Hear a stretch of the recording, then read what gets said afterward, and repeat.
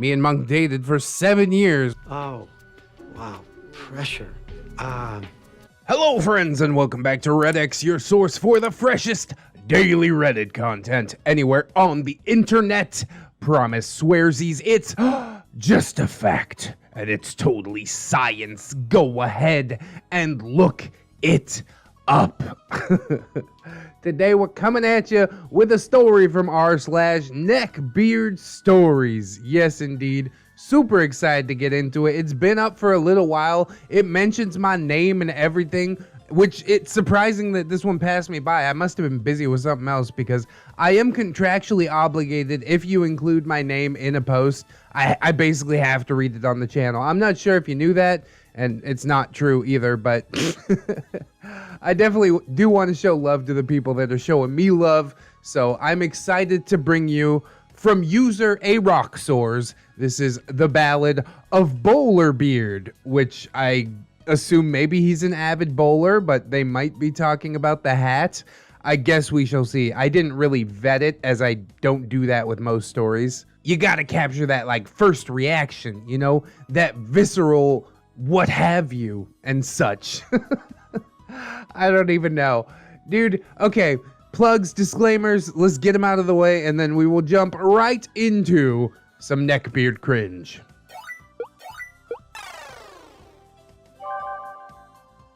The Ballad of Bowlerbeard. Hello all, I'm new to Reddit and only joined recently to check out the neckbeard content. Oh yeah, that's what brings people around, let me tell you. Entitled parents, all them other subreddits, just throw it out the window. I have been watching ReddX, Hellfreezer, and Walter Fate on YouTube, and they have got me totally hooked. That's a good 3. And I do appreciate my name being listed first, you know. It's like watching a train wreck. I can't peel my eyes away, especially because one of my ex-friends was the quintessential neckbeard, and I cannot stop thinking about it. Yeah, there's just something about cringe, you know? It gives me life. It makes me feel good inside to see other people's destructions. You know, it's like no matter how bad your day is, you sit down and you listen to some cringe or read some cringe and you think to yourself, wow, you know, my life ain't that bad after all. I'm sure people have a variety of reasons, but that's how it works for me. I really enjoy cringe. It could be I just enjoy rolling around in filth in general.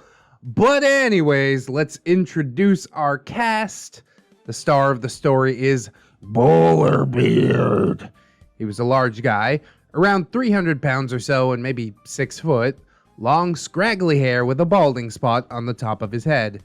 He insisted on wearing clothes that were too small for him, so his large histrute gut would hang down from below his shirt if he did the slightest arm movements. And of course, he also had a very scraggly neckbeard / mutton chop thing going on for his facial hair. I honestly think he was trying to grow his mustache too, but it was so thin and wispy that it looked like stray squiggles from an errant pen had just attacked his upper lip. And instead of the traditional fedora, he had a cheap bowler hat that he had purchased at a local party supply store. You know the ones I'm talking about. The ones that you're supposed to throw away after a single use. At the time, he had had this thing for at least as long as I'd known him. My ex said he'd been wearing it for at least 4 years or so. When questioned why he didn't buy a real bowler hat, he would say, "I did, but girls say I look better in this one." So I have to wonder to myself, is this like a cheap felt cloth kind of hat, or is it one of those shiny plastic ones? Because I really want it to be the shiny plastic one. That would just complete the ensemble, would it not?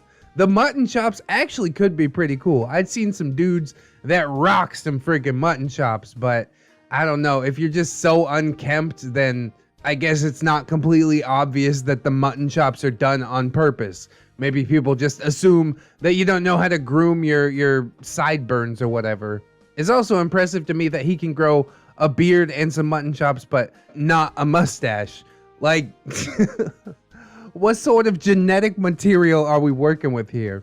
That's just wild. But I don't want to dwell on it too long. We can't focus too much on the looks. We gotta see the beard that is inside this guy before we pass our full judgment. So we move on to the next cast member, which is OP, or EP, as she calls herself. I was an event planner, EP, when I first met Immunobeard, and it sort of fits the story, so why not? Immunobeard, that's a new one. I was introduced to Bowlerbeard through my ex-boyfriend, who we will call Monk, which is his favorite D&D class to play. Pretty killer class, pious, just like the clerics and paladins that I enjoy playing. Yes, indeed. Back then, I was working for a local events planning company, and it was my job to set up special functions, such as press conferences, community events, parades, etc. This involved lots of prep and planning, and tons of labor on the actual day of the events. We had to transport, unload, and set up lots of chairs, tables, decorations, speakers, refreshments, etc. This was always exhausting work, and everyone would inevitably get sweaty and dirty. Giggity. We always had some body spray as a part of our work kit. Usually Axe. Gross, I know. No wonder you was attracting the neckbeards. The girls tended to always bring their own personal brand and only axe themselves if they absolutely had to. Couldn't we, like, you know, have a shower or something like that?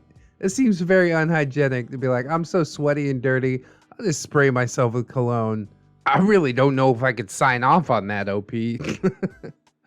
But I do understand. I suppose needs must. There's not always a shower everywhere you go, but might have been nice. Little perks of the job, you know.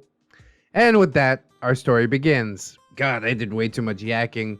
As Monk is getting home from his weekly D&D session. Monk, hey, OP, guess what happened? OP, TPK, Monk, no, thank God. We kicked butt. He then went on to tell me about how their party had tricked some djinn/genie thing into granting them an extra wish or something like that, all thanks to his quick thinking. OP, that's nice, babe. Sounds like you had a fun time, so what happened though that you wanted to tell me? Monk, who was still super excited to regale me with his triumph over the genie, screwed up his face for a bit and then was like, oh yeah. Monk, Bowlerbeard got fired. He asked me if you could get him a job at your work since you were mentioning that you had some openings. A couple weeks prior, at one of our friendly get-togethers where girls were allowed, D&D was boys only. I brought up that my job had openings and my boss basically said if I found someone I liked, then the job would be theirs. OP, Monk, come on, baby. You know he's a good person at heart, and he is a really hard worker. OP, I know he's nice and stuff, but Bowlerbeard had always been super nice to me, but there was always that little nagging thing. Like sometimes he'd say weird things that were kind of condescending towards women, like, a man should be doing that, or that's something a female wouldn't understand. He was also guilty of using "m'lady," and I mean like a lot. Or to change it up, sometimes he'd use dame or damsel or wench, etc. Oh boy. Calling women females, calling them a lady, that's a big nope for me, man. Gotta get up and out.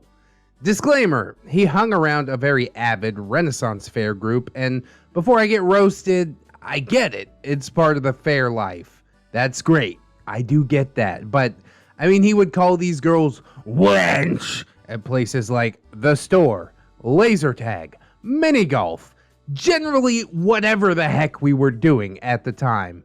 And it was so awkward because he was loud about it, and people would just stare at our group or give that super awkward laugh like, yeah, funny stuff, weirdos.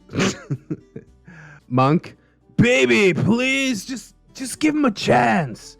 Now, I loved my ex deeply at the time, so His cute little puppy dog eyes melted me, and I would do just about anything for him, so I said, OP, fine. I can give him a try, but you need to tell him that this is my reputation on the line. Please, please, please don't let him embarrass me. And with that, Monk exclaimed with joy, thanking me and giving me exaggerated kisses all over my face. This is something he called a smooch attack. It's cheesy, I know, but I loved them. Aw, fond memories. I wonder why he's so, invested in seeing this other dude succeed. I mean, I understand going to bat for your friends and stuff like that, but it doesn't really seem fair to put your significant other into a situation like that. It's like, hey, put your reputation on the line for me, babe, and hire my friend that you don't really know that well. Or else I'm going to have to go to my friend and tell him, yeah, you don't have a job because my girlfriend wouldn't hire you. Well, you think that's going to work out well? They're going to hate you from that point on. And it's never a good idea to get in bad with the friends. You know what I mean? It's a catch-22. You just can't win. So OP caved, and I get it, but I don't like it. So fast forward, and we get Immunobeard past the interview, paperwork, etc., and he gets hired. As the senior staff member, I'm in charge when the main boss isn't there, which she hardly ever is. Her job was more office-based, with planning, ordering, and dispatching, so I'm the go-to gal for all things in the field. For the first couple of weeks, Bowlerbeard is actually doing great. He shows up on time, works hard, his clothes mostly fit. He does still insist on wearing his fake bowler hat though, but this golden time was not to last. Yeah, that's called the honeymoon phase. You know, you get a new job, you're excited for about a month, and then it sets in that you're going to be doing this for the next 10 years of your life, and you're like, oh shit. Am I really ready for that? Oh God, I'm going to take a sick day.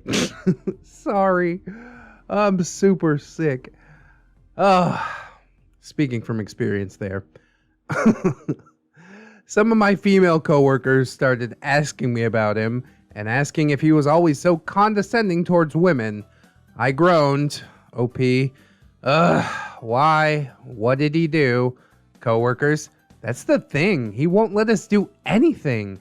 He always insists on unloading and carrying everything, saying, "This is a man's job to lift things, and women are no good at electronics, so I'll set up the speakers and mics."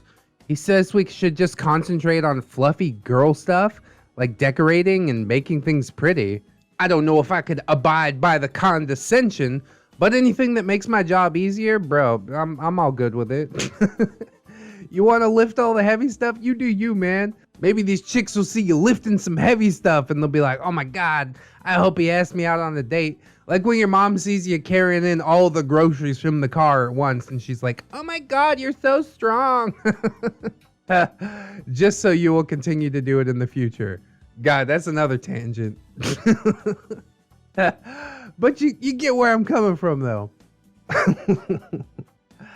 Now, I have to say that in my experience at this job, the girls did tend to decorate better than the guys. And the guys, yes, were stronger than the girls, but we were a small team and we all had to carry our own weight together.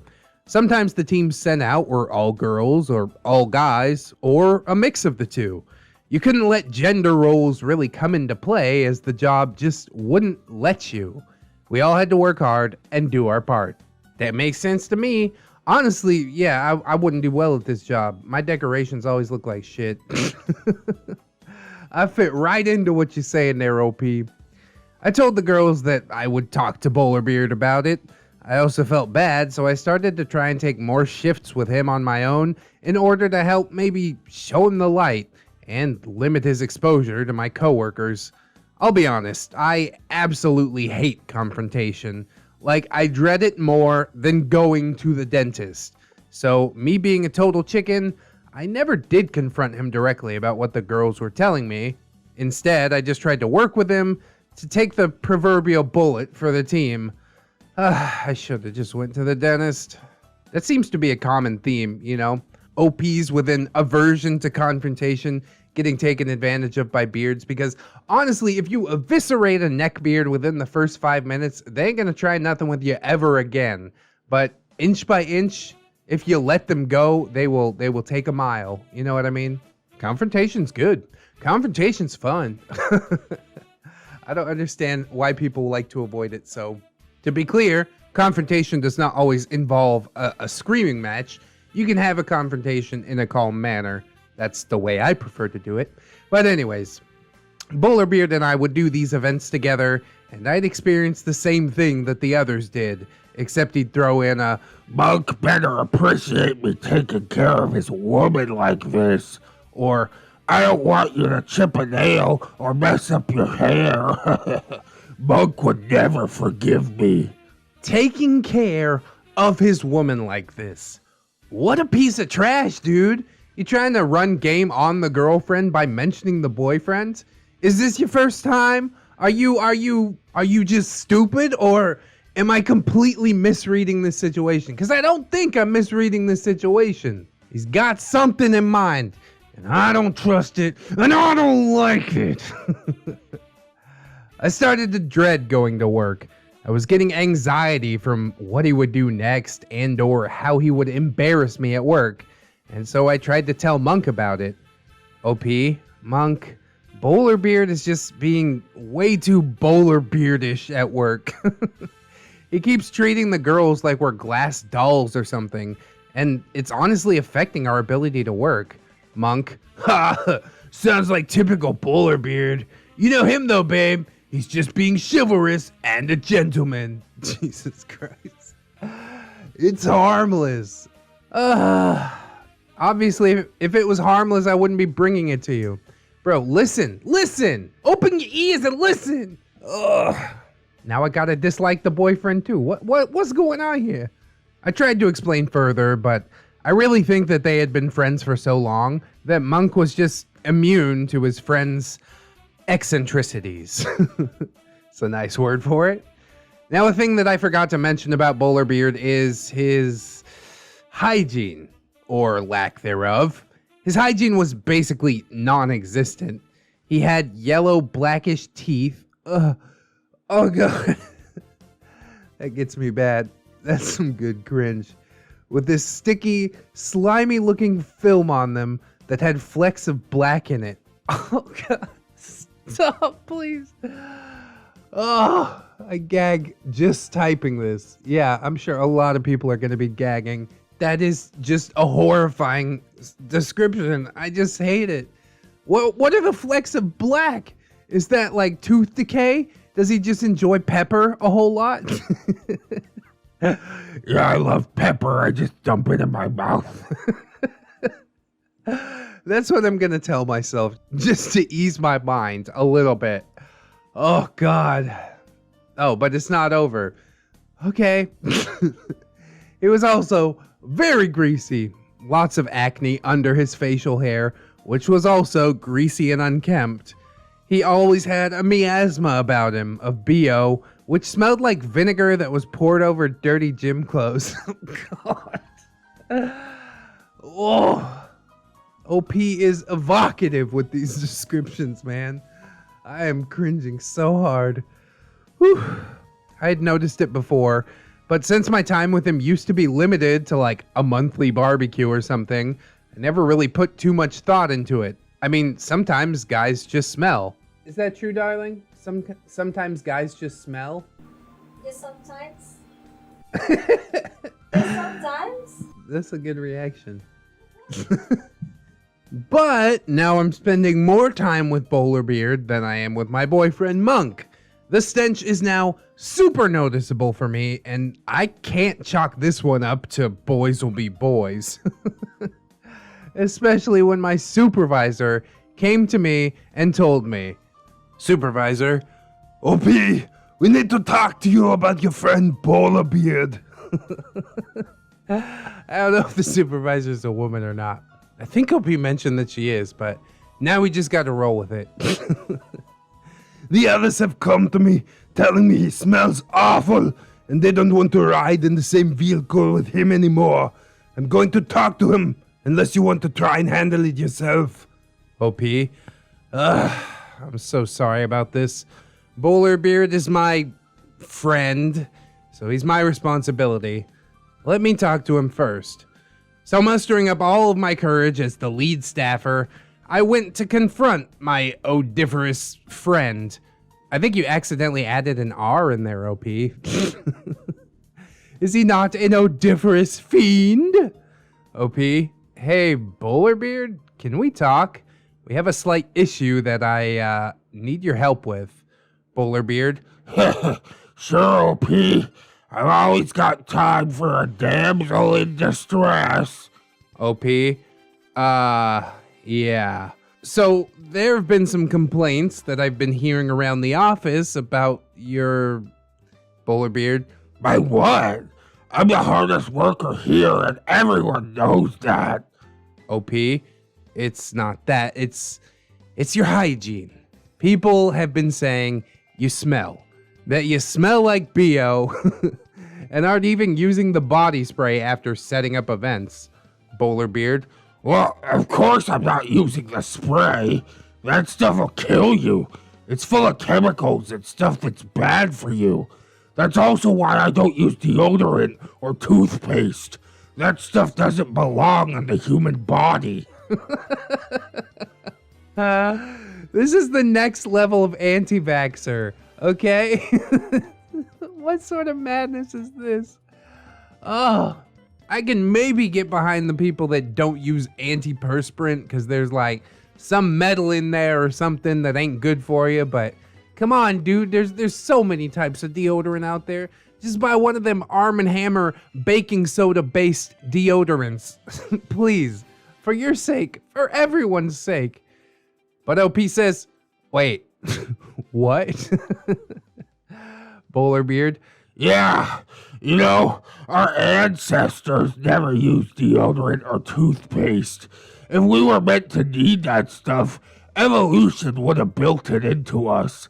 The human body has everything it needs naturally. That stuff is just making you weaker, but not me. I don't use that stuff so my body develops an immunity. I'm all natural. You girls just aren't used to real man smell. It's my natural fragrance. He said, as he said this, he lifts up his arms as if to shoot a spray of his man smell for me to sample. Oh God, there's so many holes in this argument. I ain't even gonna try. I stand by my statement. Next level of anti-vaxxer. You watch it happens. This guy's 10 years ahead of the curve. OP, super grossed out at this point. So, you never brush your teeth either? What about showering? Bowlerbeard. Like once every 2 weeks, sometimes less. Your body naturally develops bacteria on your skin to protect it. That's why skin is oily. It's a protective layer that our body secretes. Same for your teeth. What? Oh my God. Lord, give me strength. OP, so this is all to make you stronger? Bowlerbeard. Exactly. Plus, my masculine pheromones are more effective without those masking agents like deodorant or cologne. My body is more resilient to germs than most men because I've built up a natural immunity by not using all that fake stuff. OP, at this point, repulsed and speechless. Oh, I see. Okay, well, I just wanted to let you know. That's the office gossip. How do you possibly argue with someone this far gone? How can you turn someone back from the point of no return? I think fleeing was the right move at that point. Then, quite bravely, I ran away. With super anxiety and being ultra grossed out, I went home and showered immediately after work because I felt extra dirty just from talking to him. Like I had just revealed the truth behind the grossness, and it was worse than I could have ever expected. The story's getting super long, so I better wrap it up. I wish I could say that I was able to change his ways and things got better at work, but they didn't. I chickened out and asked my supervisor if she could handle talking to him instead, which she did. He got better for a couple of weeks, but then reverted back to his natural, normal self, shunning all things hygienic to boost his immunity. Just take some elderberry and some zinc, you'll be good, bro. You don't need to do all this. Jesus. I would leave shortly after this to take a new job, but I'd still hear from my old coworkers ranting about horror stories involving Bowlerbeard. To their credit, they never blamed me for getting him hired there. Not to my face, at least. You know they did. You brought him on and then you're just like, all right, have fun. I'm out. That's hilarious. When I'd see Bowlerbeard on the off times that the friends got together, he'd say, "Oh, work was great. And he's getting tons of compliments from the supervisor and all the coworkers." I think he was just in like super denial that he was not liked. Eventually, he was fired from that job for, well, you guessed it, bad hygiene. There was other stuff there too, but basically, he didn't make probation. They had a year to get rid of new employees for no cause if they wanted, but in this case, I think their cause was totally reasonable. Anyways, if this story was interesting, let me know and maybe I'll write more. Me and Monk dated for 7 years, which meant I was in the presence of Bowlerbeard for just as long. So I have a lot of other stories as well. Let me know if you want to hear what happened after he got fired and where things went from there. Thank you so much for reading. Sorry for any Reddit etiquette breaches or faux pas. TLDR. Can you honestly expect me to say, no, that's enough Bowlerbeard? I've had enough. You can never get enough cringe. And with somebody this far gone, I gotta say, I'm hungry for some more. Quite hungry indeed. Just the descriptions about his mouth, oh, and his smell, oh. We had Butthead in the comments asking for some more Stinkbeard related content, and look at this, it just fell into my lap. That's a beautiful thing. So hopefully that is able to satiate some people who were looking for more stinky beards. I did do some searching, dug some more up, but I will share those with you, you know, add a little trickle like I do with the Neckbeard stories, because I don't want to run out of that sort of content. It's just too good. As far as the cringe factor, it's off the charts. And I always need to keep some ammo in the holster case magazine. Gunny gun. Pistol gun. God damn it. I threw up. The Ballad of Bowlerbeard, Part 2. Yay! Sounds like everyone enjoyed my story about Bowlerbeard. Enjoyed? Yeah, it brought the cringe. Thanks everyone for the nice comments, and to the amazing YouTubers like ReddX and Hellfreezer for reading my story on their channels. Oh dang, Hellfreezer got this one too? Whoop whoop. He's a good fella, you know, super posh or whatever. ReddX is definitely a different take on things than old Red. Sorry for the typos and confusion, by the way. I had originally named him Beard and then changed it to Bowlerbeard, since that seemed to roll off the tongue better. That's the reason for the random name changes mid-story. Man, I didn't even think twice about that. I'm just like, okay, he's got 2 nicknames, big deal. We're still talking about a beard, the beard of the story. So anyways, let's get into the Ballad of Bowlerbeard, part number 2. Our returning cast. Bowlerbeard. 300 pounds of pure neckbeard, topped with his cheap party store bowler hat. A beard who prides himself on his lack of hygiene. Oh, the foulest of all. With every ounce of skin oil and teeth plaque that he gains, his power level grows. OP, that's me. a petite half-Asian girl with long dark hair and a timid personality. Confrontation is totally not my thing. Monk, my boyfriend at the time, and Bowlerbeard's childhood BFF. The Best Friends Forever Club, or the Beard Friends Forever. We've got some new characters this time around.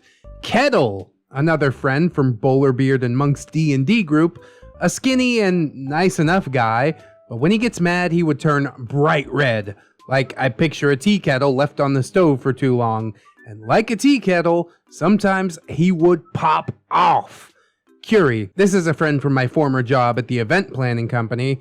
She's a small, busty girl of Indian heritage.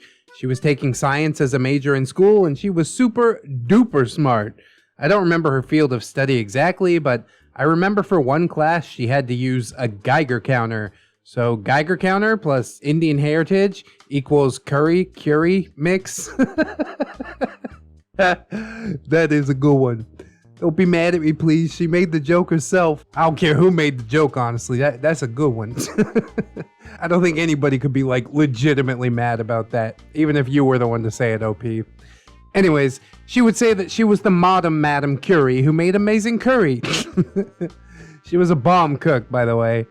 Okay, so now into the meat and potatoes, or the chips and Mountain Dew of the story, if you prefer. And I do prefer. This took place a couple of months after the events of Part 1. Kettle's birthday was coming up, so the boys decided they wanted to take him out, and girls were included. At this point, I had brought Curie around a couple of times already, since we shared many of the same interests, and she was my BFF at my old job. We'd grown a strong friendship outside of work and continued to hang out after I left. So naturally, the guys asked me to invite her out too. The boys had chosen to go to some beer hall place that was popular with the local college crowd. I personally don't like beer, but they have other drinks, so I was game to go, and so was Curie. So the night of the event comes, and I ask Monk how Bowlerbeard has been since he got let go, and if he was going to be joining us tonight. Bowlerbeard and I hadn't really spoken since my leaving and his firing, especially about the giant fat elephant in the room regarding him being fired and me being the one who got him the job. Monk, of course he is, babe. Me, him, and Kettle are total bros. There's no way he would miss it. Oh, and over that job thing, he said he left on his own terms and that it was a mutual separation. The supervisor told him he was too qualified and too hard of a worker to be working there, and that he needed to spread his wings since he was obviously meant for greater things. Oh, God. Talk about stretching the truth, bro. What? Looks good on a resume, though. I won't say that I haven't done it before. OP, what? No, what? No way! There is no way that is what happened. You know for a fact that he was fired. I told you. Curie told you, and you remember how my supervisor was. That would not have been in character for her, unless she was drugged or hit her head on something. Monk, I'm just telling you what he told us at D&D, babe. You know how smart he is. No, I don't actually. Enlighten me. Growing up, we all figured he'd be some sort of scientist or engineer, so, I mean, it sort of fits. But I do know he embellishes things like a tiny bit too. You know, two sides of the story and all that. Just a tiny bit of embellishment. OP, mind blown. I can't believe this. Whatever. I gotta go get ready.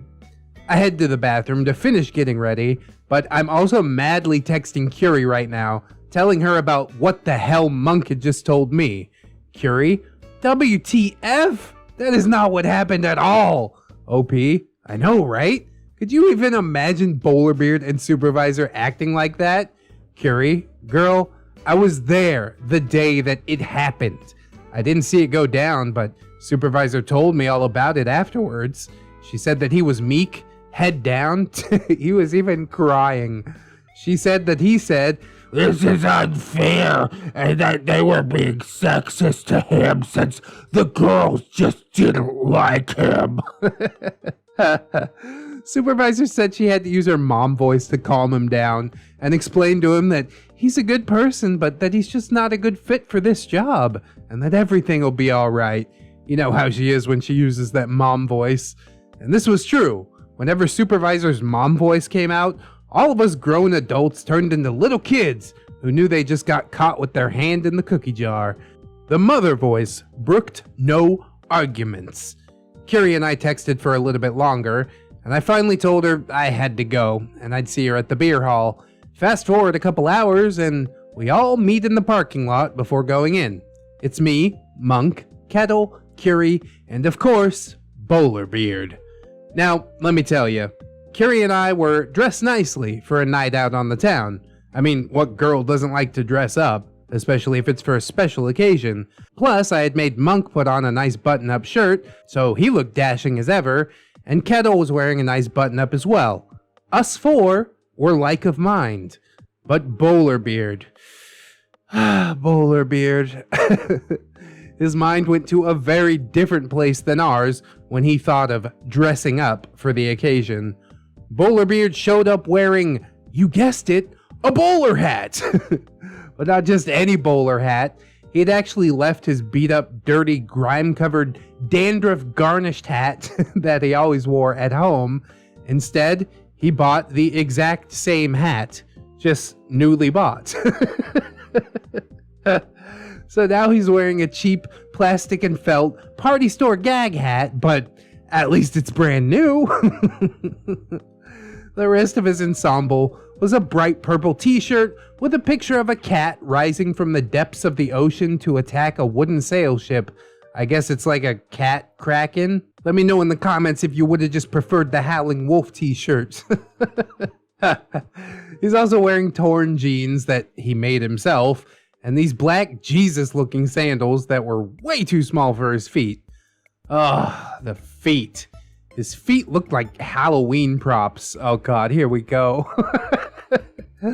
Each toenail was stained in a rainbow of yellows.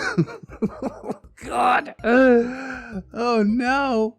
Some pale yellow, some dark yellow, a little bit of brown yellow, with healthy blotches of blackish yellow tossed into contrast.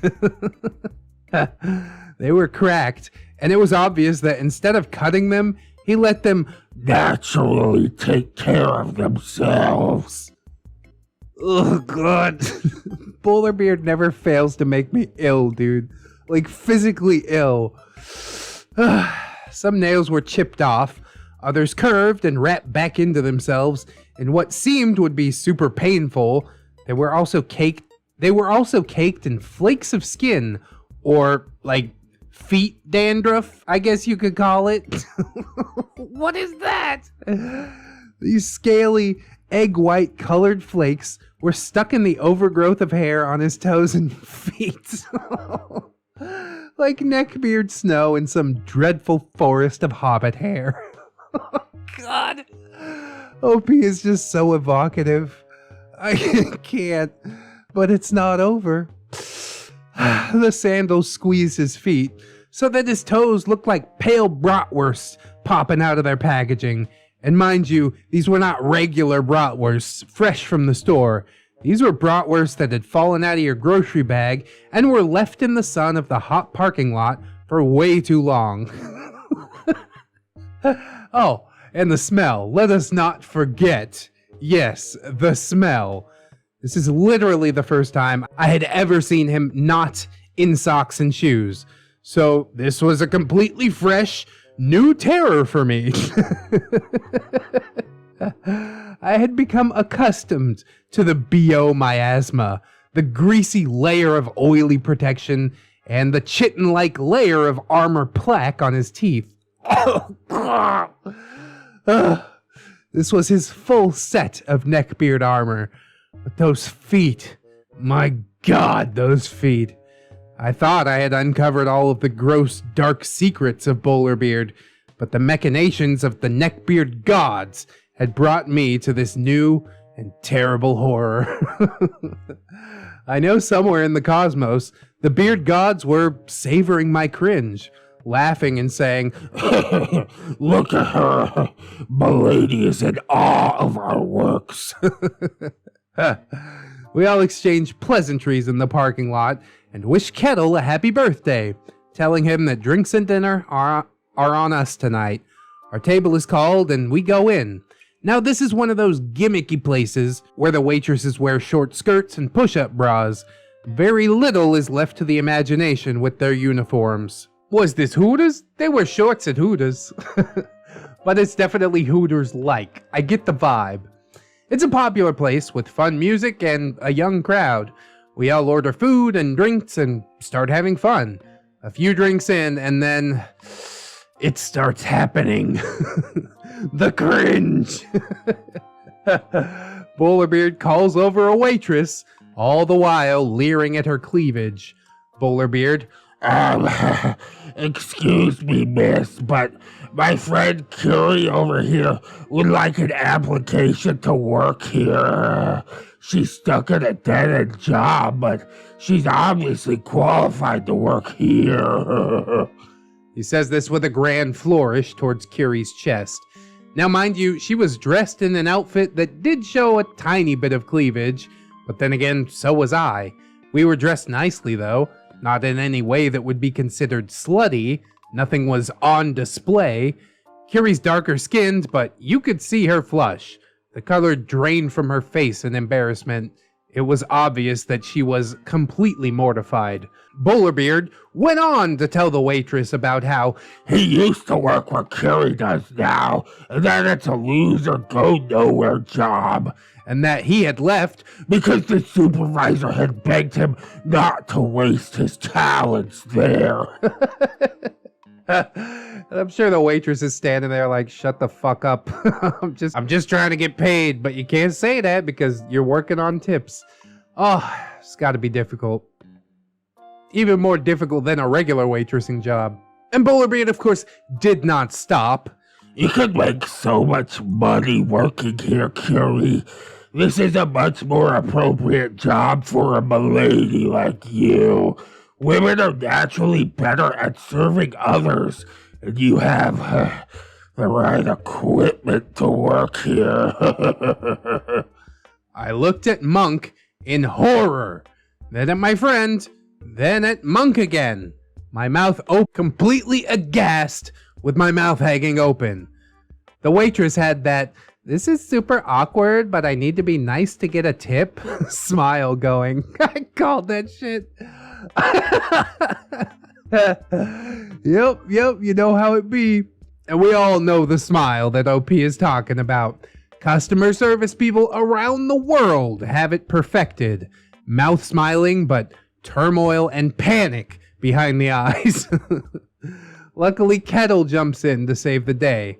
Kettle, it's my birthday. Can we order a round of shots? Do you have anything special to celebrate? Surprise us! Waitress, eyes lighting up in relief. Oh, of course. Happy birthday. I'll be right back. She then hurried off to help other tables and presumably get us those birthday shots.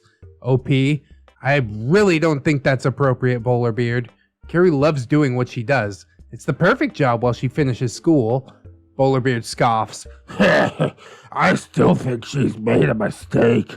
Girls just aren't that good at science as men.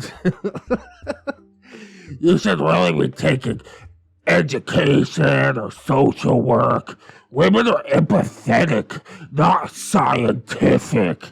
I can't wait till Bowlerbeard publishes his paper on the benefits of never brushing your teeth. Curie rolls her eyes and was about to respond, but thankfully our heroine waitress arrives with the birthday shots. I'd like to say they were some amazing drink, but I'm pretty sure they were just kamikaze shots, which was fine with all of us. We just needed some alcohol, lubricate the wheels of socialization and all. The night continued and all was fun. We had delicious food, plenty of alcohol, and music. Once the alcohol got flowing, our drunk selves emerged. 4 of us are happy drunks, and one of us becomes inhabited by the morose spirit of Edgar Allan Poe himself, The original deep-thinking emo boy. Once again, I've rambled on quite a bit, so I'll stop here, but if anyone wants to hear how the night continues, let me know and I'll work on part 3. This night does indeed lead to some game-changing moments for our little group. God, LP, I don't know how you do it. I understand it's like your boyfriend's friend and stuff like that, but I'd just be like, you know what? I don't really want to go. Not if that dude's gonna be there and be creepy and smell bad the entire time. I guess people don't smell as bad when you're completely smashed. I'm pretty sure that Bowlerbeard is the one that turns into Edgar Allan Poe. Just lamenting how his life turned out and doesn't have the self-reflection to see that he is the reason why it turned out that way. I honestly can't believe that the 2 other dudes in the group are just like sitting there not saying anything about it. Seems to me like they have some neckbeardy tendencies themselves, birds of a feather, and all that type of stuff. So maybe all that will be unveiled in a future part. But for now, most of my vitriol, all of my disgust is directed towards Bowlerbeard. And luckily we do have part 3 right in front of us, so we can see how the night devolves further right now.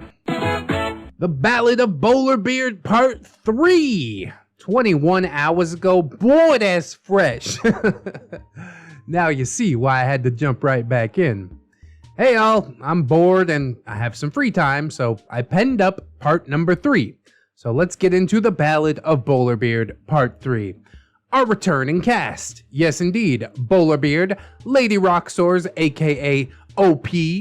She was event planner, EP, in the past few episodes, but she's not an event planner anymore, so now she's gonna be Lady Aroxxors, but I'm still gonna call her OP, because all the OPs get called OP. It's just easier that way, from my brain parts.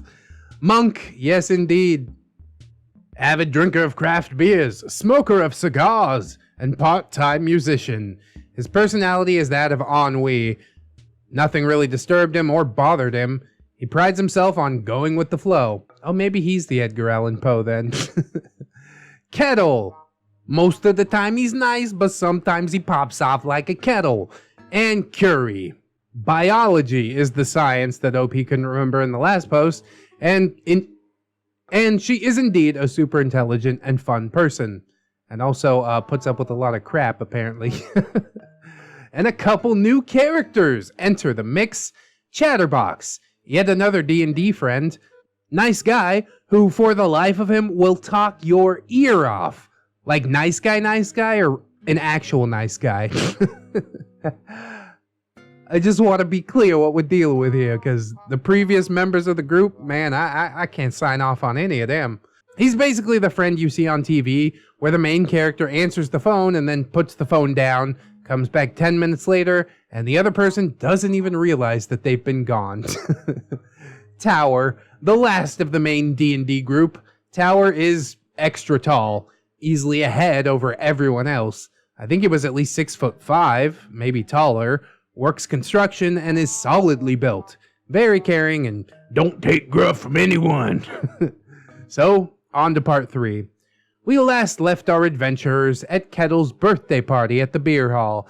Some, faux pas were made by Bowlerbeard at the beginning of the night, and while not completely forgotten, the alcohol has now at least masked and made them a little hazy.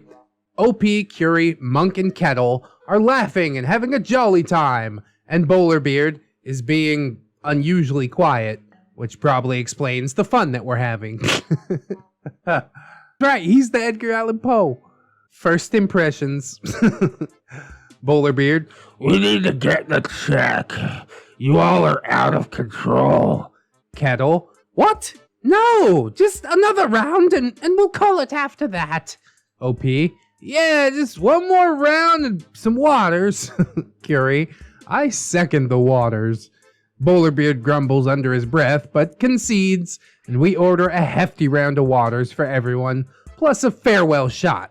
1 foot of road and all that.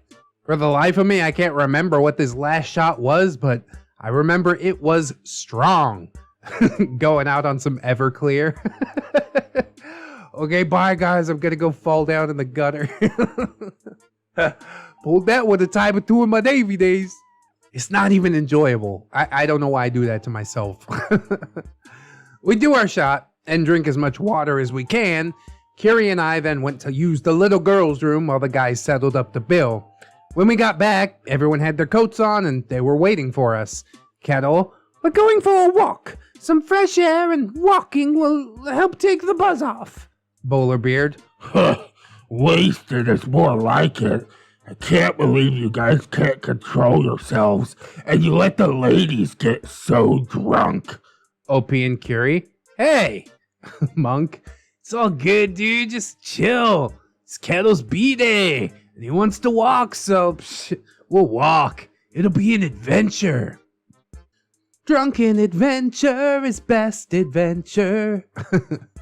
Off we went from the welcoming and joyful lights of the beer hall into the darkness of the streets. With all the shops closed and shuttered for the night, a buzzed quintet in search of their lost sobriety.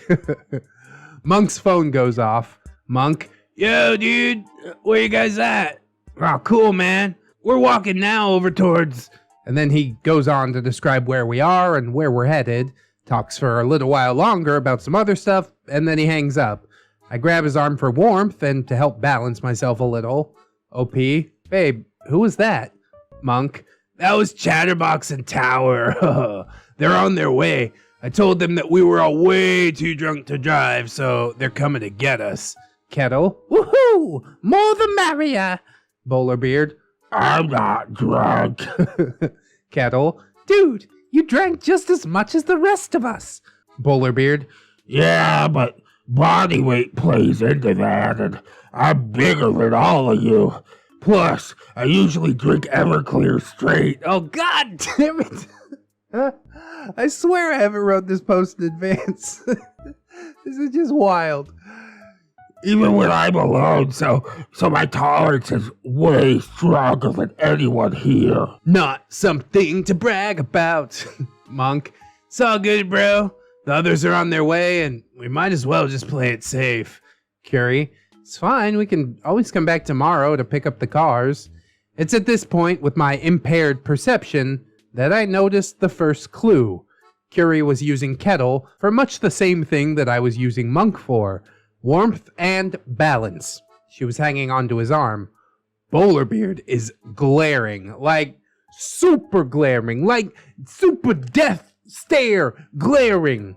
Seriously, if his eyes could shoot Superman lasers out, we would have all been chopped in half and disintegrated into dust particles. In hindsight, if you can help it, try not to let your resident neckbeard become the fifth wheel. It sucks to be the fifth wheel, but when this title falls upon the bearded ones, it's like shaking up a 2-liter of pop with Mentos in it. Bowlerbeard, I'm gonna walk over here. He then moved to literally the middle of the street. Best idea I heard all night. It's late and traffic is virtually non-existent, but there is ample sidewalk for him to walk with us. Monk, Bowlerbeard, that's dumb. Walk over here with us. Monk then goes to grab his friend and drag him back. Bowlerbeard, though, is stubborn and refuses, pulling back his arm. Monk isn't letting go, though, and now we have this tug of war right in the middle of the street. The length of rope being a pudgy arm, backed up by the righteous strength of a morose neckbeard. Tug and pull and tug and pull. And that's when we hear it. Whoop whoop. Fuck. We're suddenly bathed in the red and blue lights of our local constabulary. You gonna get protected and served.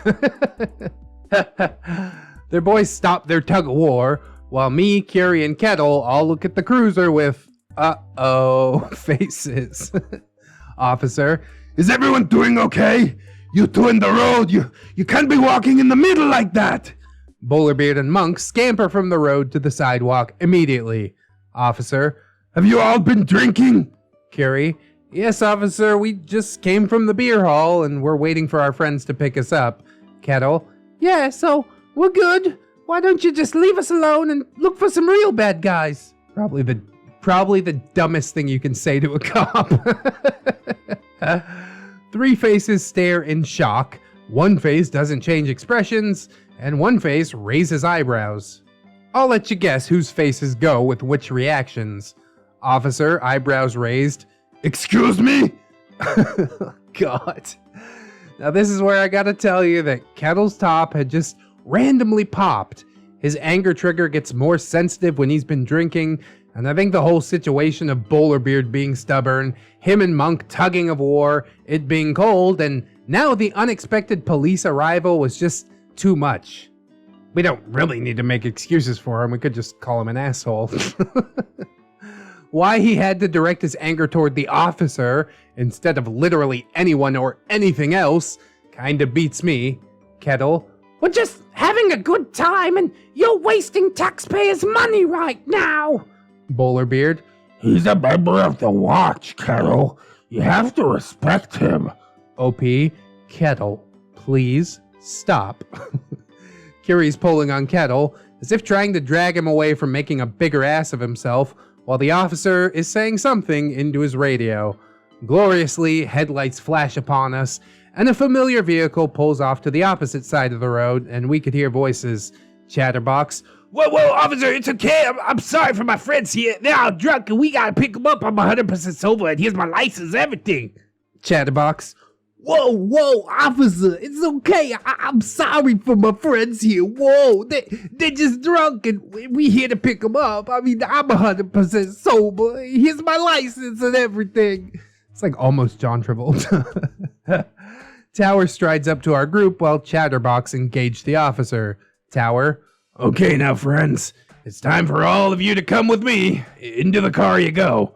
Bowlerbeard, bowing and tipping his hat. By your leave, officer.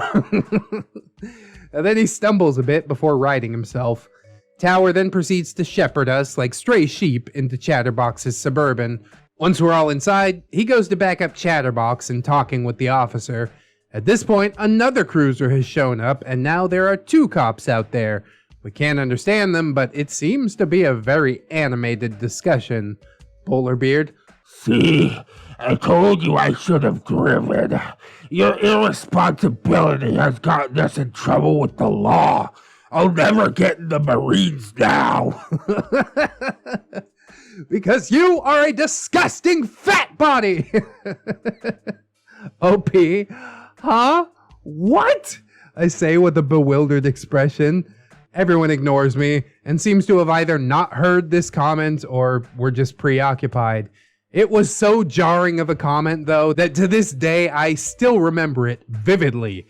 Until that point, there was never any talk of joining the military, and spoiler alert, he never ended up enlisting. He would have never made it in the Marines. Are you kidding? Oh, that would be a comedy story in itself. Chatterbox and Tower arrive at this point and get in the car, Chatterbox slamming his door in irritation. Chatterbox, you all owe me big, especially you, Kettle. He wanted to take you to jail for drunk in public or like disturbing the peace or something like that. It took everything we had to promise to get you guys home and that you wouldn't be any more trouble. Whoa! Tower's nodding his head with everything Chatterbox says. Kettle, he was bluffing. Chatterbox is just glaring at him through the rearview mirror while he starts the car and proceeds to drive. Things are quiet as we drive, and within what feels like an eternity and only 1 second, all at the same time, we arrived at Chatterbox's house. An eternity and 1 second all at the same time. It's like DMT, bro. Somebody slipped something in your beers. Spoiler alert, though, you can't eat DMT. You gotta smoke it. Chatterbox, we're all gonna hang out here until y'all sober up a bit.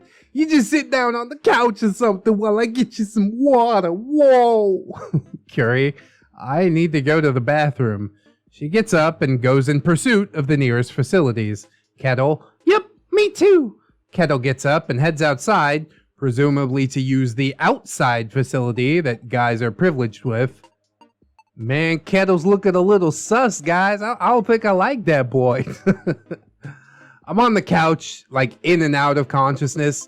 Not quite sick, but definitely at that state where sleep just sounds like the best idea ever. My background noise is Chatterbox, Tower, and Monk chatting in the kitchen about something. Minutes or hours, possibly even decades pass while I'm dozing in and out, and all of a sudden, Bowlerbeard, You cur! How dare you take advantage of a milady when she's inebriated? You are a defiler! the way this guy talks, I can't get over it. He forgot he's not in the 1500s because he hasn't taken a shower or brushed his teeth. My eyes shoot open, and at the same time, Tower, Chatterbox, and Monk run back into the room. I'm not sure when it happened or for how long, but I guess Kettle and Curie had found some privacy and started to make out in one of the other rooms, and Bowlerbeard had happened upon them. Kettle and Curie break their lip lock in shock, but it was obvious that both participants were enjoying themselves, and they stared at Bowlerbeard in that embarrassed yet irritated or annoyed look of, this is embarrassing, but we want to continue. Tower, finally, you two have been flirting for so long, I knew this was gonna happen. Chatterbox, woohoo! Clapping his hands in enthusiasm. Whoa! That's great, Sandy! Grease lightning! Monk is just smiling, and so am I. We had discussed before on different occasions that it would be cute if they hooked up. That clue that I saw earlier was now coming back to my mind. Bowlerbeard, She's drunk and she doesn't know what she's doing. It isn't right. Curie, I know what I'm doing. Me and Kettle have kind of been... Kettle, we've been seeing each other for a little bit now. We were trying to keep it secret for a little while longer. More claps from the happy audience. -1, who is now grumbling. Bowlerbeard, It's still not right. It's not chivalrous. oh god. I would never do that with an inebriated milady. I would wait for her to be sober and then ask her for permission. That way she is sound of mind. While this is ostensibly true, it was obvious that these two were fine and everything was consensual. And their admission of being together, it 100% cemented the rightness of it to all present. Except Bowlerbeard. Bowlerbeard storms out of the house, grumbling about people being undignified and low-born. And we let him go, figuring he just needs to cool off. Into the cold night, our Neckbeard journeys. And that'll wrap up part 3. Now you can join us next time on part 4, The Hunt for Bowlerbeard. Don't bother. Just let him go. Everybody's life will be better if you just let him go. Now it kind of makes sense, the moves that he was making in part 2, trying to neg that girl and stuff, telling her she ain't smart and blah blah blah. She should just stay home and make sandwiches and get pregnant with my big fat unwashed babies. Oh god, what a specimen. I mean, I show no love for Kettle, but if it's between him and Bowlerbeard, then that's probably the right choice. I mean, personally, I don't know what she sees in Kettle, but obviously this is just a Reddit post. There are like large swaths of these people's lives that have just been kind of glossed over. But I will say, I do not trust people that are that unpredictable. I like to know what I'm getting with a night out with my friends. So, happy birthday, Kettle. Stop being an asshole. Love ReddX. Oh boy, this is just another post that exhibits the worst of Bowlerbeard. He's like, well, I'm gonna cause drama by walking in the street because you two are in a happy relationship and I will never be. Like, bro, maybe if you brush your teeth, took a shower. It's gonna take more than brushing his teeth at this point. It's gonna take some extensive dental reconstruction. How old is Bowlerbeard now? Does he still have teeth? How long can this possibly go on? But yeah, walking in the street is his way to get some attention, and he got it from the coppers. And honestly, maybe a birthday night spent in the drunk tank would have settled him down a little bit, you know what I mean? I am no bootlicker of civil servants, but Mutual respect is a thing. But I don't know. I don't mean to take more shots at Kettle than I do at Bowlerbeard, especially on the boy's birthday. He could do whatever he wants. He's a special big boy. It's his birthday. Godspeed, OP. You have my sword, and you have my bow. And my axe. The Ballad of Bowlerbeard, part number 4. Dang, the hunt for Bowlerbeard. OP didn't take my advice. I said just let him go, wander away drunk, and whatever happens, happens. But no, she decided to be a good person and actually go after him. If you haven't read or heard parts 1 through 3 yet, here are links. Oh, links! to ReddX and his wonderful narration. Thanks again, ReddX, for reading them. Yes, those links are also in the description. Thank you so much for sharing them actually in the post, Aroxxors. That is a really cool move. If you think ReddX's voice is like annoying or something, or it makes too many side comments, you can also read them by visiting the user profile at user/Aroxxors. So, our returning cast. We've got Bowlerbeard, 300 pounds of pure neckbeard, topped with his cheap party store bowler hat, which we have learned is felt on the outside and plastic on the inside, but I still imagine it as just like a shiny plastic hat, because that's way more ridiculous. Strapped to his chin with like some elastic. Oh, that's beautiful. He's a beard who prides himself on his lack of hygiene, the worst kind, since with every ounce of skin oil and teeth plaque he gains, His power level grows. Lady Aroxxors, this is me, half-Asian girl with a timid personality who enjoys the nerdier things in life and is a total bookworm, absolutely hates conflict. I too enjoy the nerdier things. They say the best things in life are free, but that's not true because being a nerd is really expensive. Monk, my then boyfriend and Bowlerbeard's childhood BFF, which might be best friends forever or beard friends forever. The jury's still out on that. Avid drinker of craft beers, smoker of cigars, and part-time musician. His personality is that of ennui. Nothing really disturbed or bothered him. He prides himself on just going with the flow. So I give him like the surfer voice, man. Kettle, a member of Bowlerbeard and Monk's D&D group. A skinny and nice enough guy, but when he gets mad, he would turn bright red like a tea kettle that had been left on the stove for too long. And like said tea kettle, sometimes he just pops. I think I gave him a hard time in the story last time because he's like talking crap to a cop for seemingly no reason. Almost got the whole gang in trouble. We got Curie, a former coworker of mine and now close friend. She's a small busty girl of Indian heritage, biologist by trade, and she earned her nickname in our college days for her science degree. Super intelligent and super fun person. Chatterbox, yet another D&D friend of Monk and Bowlerbeard. He is a nice guy who, for the life of him, will talk your ear off. He's that friend that you see on the TV where the main character answers the phone and then they put the phone down and come back 10 minutes later and the other person didn't even realize that they've been gone.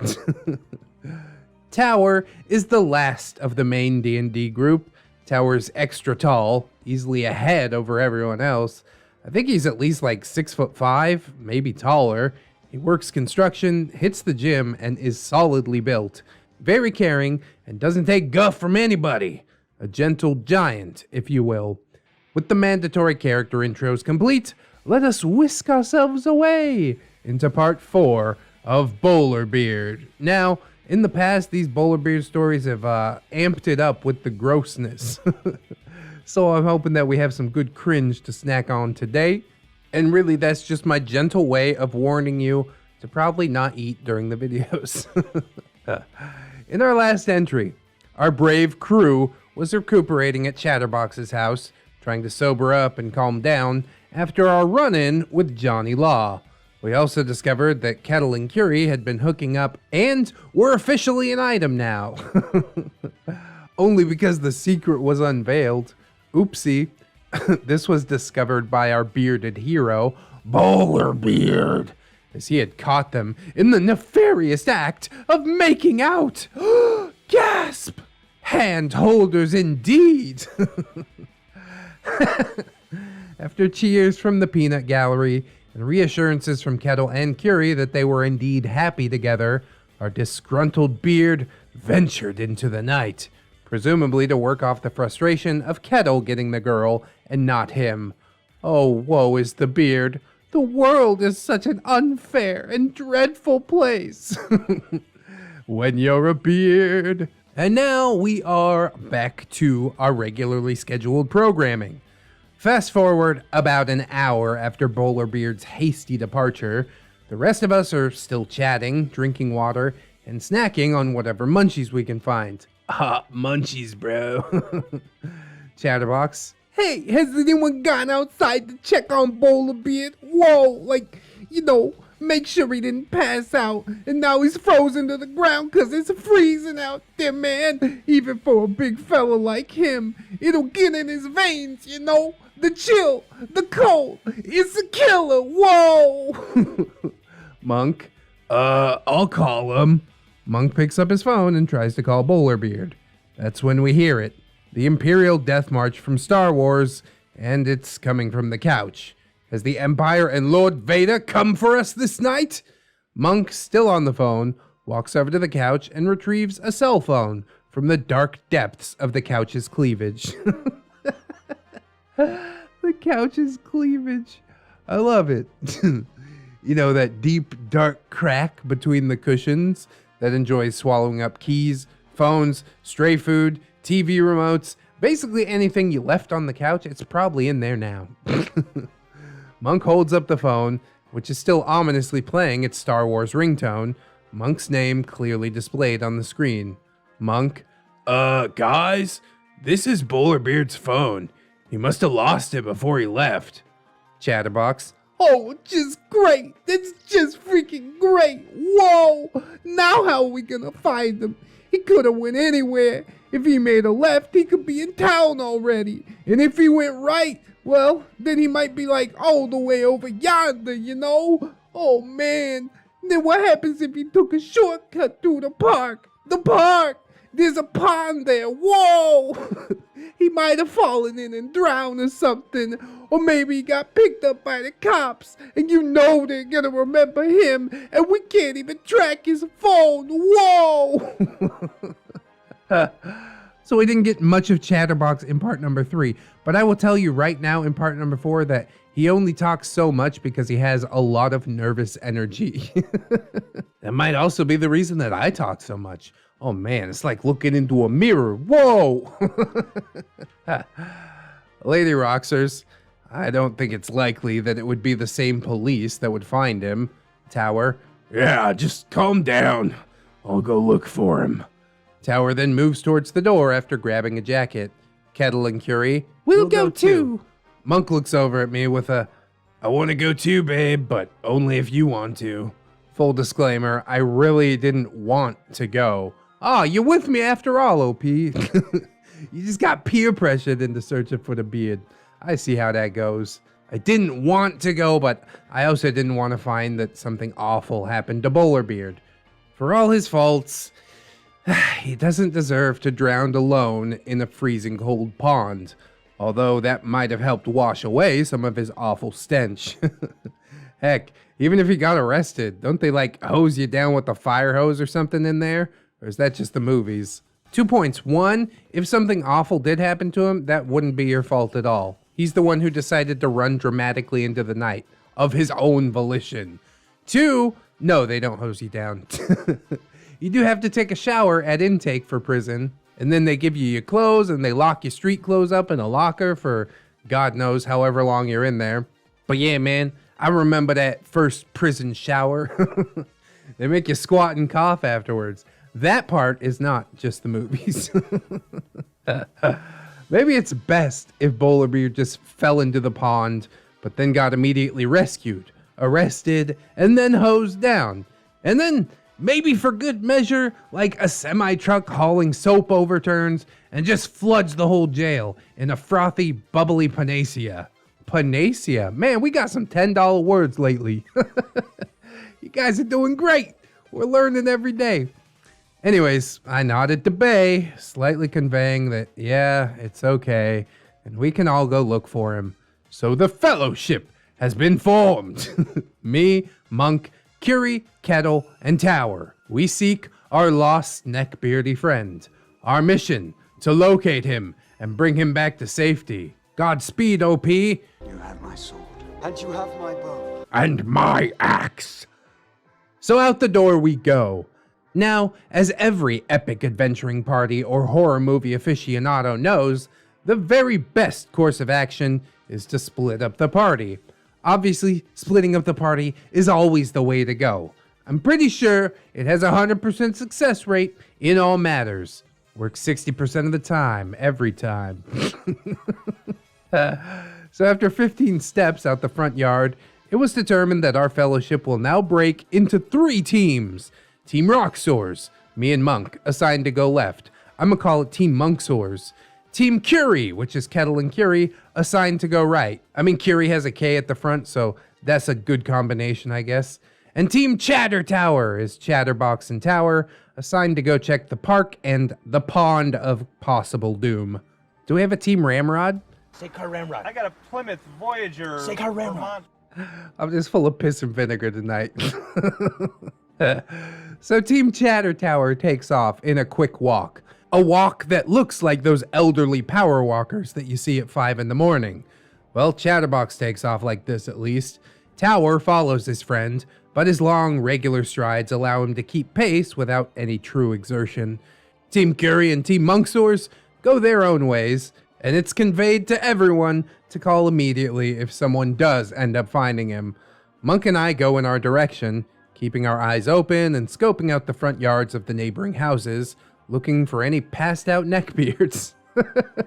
What a horrible thing to find on your lawn. It's worse than dog shit on your doorstep. We search for about 30 minutes, and then Monk gets a call from Chatterbox, which he puts on speaker.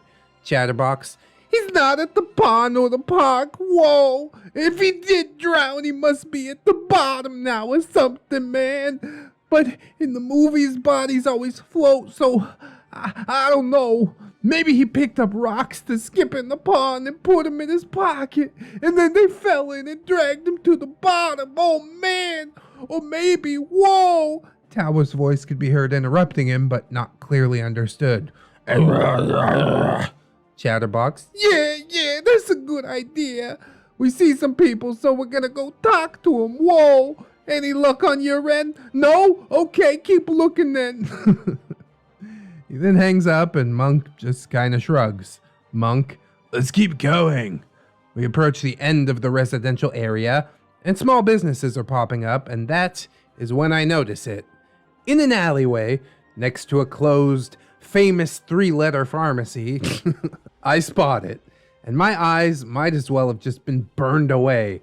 Think like that scene in Indiana Jones where that dude's eyes melt away? Like this? Yeah! Him and me became kin at that very moment. There was Bowlerbeard, standing under some dim lighting, shirtless, and for some reason, glistening in sweat. Is glistening the right word for a wet and sweaty neckbeard? I don't think so. Glistening has like a positive connotation to it. You gotta call him like slick, moist, damp. The most disgusting words you could think of. And I do remind you, dear reader, it is cold outside, and Bowlerbeard is standing over here sweating like he just ran a marathon. Anyways, yeah, there he was.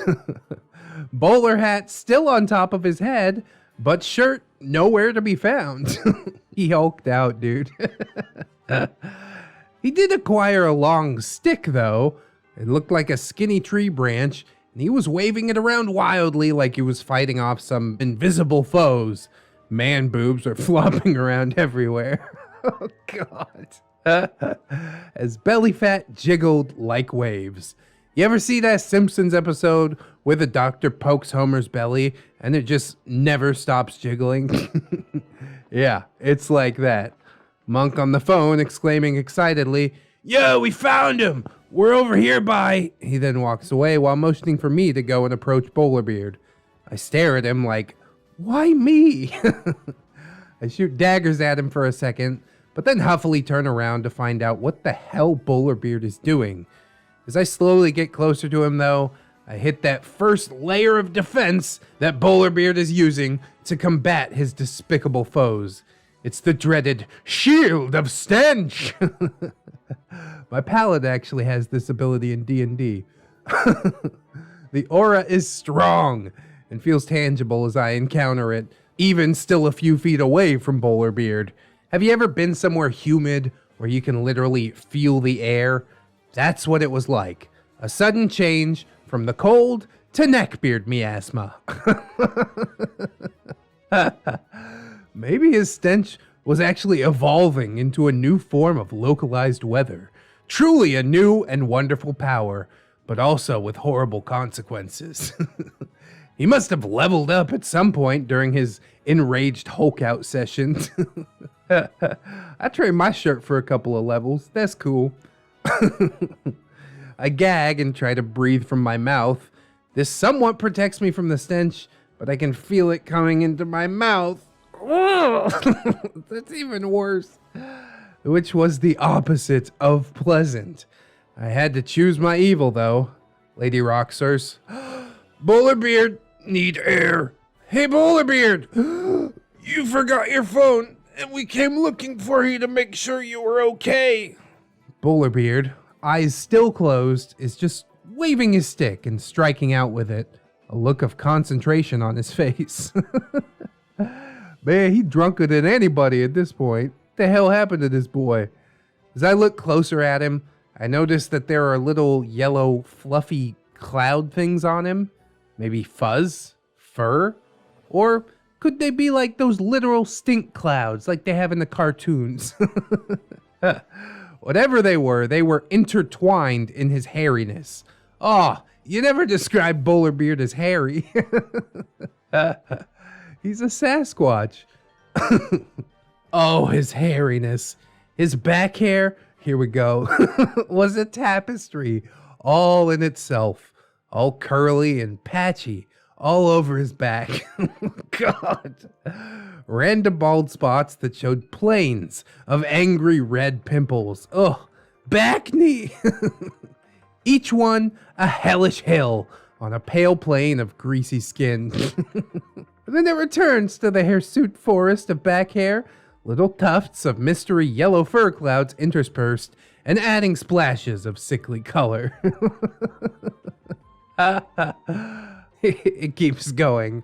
And the paleness.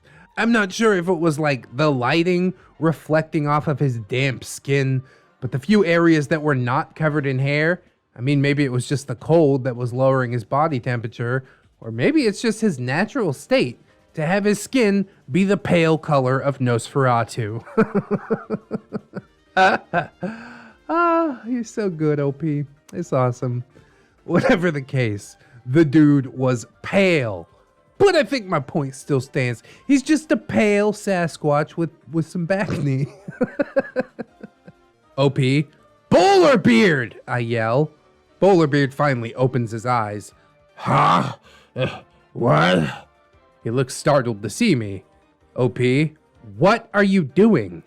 Bowlerbeard, Oh, I'm doing my Japanese katas. You know, I'm a trained kendoist.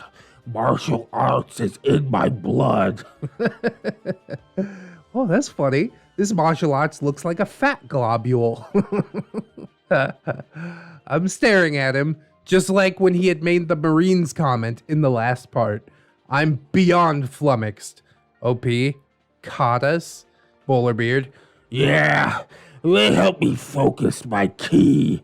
That way, I can focus my heat into my body. This keeps me warm and also burns off any alcohol. When you master your ki like I have, you can use it to do all kinds of things. OP, so you're not cold, even without your shirt? Speaking of which, where the hell is your shirt? Bowlerbeard. I decided to run here to warm up, so I left it on a bush a couple of blocks away. I didn't want it to get sweaty or ruined because I love that shirt. I love that shirt so much that I left it on a fucking bush somewhere. Oh, Bowlerbeard. You are just an instant classic. Monk. Bowlerbeard! Monk runs up and gives him a bro hug, which really grossed me out because now I see wet spots on Monk's once nice shirt and even a little bit of that mysterious yellow fuzz. What the hell is the fuzz? Monk, we've been looking everywhere for you, man. Chatterbox thinks you're dead. Mind you, as he's no longer doing his katas, Bowlerbeard is breathing exceptionally hard now. Like, even though he escaped the doom pond, he might still kick the bucket from his own overexertion. Honestly, I think he was holding his breath doing his katas and just pretended not to see us to add to his cool factor, of course. So now he's struggling for air. I mean, he did say that he ran too. Do you think Bowlerbeard's capable of running? I don't know if I quite believe that either. Bowlerbeard. That's dumb. I'm just trying to sober up. Well, you all have your little chuckles. OP, are you all right? You're breathing really hard. Hey, babe, did you, bring some water or anything? Monk, I have some gum. He then offers a stick to Bowlerbeard. Bowlerbeard, Thank you. he opens the wrapper and pops it in his mouth while panting. OP, hey, we should start heading back now that we... Bowlerbeard. We both look over at Bowlerbeard, who's bent over and coughing, absolutely hacking up his lungs. His eyes red and bulging, every cough causing his moist man fat to jiggle like globules in a lava lamp. Hey, don't do lava lamps like that, OP. I love a lava lamp. Lava lamps are soothing. Bowlerbeard is not. Bowlerbeard spitting and hacking. They're so spicy. Why didn't you warn me it was cinnamon? You could have killed me. Monk, it's red, dude. What other flavor would it be? Plus, it's just gum. Bowlerbeard is still coughing and is overacting, a lot. It's like he's trying to win an Oscar for his dramatic performance. Eventually, he composes himself, while still loudly clearing his throat every once in a while during the walk back. While walking, I can't help it anymore, and I just have to ask, out of morbid curiosity. OP, hey, Bowlerbeard? Bowlerbeard, Yes, m'lady. OP, what's all that yellow fuzz all over you? Bowlerbeard looks perplexed, genuinely confused. So I point at one that's attached to his nipple hair.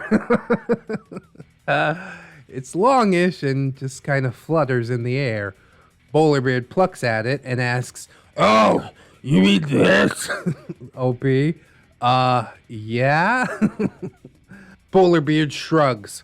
I don't know. They've just been appearing. I just stopped thinking about it. OP, Bowlerbeard. It's probably just fuzz from my clothes or maybe pollen. Are your clothes yellow? I don't remember what he was wearing, but I don't think it was yellow. Bowlerbeard then looks excitedly forward and exclaims, That's the bush with my shirt. and sure enough, there is his purple Kitty Kraken t-shirt casually tossed on top of some random bush of some random person's house. Half of it is still on top, while the rest had sunk into the bush, getting entwined in the branches. See, he could have lost it forever. He really cares about it? I guess he cares about the shirt about as much as he cares about himself. This is how I value the things that I love. It's awful. He pulls the shirt out of the bush and lifts it over his head to put it on. And this is when Monk and I get caught in friendly fire. Lifting his arms up high, we are now exposed to the full force of his armpit musk. His pit hair was soaking wet.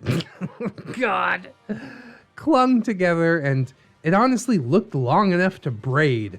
It looked like the hair clog that you might pull out of your shower drain, but absolutely drenched in what I can only surmise was a mix of sweat and his own greasy, oily secretions. So descriptive, OP. I keep coming back for the cringe. Monk and I hurriedly took a couple steps back, holding our breath and trying not to gag. Bowlerbeard, having forgotten to first take off his bowler hat, is now struggling. Classic. Stuck inside of his shirt with his hat hampering his efforts. It was a train wreck. Something that you would expect from a cartoon or a sitcom, not real life. Is this real life? This oily, sweaty, rotund man is now fighting with his bowler hat inside of his shirt that is also covered in leaves and little twigs. It's so good. It looks like he got jumped and tossed into a bush, but no, this was all of his own making. Bowlerbeard. I forgot to take off my hat. I can't breathe. Bowlerbeard said this in the most downtrodden, saddest puppy voice that I think I've ever heard from him. He eventually frees himself, and we managed to make it back to Chatterbox's house where we meet the others. Many "glad you're alive, dude," and "happy you're safe" comments were passed around. Did they mean it? Probably. Should they have meant it? That's up to you, dear listener. By now, everyone had sobered up enough after our neckbeard hunt, and exhaustion now had us in its grips. After many yawns and good nights, Chatterbox and Tower take everyone home.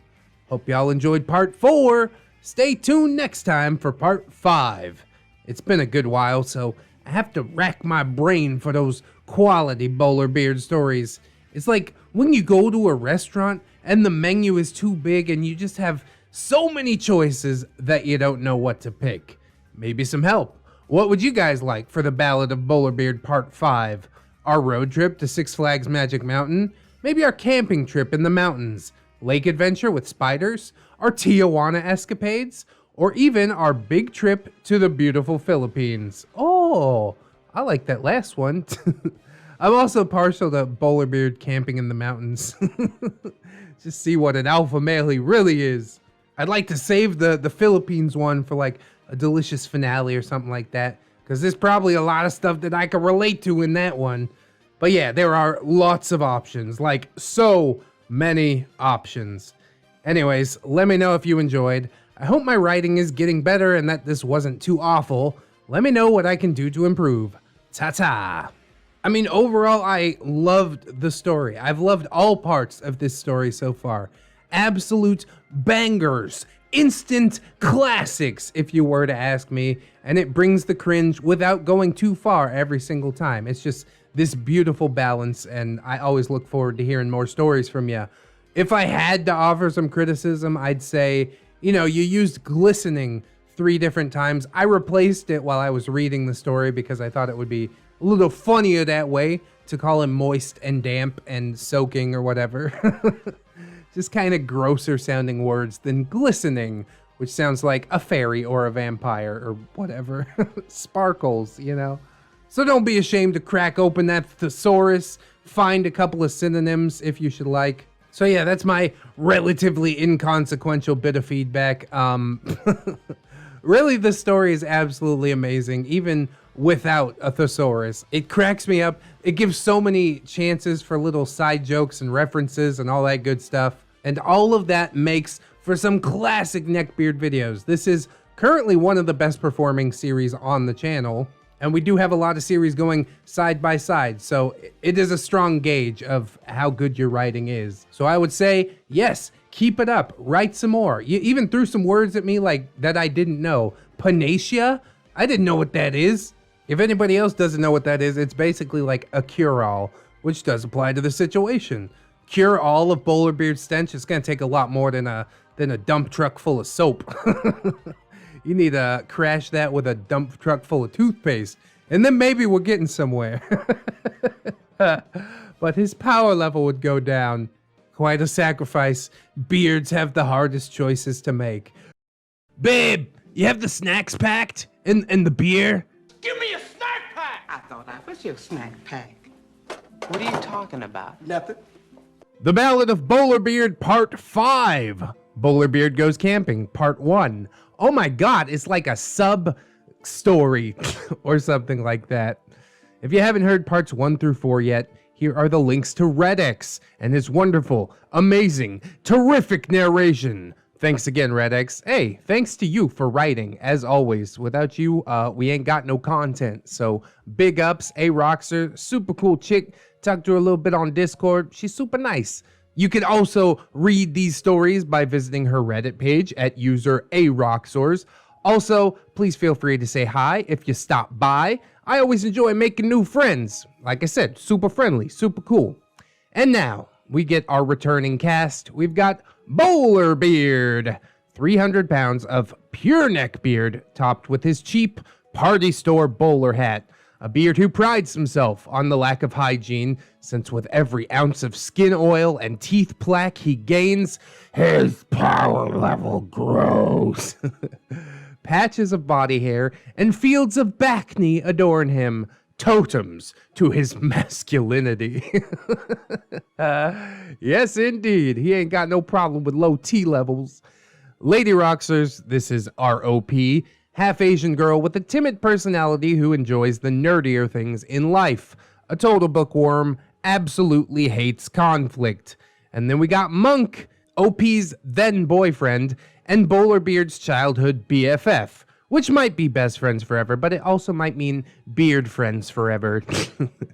He's an avid drinker of craft beers, smoker of cigars, and part-time musician. His personality is that of ennui.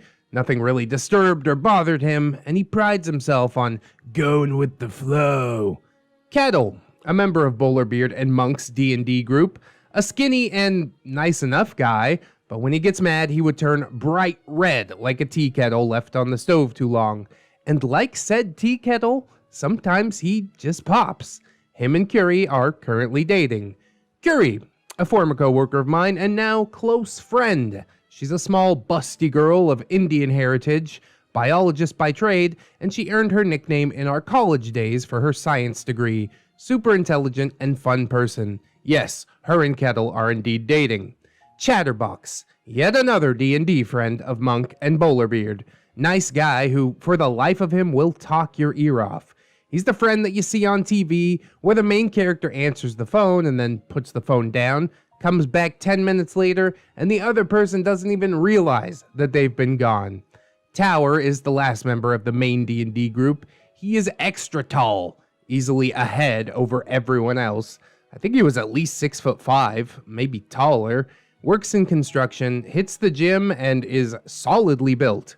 Very caring and doesn't take guff from anyone. A gentle giant, if you will. We also have a new character joining the mix, and that is Chan Chan. This is Bowlerbeard's little sister. She's a couple years younger than Bowlerbeard, brunette with blonde highlights. She is quite the opposite of Bowlerbeard in the fact that she's actually quite fit. When she was younger, she was in gymnastics, and currently she trains in jiu-jitsu. She is a bit of a tomboy, and filled with innocent naivete. Her biggest passion in life is anime. Well, she doesn't fall that far from Bowlerbeard, I guess. She loves it all, manga, cosplay, etc. She's also quite the gamer, her favorite series being Kingdom Hearts and Final Fantasy. She loves her brother, but seems to be aware that he is, special. Isn't that special? With the mandatory character intros complete, let us embark to the outdoors in part 5 of the Ballad of Bowlerbeard. Bowlerbeard goes camping. Monk, babe, you have the snacks packed? And the beer? OP, yep, we got sandwiches, chips, cookies, trail mix, and some water and sports drinks. Oh, and alcohol too.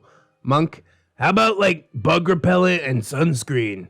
OP, got that too, but we're almost out of sunscreen. I'll text Curie to pick some up. Monk walks by, his arms filled with all kinds of adventure gear. Camelbacks, rope, tools, tarp, and battle axes. OP, Monk, what are those for? Monk, oh, it's in case we get thirsty while hiking, babe. You don't want to have to carry water bottles everywhere. Remember, the first rule of camping is pack out everything that you packed in. He said this solemnly. He does love his nature. I think he's being like a little bit facetious. I'm obviously not talking about the camelback. I'm talking about the fucking axes. OP, no, dork. The axes. Yep. Why are you bringing them? Monk, oh, Bowlerbeard asked me to bring them. They're throwing axes. He wants to train with them while we're in the woods. He said that he'll catch us some dinner with them. Yeah, I'm sure that's gonna happen. Don't pack any food. Bowlerbeard's got it, you guys. We're gonna starve. I look at him with a you can't be serious look, but he just smirks and goes right back to packing. For clarification, these axes have been hanging on Monk's man cave wall for basically as long as I've known him. They look like those axes that you would find at a swap meet. Purely decorative, made in China, and not meant to actually be used. I think they were modeled after Lord of the Rings, or maybe they were just a Viking style. I don't really know, but they did have some decorative runes of some sort on them. You probably get like 1 or 2 good throws out of them before they break. I hope your aim's good. To backtrack a little bit, Monk and I are now packing for a camping trip up in the mountains with our group of friends. We'd been planning this trip for a long time now. We're leaving on a Friday and coming back late Sunday.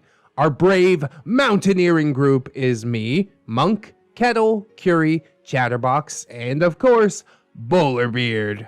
Unfortunately, Tower couldn't get the time off work to join us as they were working extra hours on some big project, but we would have an extra companion taking his place, Bowlerbeard's little sister, Chan Chan. Once our vehicles all packed up with our outdoor necessities, we left our cozy abode to go meet up with the others. The plan was to meet up at Chatterbox's place and take 2 vehicles. Chatterbox had the biggest vehicle, a big Suburban, so we were going to take his vehicle as well as Kettle's truck. Chatterbox, glad you guys are here. I've been looking forward to this trip for a very, very, very long time. Whoa! Just a bunch of friends enjoying the great outdoors. Oh, speaking of which, have you ever seen that movie? John Candy. Yeah, John Candy has the... Hey girl, hi Monk, Curie exclaims as she runs up and gives us both hugs, thankfully cutting off Chatterbox and his runaway tangent. Side note, I have seen that movie, and it is a classic. All John Candy movies are classics. Instantly, just about as watchable as they come. I miss John Candy, man. God. Kettle comes rounding the corner, carrying a couple of backpacks laden with gear, greeting us with a, "What's up, guys?" before shoving them into his truck. His truck, I should mention, is quite the spectacle. It's bright canary yellow, lifted, and has all the lights of a small sporting stadium. Oh, Kettle, just when I thought I couldn't dislike you more. He's that guy. He's totally that guy, man. Ugh, it's only a 2-seater. Maybe 3 if you squish in together, but with all this gear, definitely only a 2-seater for this trip. So 1 seat for him and 1 seat for Curie. As everyone's making their last-minute checks, Monk gets a text. Monk, hey everyone, Bowlerbeard and Chan Chan are almost here. They're making a last-minute stop at the gas station, though, to get some snacks. Anyone want anything? The boys all asked for a varying array of energy drinks. Curie said she was good, and I asked them to pick me up a couple packs of gum. I have this freshness fixation. So I knew I would be going through withdrawals in the mountain without my regular hit of spear-minty goodness. It also might help save you from Bowlerbeard's smell, especially if you're going to be riding in the same car. Oh god, those 2 packs of gum ain't going to make it all the way up there. I feel bad for you already, OP. About 15 to 20 minutes later, the last of our party arrives in Chan Chan's car. A little white Toyota sports car with pink trim around it and dark tint. You can hear loud music emanating from within, either J-pop or K-pop. I still really can't tell the difference. I just know it was super upbeat and peppy. I didn't know there was a difference between J-pop and K-pop, aside from, like, the language. Pop is pop, isn't it? I know some K-pop fans are probably gonna spear me in the comments for thinking that, but oh well. Chan Chan jumps out of the driver's side and rushes up to give everyone hugs. She's known most of this group since she was a little kid, so she looks up to them all as Big Brother's BFFs! Chan Chan. Thanks again, everyone, for inviting me. I'm excited for my first camping trip. OP, glad to have you with us, Chan Chan. Did you make sure to pack everything you'll need? I said this while eyeing her attire, which was cute, but not exactly the most traditional camping wear. It was rugged, though. She was wearing pink and black camouflage tactical pants. You know, like the ones the military and police use, although they're usually not pink, with all the hundreds of pockets and random clips and straps everywhere. The rest of her ensemble was a black Tenchi Muyo tank top, completed by black combat boots that looked brand new. Chan Chan? Hi! I made sure to go shopping earlier this week to make sure I had the right clothes and stuff. Bowlerbeard said he would take care of packing of all the food and stuff we would need. Speaking of our missing Neckbeard, Bowlerbeard. Greetings and salutations, everyone. Hi, Bowlerbeard. Hi, Bowlerbeard. Everyone says, and turns to look at the bestower of the greetings and the salutations. Blessed be his name. As my eyes latch onto our bearded friend, my brain does the mental breakdown and checklist of what a beard wears to go camping. Item 1, bowler hat, now festooned with a shuriken. Oh, that's good. There appears to be a ninja star tucked into the ribbon encircling the felt of his bowler hat. Item 2, tactical fishing vest, dark green, mesh in some areas, numerous pockets, bulging with God knows what. Snacks, mostly. Also, there are actual fishing lures attached. Well, thank God for that. I thought it was just a fashion statement. Item 3, sleeveless muscle shirt under his fishing vest. Appears to be displaying a satirized rabid Smokey the Bear. Murder intent on his vicious face. Our negligence to the plight of the forests and their fires must have driven him mad. I mean, you get rid of all the people, that's one way to stop forest fires, isn't it? Not really. Lightning happens. Item 4, black camo pants that appear to be a couple of sizes too small. The pant legs look a bit more like capris. Interesting choice. Item 5, utility belt with attached green Zelda fanny pack. Hyrule symbol clearly displayed. Well, I do kind of like that, but I don't think I'd get caught dead wearing it. And item number 6, Jesus sandals. The same ones from parts 2 and 3. The ones with the double straps that have buckles on them. But this time, with black socks. Sandals and socks. Bro, what would make you make a choice like that? I don't understand. Does somebody have a gun to your head? Why are you doing this to yourself? OP. Bowlerbeard? Is that a gun? I pointed to his hip. Bowlerbeard. No, a true hunter like me doesn't need a gun. Hunting like that is for children. Too easy. This, m'lady, is a flare gun. Just in case. You never know what could happen in the woods. Hunting with a gun, it's definitely easier, but I'd never go as far as to say it's easy. Animals are wily, bro. A deer hears like one stick snap and it's off into the woods. You never see it again. Hunting is difficult. He said all this while patting his right hip where the holster was. In my mind, I'm thinking, where in the world did he even get a flare gun? I've never even seen one in real life. Just road flares and those shoot out the tube ones that you find on boats. Never an honest-to-God flare gun. I think it's adorable that he thinks they're going to get so lost in the woods that their only salvation's going to be a flare gun. Oh, Bowlerbeard, you never cease to amaze me. Bowlerbeard said, I've got everyone's drinks and your gum, m'lady. He then starts dispersing his goodies to the assembled crew. When it gets to me, instead of the breath-freshening goodness that I was expecting, I was instead handed packs of Bubblicious chewing gum and Hubba Bubba bubble tape. Both pink-flavored. Bowlerbeard, I didn't know what kind of gum you wanted, so I got both. He said with a big smiling grin. Both? Like these bubblegum flavored bubblegums is the only kind of bubblegums to exist? Bro, you could have done like cinnamon, spearmint. There's a whole world of flavors out there. But I guess he took bubblegum really literally. OP, thanks, Bowlerbeard. I tried to smile gratefully, but internally I was so very sad. I have nothing against Bubblicious or Hubba Bubba, but I do find them overly sweet and not what I was craving, especially for a weekend of camping and exertion. But oh well. Everyone else was popping their energy drinks and toasting each other, and Chatterbox broke in.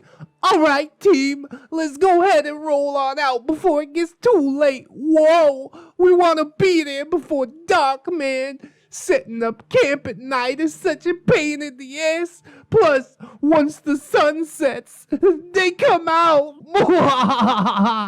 Spooky hands wiggling in the air. No one laughs. Except ReddX after the fact because it's just so awkward. Some eyes roll, and everyone does start piling into their respective rides. As discussed before, Vehicle 1 is Kettle's truck, which is occupied by him and Curie. Much of everyone's gear and luggage has been stowed in the back. Vehicle 2 would be Chatterbox's Suburban, cramming me, Monk, Chatterbox, Chan, and Bowlerbeard in there like happy little sardines. Except one of those sardines is extra stinky, isn't he?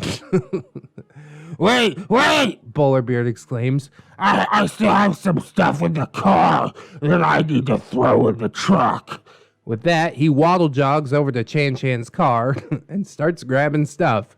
While everyone's getting situated, Monk and I quickly grab the back seat together to hopefully ensure at least some distance from Bowlerbeard. Good plan. You're not gonna survive all cooped up like that with a beard. OP, Chan, you sit here so we can have some girl talk on the way there. I say this while pointing to the middle seat in front of me. Chan, big smile. Okay. OP, oh, and can you put my bag next to you? I don't have much room back here. This is ingenious. Build the barrier. Create a fortress. Chan. Okay, sure, but don't you want it in the back or in the truck? OP, no. It has the stuff that I'll need for the drive up. You know, snacks and stuff to freshen up. Chan smiles and nods her head. With any luck, my master of proxemics will steer Bowlerbeard to the front seat with Chatterbox. Proxemics, bro. $10 word right here. Man, OP, it's always big brain time with your stories, you know? Bowlerbeard, hey, I need help with this thing. I turn around in my seat to see Chatterbox and Kettle rushing to help Bowlerbeard load this giant white monstrosity of sheets and poles into the back of Kettle's truck. Monk, ha, wicked! Bowlerbeard brought his fair tent. Oh no.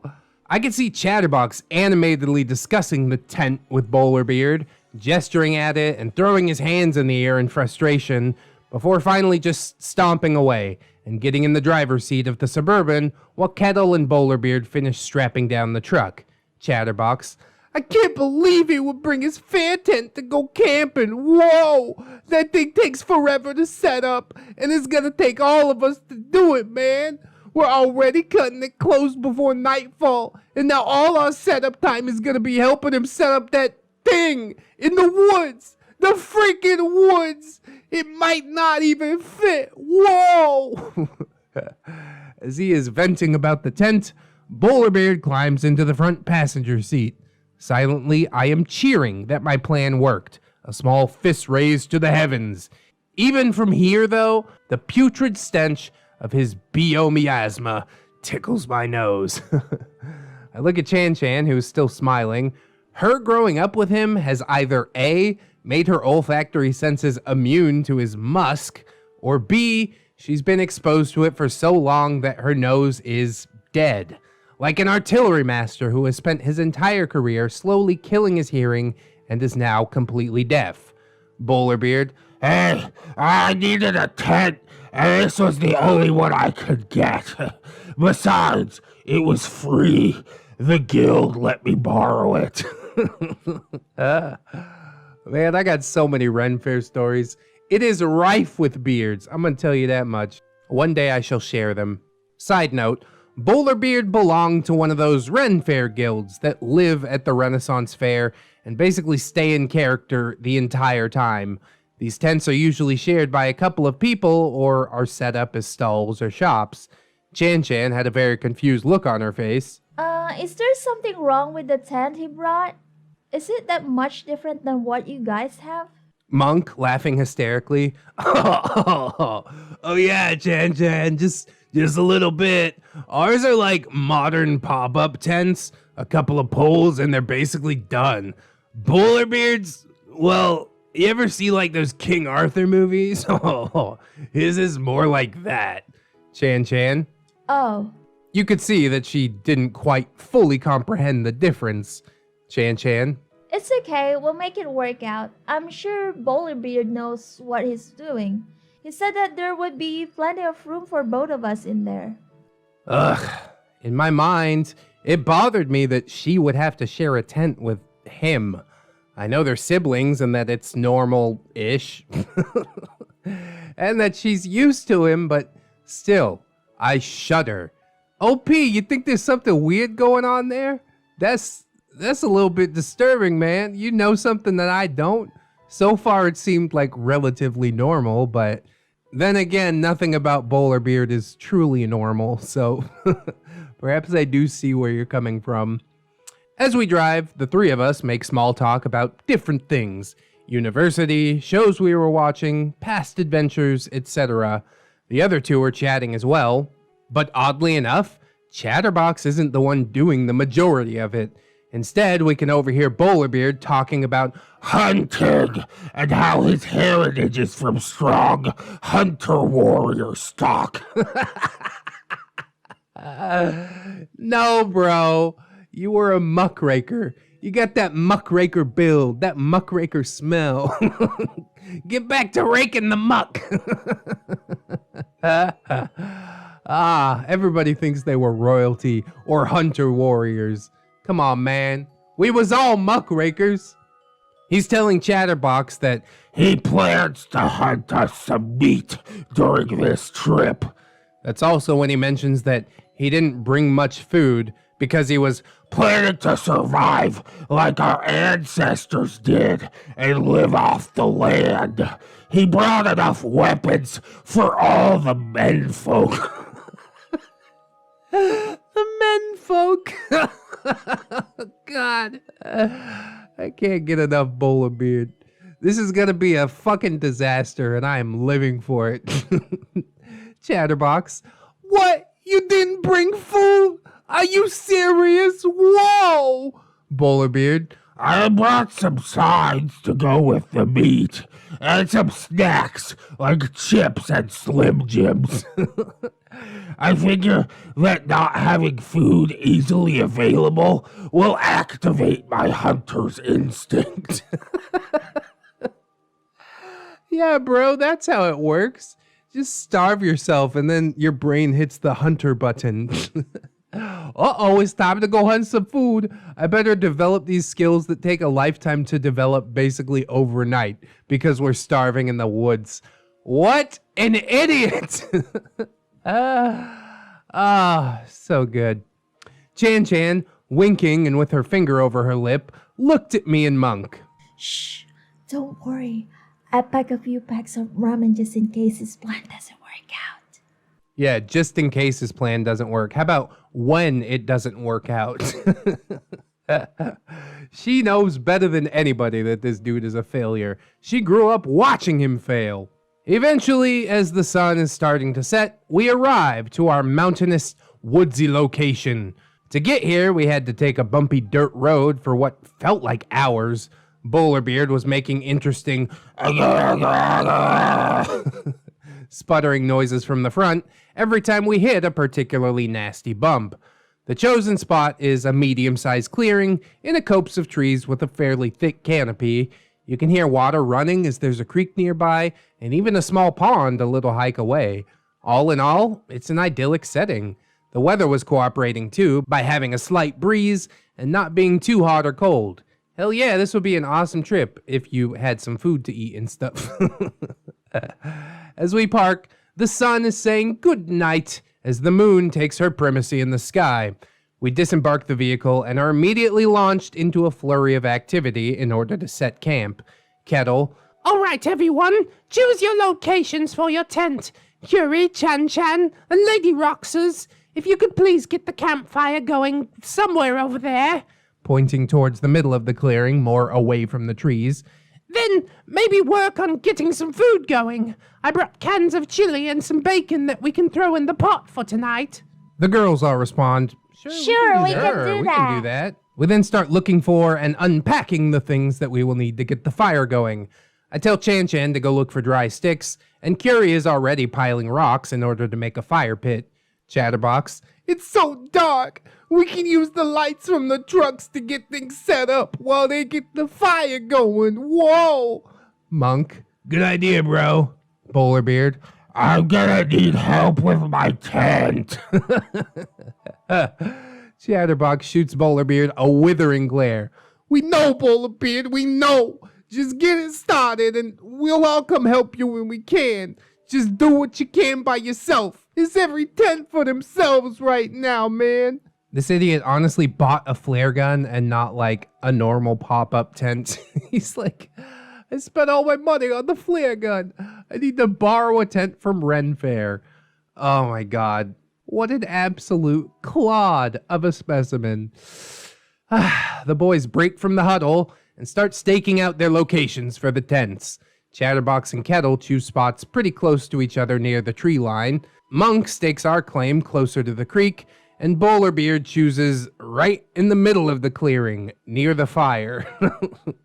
I'm sure in his head he's picturing himself as a king exiting his grand tent, and the fire being right there for his convenience and pleasure.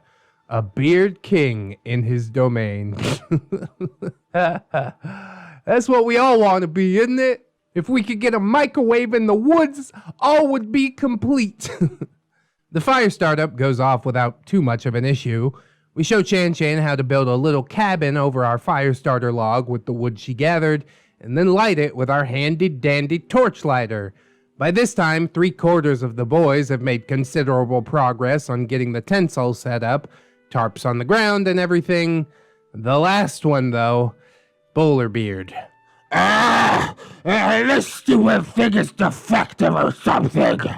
As we look over, it's like some sort of neckbeard ghost who lost a fight with the lumber department. Bowlerbeard is underneath this voluminous white canvas sheet, waving his arms in futility, wood and ropes tossed haphazardly around him. I giggle because it was a frickin' ridiculous sight. We help the guys finish getting their tents up, giggity, before collectively all moving in to help Bowlerbeard with his grandiose tent. With all of us grabbing sides and the boys having put up this type of tent before, the setup goes pretty smooth. It just takes a while. Basically, it's a big, round, medieval-looking tent supported by a large tent pole in the middle and little spokes coming out to give it its shape. Then a bunch of ropes run taut all around the outside in order to stake it down. It all takes a while as we actually have to redo some of the work that Bowlerbeard has already done. Overall, we could have built an entire village of our normal camping tents in the time it took us to build his. What a maroon. But yeah, it did get set up eventually. It took up the same space that our vehicles parked side by side did, but it was up. It even had a little flag pennant at the top. After all the hard work of setting up the camp, we gather around the fire to enjoy some hot Hormel chili, sponsored by, with some chopped up bacon in it.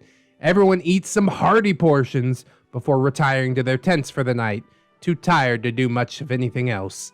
Stay tuned for part 6 as the sun rises on our campers and their neckbeard friend. Oh God, I can't wait for it, man.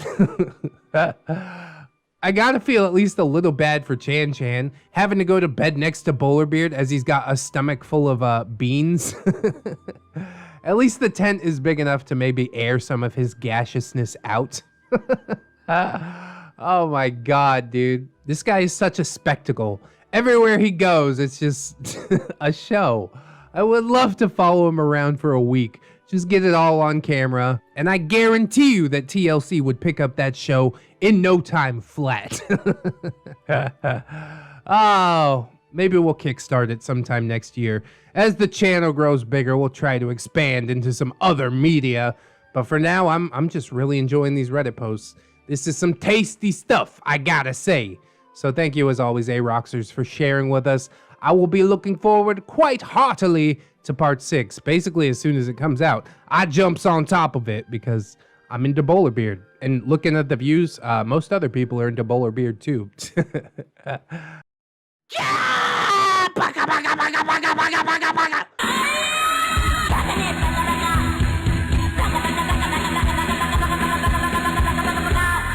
The Ballad of Bowlerbeard, part number 6, which is actually a sub-story, Bowlerbeard Goes Camping, part number 2. So yeah, if you haven't seen part number 1, then you probably, want to watch that or whatever. I can't live your life for you. If you haven't heard parts 1 through 5, see, she's gonna plug it too.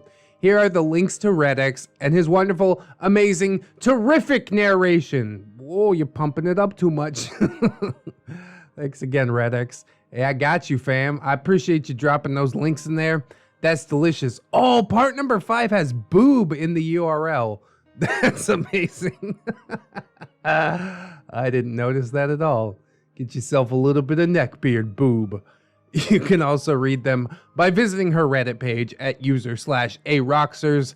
Also, please feel free to say hi if you do stop by. I always enjoy making new friends.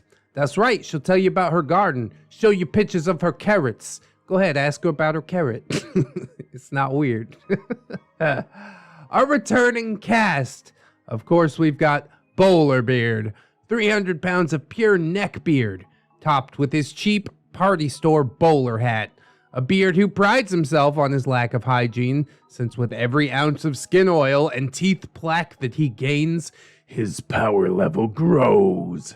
Patches of body hair and fields of back knee adorn him, totems to his masculinity.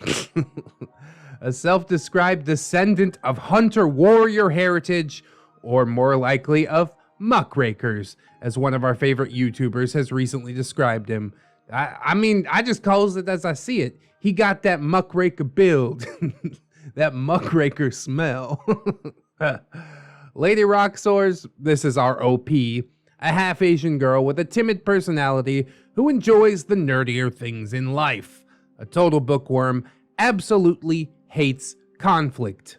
Monk, my then boyfriend, and Bowlerbeard's childhood BFF. Beard friends forever? Best friends forever? You decide! Avid drinker of craft beers, smoker of cigars, and part-time musician. His personality is that of ennui. Nothing really disturbed or bothered him. He prides himself on going with the flow.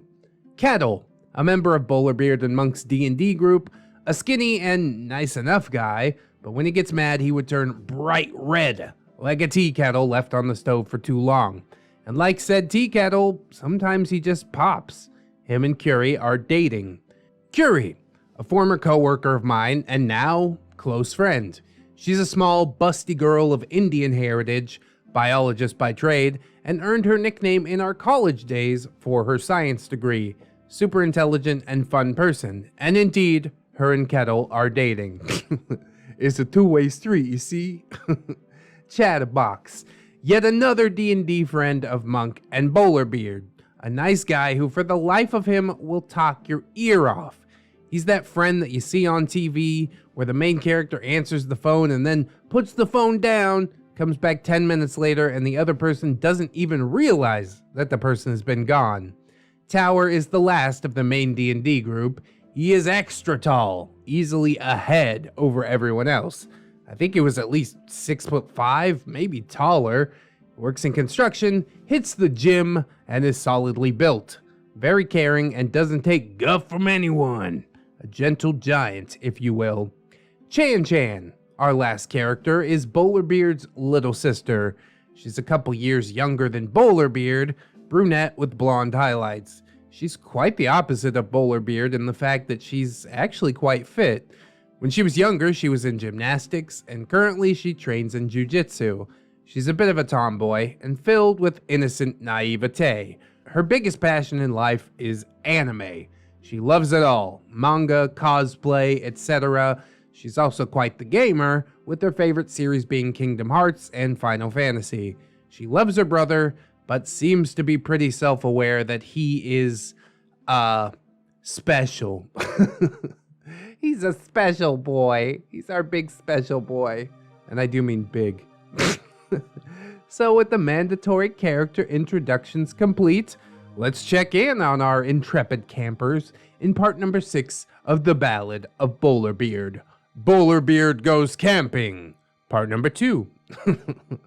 If you remember from the last part, our group has set out into the woods and set up camp. Most of us are in normal pop-up tents, but Bowlerbeard had instead decided to use a borrowed Ren Fair tent to save him money. How much is your physical labor actually worth? You know what I mean? Surely the amount of man hours alone would be enough to just invest in a pop-up tent. Time is money, as they say. But yes, him and his sister Chan Chan are sharing this absolute monstrosity. Chan Chan's never been camping before, so this is all pretty new to her. Bowlerbeard has also announced his intentions to hunt fresh meat for this trip. Just as his ancient warrior hunter ancestors did. Oh, also, he has a flare gun. For some reason. Yeah, I'm gonna hunt down a deer and cook it at the same time. It'll be easy to track it down when it's lit on fire. We'd all retired for the night after helping Bowlerbeard erect his majestic tent and wolfing down some hearty bowls of chili. Good nights were exchanged, and Monk and I went to our tent where we changed into our PJs. We then both promptly slipped into dreamland, dead to the world. But that didn't last long. Loud heavy metal music accompanies this screaming, of course. Motherfucking robot! Motherfucking robot! My eyes pop open wide, and I sit up and clutch the sleeping bag to my chest, my heart racing. There's one way to wake up. The music doesn't sound that loud now, but the dichotomy of it against nature's soothing sounds was, pretty jarring. I look over to Monk, who is still dead asleep, mouth hanging open, and he doesn't even look slightly disturbed. Yeah, I sleep like a log too, man. Takes a whole heck of a lot to get me up. Wifey, she's a light sleeper. She'll wake up if you fart too loud. The music is now cut off, but I can hear rustling and rummaging outside. I debated for a while on whether or not I should wake up Monk, but in the end I decided not to bother him. Oh, that's so nice of you. Most people are like, I'm up, you have to be up. Bro, just let me sleep, man. I'm enjoying this. Instead, I made the decision to go outside by myself and see what the hell that commotion was. I hunted for my sandals and grabbed my phone to use as a flashlight before leaving the tent. As I glance at my phone, I can see that it is around 3 a.m. What the actual hell? Somebody's gonna get punched in the mouth. You wake me up at 3 a.m. I mean, honestly, I'm probably awake at 3 a.m. anyways. But if I kept normal human hours, then somebody would have to pay the price. That's like the equivalent of waking me up before noon. But luckily, like I said, I sleep like a log, so I don't have to worry about that too much. I quietly approach the main camp where the embers of our fire are still smoldering, and that's when I see it, over by our vehicles. A large, hairy creature in the back of Kettle's truck, rummaging through our gear. Oh my god, oh my god, oh my god, it's a bear! See, this is why bear bags are important. You always hang your food in the tree or something like that. I think we learned that in the Sir Sam saga. That's all I could think of. I froze, too scared to run, or scream, or really do anything. I didn't want to catch its attention. The whole truck was rocking back and forth, and bags were being disturbed as it dug through our belongings. He's a hungry boy. I desperately looked back towards the camp. How in the world am I the only one that got woken up? And that's when I hear the vicious roar of this animal. Ah! God damn it! Where's my crossbow? Ah! Well, he is a hungry boy, to be fair. The beast roared in Bowlerbeard's neckbeardian voice. I immediately calmed down as I strode up and shined my light at our neck bear. Trying to whisper yell, "Bowlerbeard, what are you doing?" Bowlerbeard stood up from his crouched position like a kid who had just gotten caught with his hand in the cookie jar. Bowlerbeard, Hi, Lady Aroxxors. I wanted to surprise you guys with breakfast, so I'm looking for my hunting stuff. You haven't seen my crossbow anywhere, have you? Exasperated, Lady Aroxxors says, no, I haven't. Hey, was that your music, Bowlerbeard? Yeah, that's my alarm clock. I heard Chan listening to it one day and thought it would be a good alarm, so I had her put it on my phone. It's good at waking me up. You're not the only one, asshole. Bowlerbeard was wearing one of those strappy headlamp things with a red light bulb on his head. Correction, it was on his bowler hat, which was on his head. So technically I'm still correct. And now he was staring at me intently, smiling with a slack-jawed grin. I stare back at him and wonder what the hell he's looking at. Ah, damn it, I mumble as I quickly cross my arms over my chest. It was cold out, and I'm still in my very thin pajamas. Oh, Bowlerbeard. What a character. The hunter takes note of all that he surveys. Bowlerbeard says, I found it! He squealed as he lunged back into the pile of gear. When he emerged, he had the cutest, tiniest little crossbow. It seriously looked like a toy. Something you would give a kid for their birthday. That's probably exactly where he got it, honestly. It was made of black plastic, and the arrow looked to be tipped by safety rubber. Yeah, you put an eye out. He held this thing up in his gargantuan hands, striking what he must have thought was a badass pose, standing up straight in the bed of the truck, victory smile plastered on his face. You didn't even hunt nothing yet. Save the victory smile for when you actually catch something. All you've done is find your weapon. But I guess it's the small victories in life. Bowlerbeard then leapt down from the truck, an impressive feat of dexterity for one of his girth. As he leapt, the truck literally lurched upwards as it was released from the tremendous weight of our bearded hunter. Well, that suspension is shot. Forget about it. When Bowlerbeard landed, I think he was trying to do a superhero landing. Gravity did not cooperate with him. As he hit with a thunderous thud, his knees were unable to fully support him. Feet landed first, knees buckle, and then he went face first into the ground, completely prone. I love that. Part of me feels bad for him, but also, know your limits. And your knees limits, for that matter. Lady Aroxxors, Bowler? In a sudden rush, our proned out beard energetically rolled to one side, bringing his crossbow out in front of him like he was a military sniper. God, Bowlerbeard provides the best cringe, doesn't he? He's just an absolute derp. I'd totally hug him if he didn't smell like shit. Bowlerbeard, I'm okay. I'm just warming up for the hunt. He then stood up, brushed the dirt and pebbles from himself, picked up his fallen hat, and placed it back on his noggin. With that, he looked at me, tipped his hat, and said, Good night, milady. When you all awaken, I will have a freshly slain feast laid out for you all.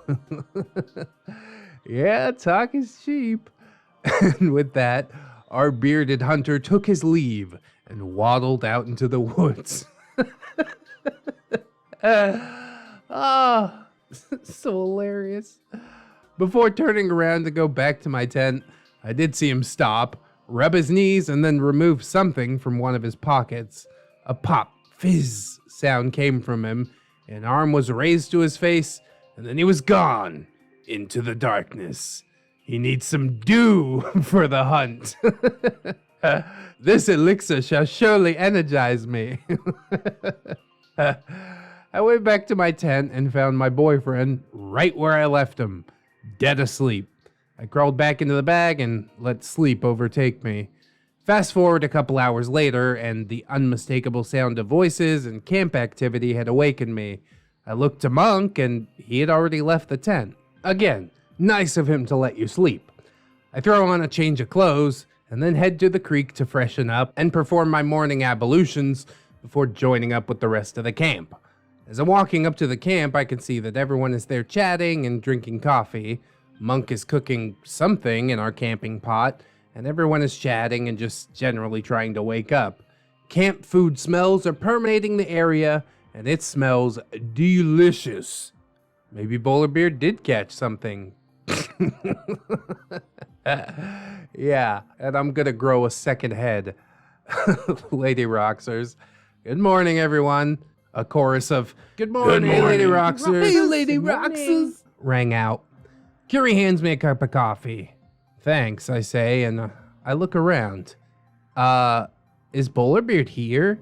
He left last night to go hunting. Curie, yeah, he's over at Kettle's truck, cleaning his kill for breakfast. Oh? Really? I say, amazed as I start to walk over there. And that's when I see Bowlerbeard using a hunting knife to carve up the biggest deer I have ever seen. Fatty venison steaks piled high, a brace of rabbits strung over the side of the truck, freshly caught fish strung up next to them, and he even has fresh picked berries and greens laid out in a delicious looking salad. I wouldn't believe like one of these things.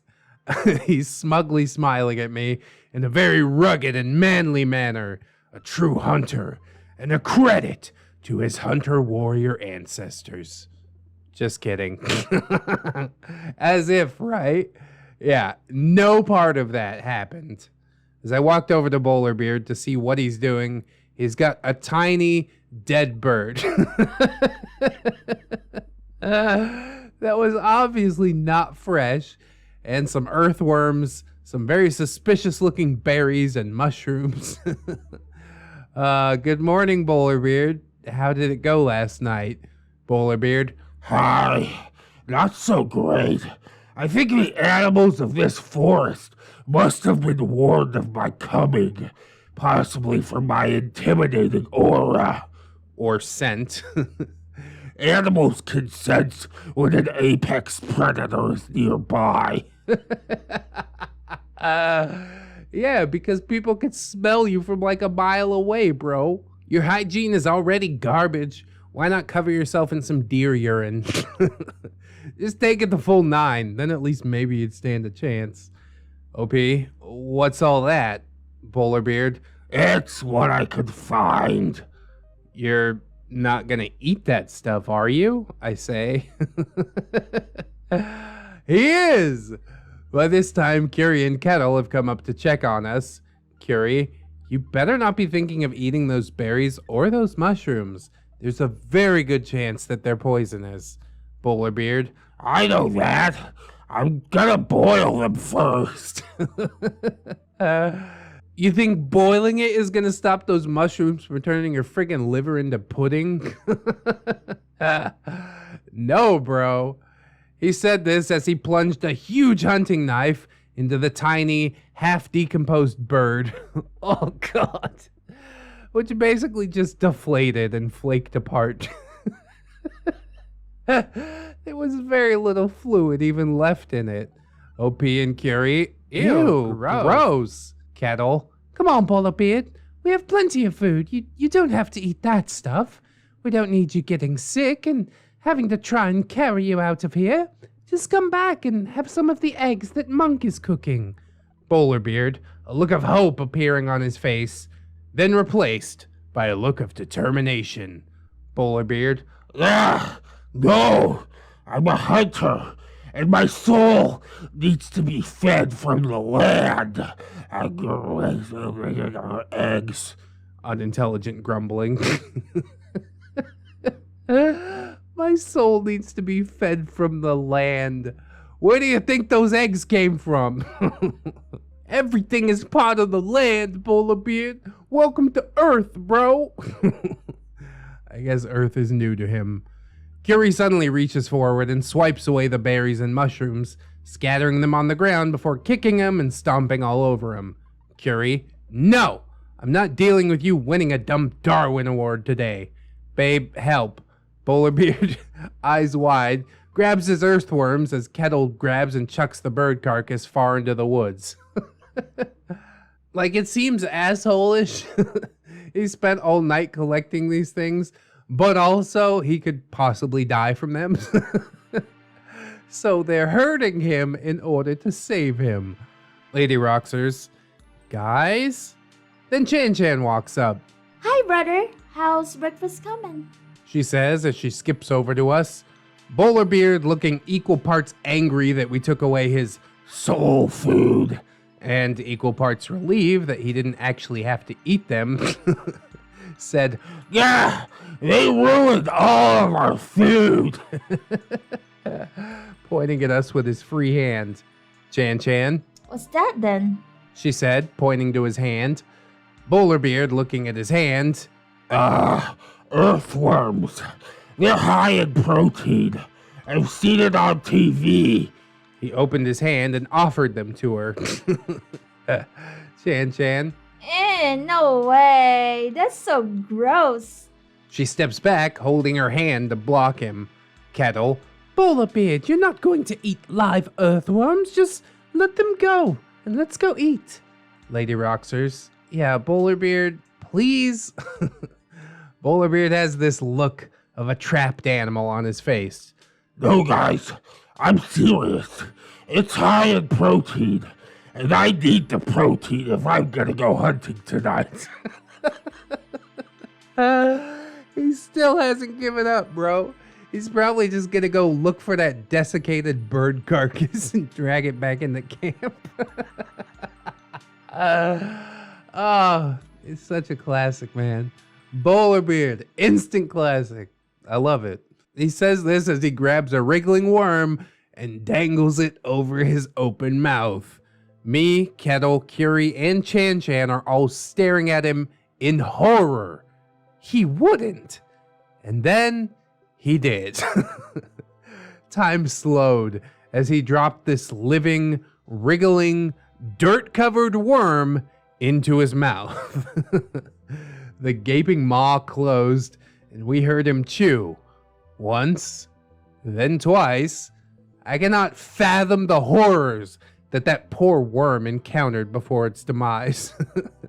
Odoriferous breath, plaque-encrusted teeth. Oh, God. Slim Jim remnants lodged in the cavities of his teeth. Ah! See what I mean? OP always manages to get me. Then suddenly, like a chameleon, Bowlerbeard's face changed colors. From pasty pale to the palest of the pales, and then to sickly green. He said, as he slapped his hands over his mouth and promptly ran around to the other side of the vehicles and into the woods. We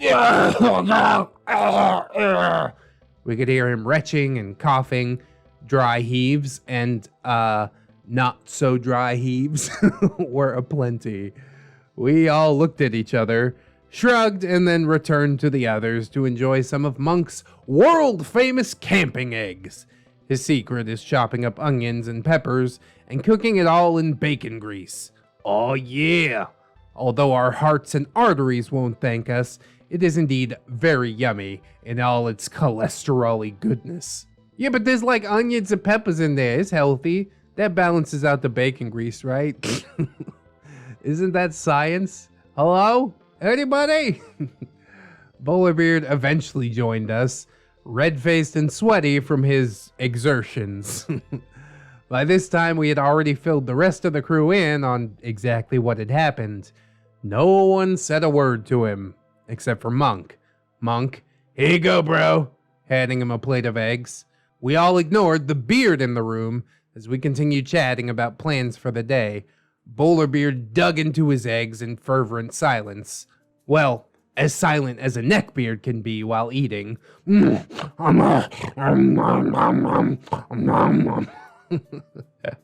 was agreed that we would go for a little hike, and then we'd head up to the lake to swim and relax.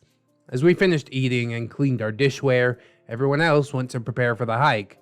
Monk goes and grabs our camelbacks, as I got our swimsuits and other stuff ready. Bowlerbeard, Oh yeah, thanks, I totally could have used these last night. I look over and see Monk handing Bowlerbeard the throwing axes from his man cave. It only gets worse. Bowlerbeard admired them before going back into his tent. Lady Aroxxors, you know he's gonna hurt himself with those, right? Monk, most likely, babe, but he's an adult. Plus, he fights with those reenactment fighter guys in his fighter club. The first rule about fighter club is you don't talk about fighter club. So he shouldn't be too bad. What the hell is fighter club? Oh, God. I'm dying. Everyone groups back up and we set off for our hike. It's a beautiful day. Sun is shining, breeze is breezing, and the birds are singing. Except for that one desiccated bird that Bowlerbeard found. Chatterbox is at the lead of our group, followed by Kettle and Curie, me and Monk, and Bowlerbeard taking up the rear. Chatterbox, I love nature. We should do this more often, man. It's so good to get back to basics and enjoy the outdoors. Whoa! This reminds me of that time the Tower and I went camping, man, and my truck got stuck, and we found those BLM Rangers who thought we was poaching bobcats. Whoa! Swoosh, thud, tink. I look behind me and see a sweaty Bowlerbeard huffing away to catch up to us, a throwing axe in one hand, and the other one lying on the ground next to a tree. I ignore it and go back to trying to enjoy the hike. Swoosh, look out! Bowlerbeard screams. We all duck and look back towards him. He's now by his axe on the ground, looking straight up in the sky towards us. Thud, tink.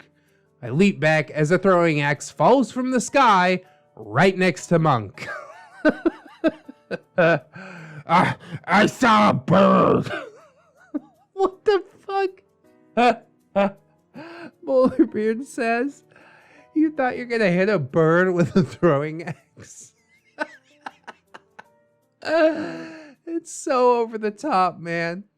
I stare at him with an incredulous look. Monk, be careful, bro. Nothing worse than a man getting killed by his own axe. He then laughs. He said this so nonchalantly, as if he didn't almost just get axe murdered by his dumb friend. And they wonder why men have a shorter lifespan.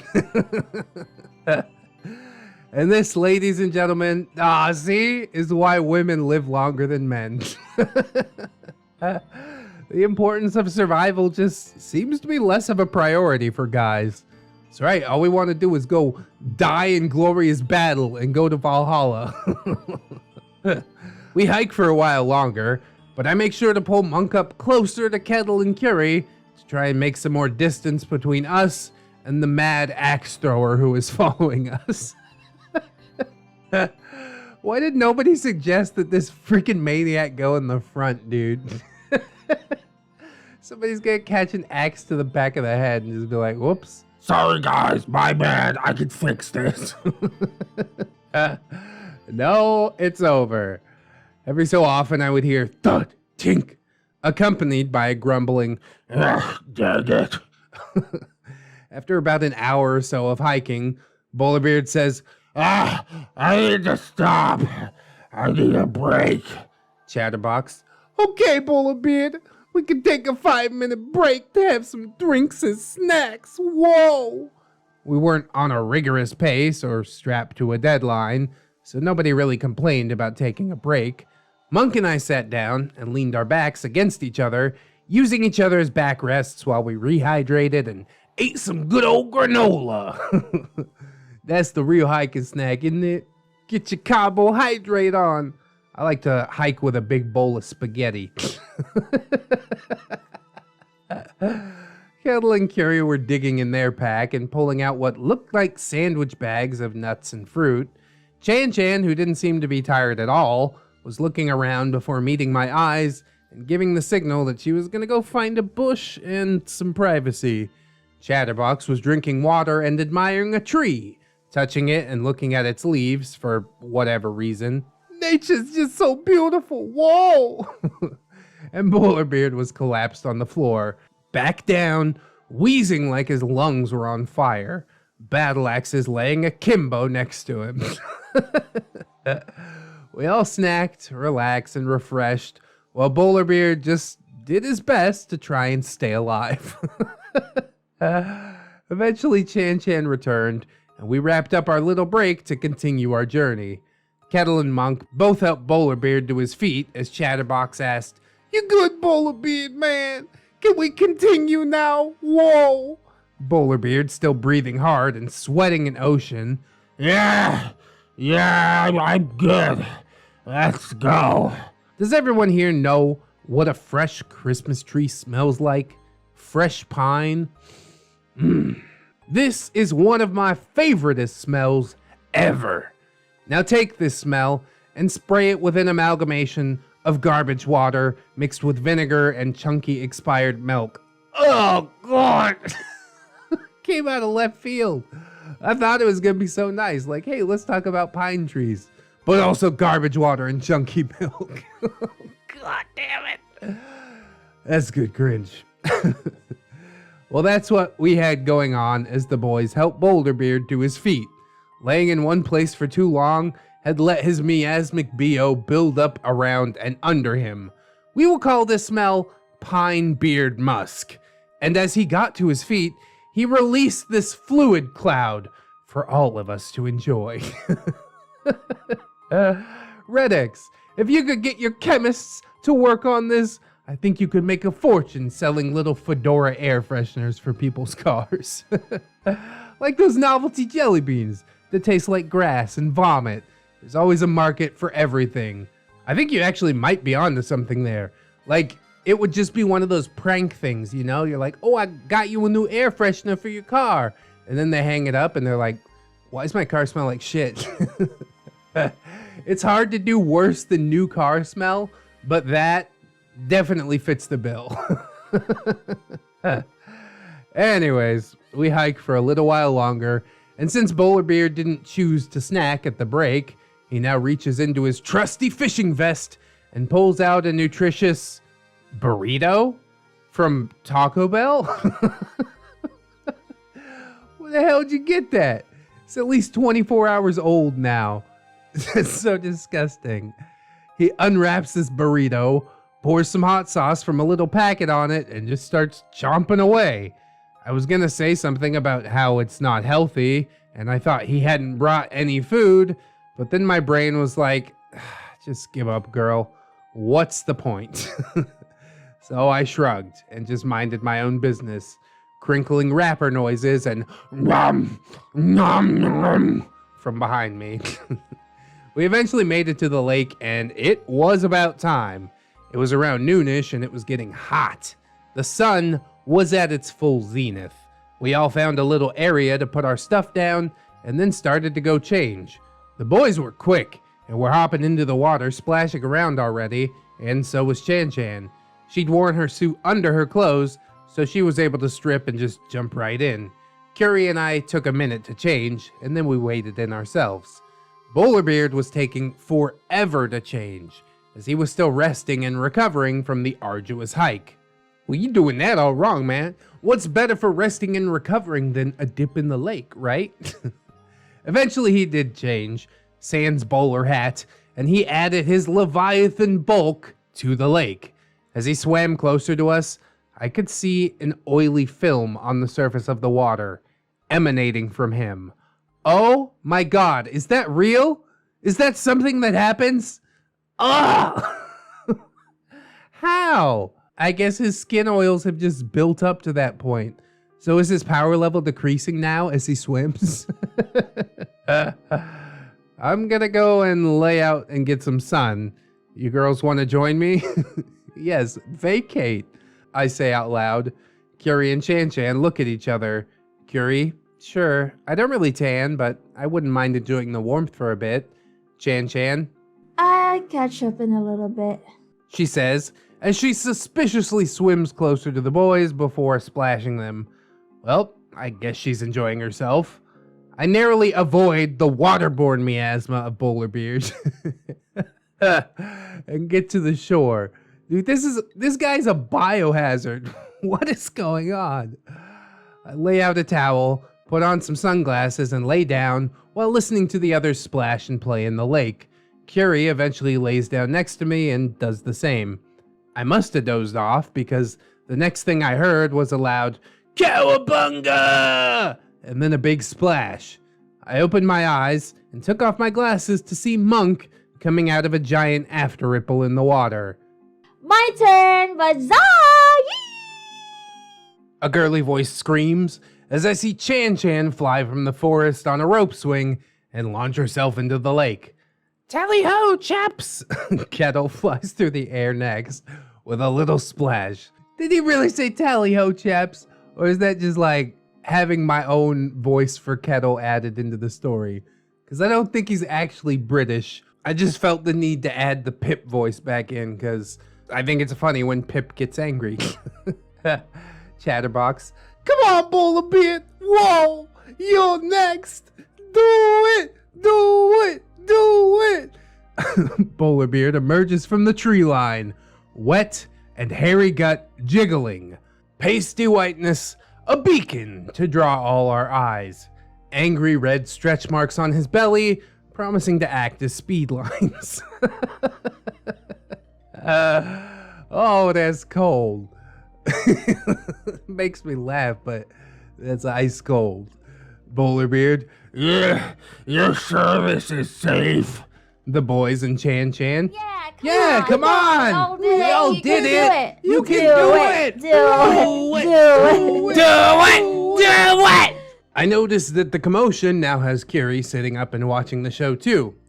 Bowlerbeard then grabs the rope, takes a few steps back, and gives it some reassuring tugs before pumping his jello-like legs into action. Off he goes! Bowlerbeard leaps from the little ledge and holds onto the rope for dear life.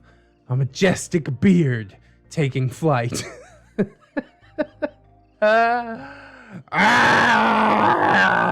He yells his battle cry to the heavens and then is abruptly cut off. Gravity can be a cruel, cruel thing. As he launches himself into the air, the rope and the branch that it is attached to yield to the gargantuan weight of our bearded friend. The rope stretches and the branch bends, and our neckbeard swings himself directly into the ground. Oh God.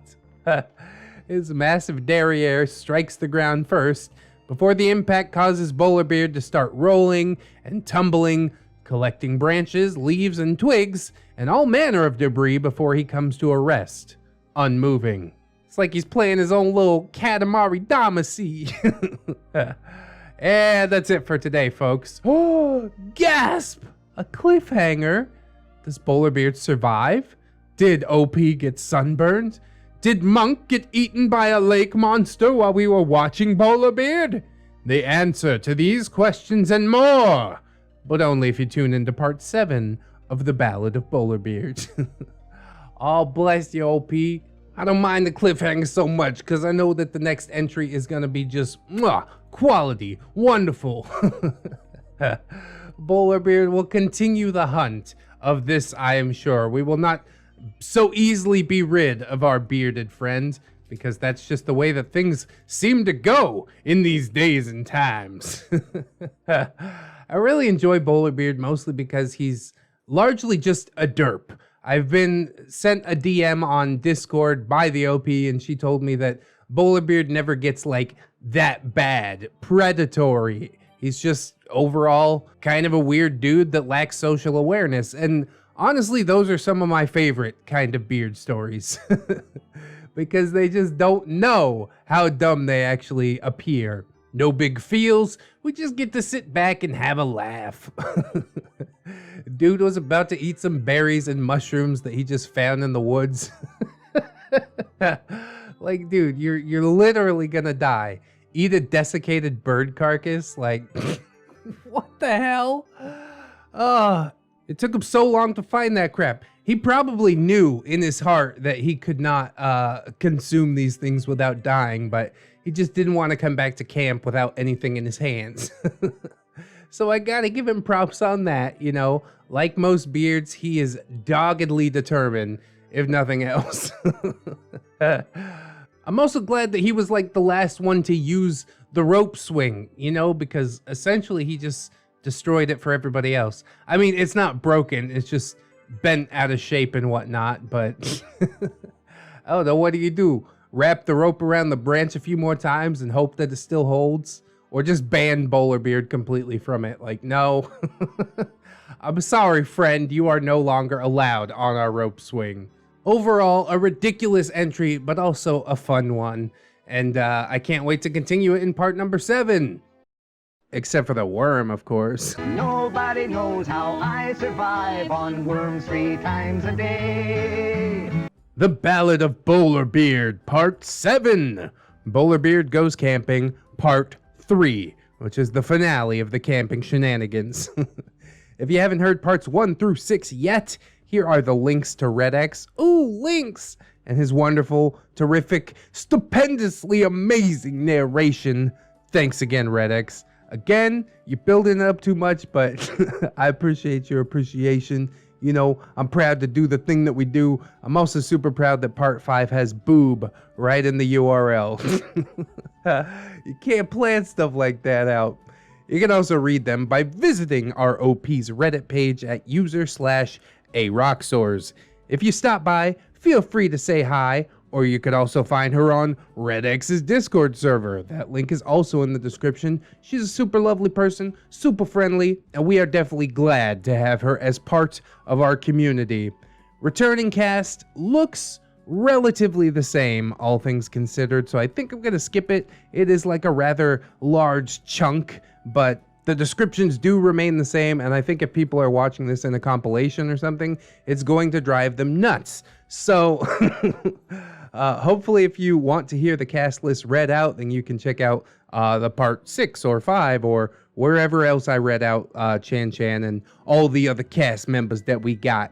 So with the mandatory, semi-mandatory character intro complete, let's check in on our intrepid campers in part 6 of the Ballad of Bowlerbeard.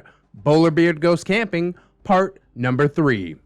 His massive derriere strikes the ground first before the impact causes Bowlerbeard to start rolling and tumbling, collecting branches, leaves, twigs, and all manner of debris before he comes to a rest, unmoving. Bowlerbeard! Everyone shouts as they see the great Neckbeard tumble to a stop. We all rush up to him to make sure he's not dead. The boys get to him first and roll him onto his back. You could see that he was conscious, but definitely dazed. Like I said, Bowler is like one of them derpy beards, so I'm glad that he did not die in this case. What happened? Bowlerbeard asks. Did the branch snap? OP, not exactly. It just bent really far. Are you okay? Bowlerbeard rubbing his butt. I think my coccyx is broken. It's okay, buddy. We've got you, Kettle says as he motions for Chatterbox to join him. Together, they each grab an arm and sling the beard up over their shoulders, helping him to stand up. Long manes of damp armpit hair. Oh, God. Drape over the boy's shoulders as they lift up their friend and help him to sit on a fallen log. A long mane of damp and unwashed armpit hair. God, getting this started early, aren't we? Bring the cringe. Bowlerbeard's face is drawn, and you could tell he is in pain from the fall and also likely the embarrassment as well. Everyone relaxes for a little while longer, but with Bowlerbeard's near demise and his now morose attitude, the mood is basically killed. Curie, I'm getting hungry. Let's start heading back to camp so we can get to work on dinner. Bowlerbeard's eyes lit up at that. Of course. Oh, yeah, that's a good idea, Curie. Us menfolk. Menfolk? Still need to catch some game tonight. And I mean meat, not pretty miladies. Oh, God. Monk stifles a laugh. Everyone else ignores him or rolls their eyes, which is the proper response. Do not encourage him. We all pack up and make our way back to camp without much incident. The occasional sound of, "Ah, my coccyx," the only sound that disturbed the nature's peace. When we arrive back to camp, the sun is still up, but you can tell it's getting sleepy, and we only have a couple hours of daylight left. Bowlerbeard, "All right, girls, I packed a bunch of side dishes for our grand feast tonight. If you could prepare them while we catch the main course, I would be much obliged." With that, he brings around his backpack and unloads a spread for us to prepare. The item list includes a bucket of warm KFC coleslaw. "We need our veggies to stay healthy," he says. Yeah, I don't know. How long's that been in the backpack, man? I learned my lesson eating like some week-old mayonnaise a week or two back. Broke out in hives and all. I don't think I'd go for the coleslaw at this point, learning what I've learned. He had 5 boxes of Kraft mac and cheese, a box of KFC biscuits. I'm assuming that this and the coleslaw came from his lunch or were leftovers in his fridge, since there was no evidence of the scrumptious 11-herbed and spiced Kentucky Fried Chicken anywhere, only the side dishes. I took care of all the chicken, don't worry, guys.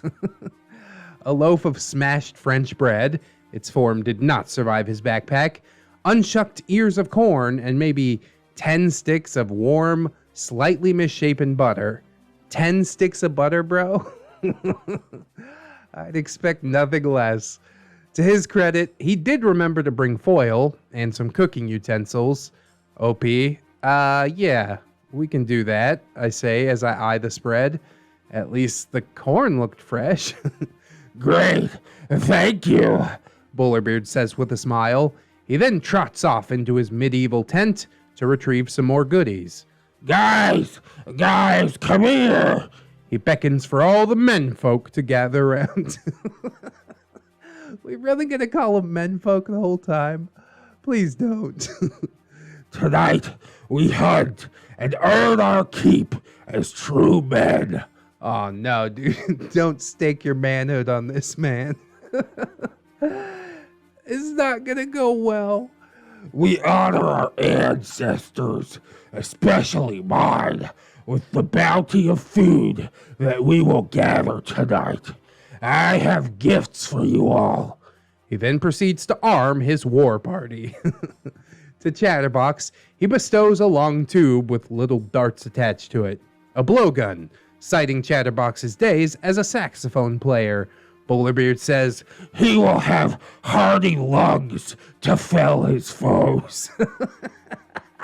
To Kettle, whose temper is quick to flare, he bestows a kendo sword. You know, the ones that are made of wood that are shaped like a katana and blunted. They're not sharp, to be clear. To Monk, he hands him back one of the 2 throwing axes and also gives him a large knife, like the ones that the military uses and that you see in all the war movies.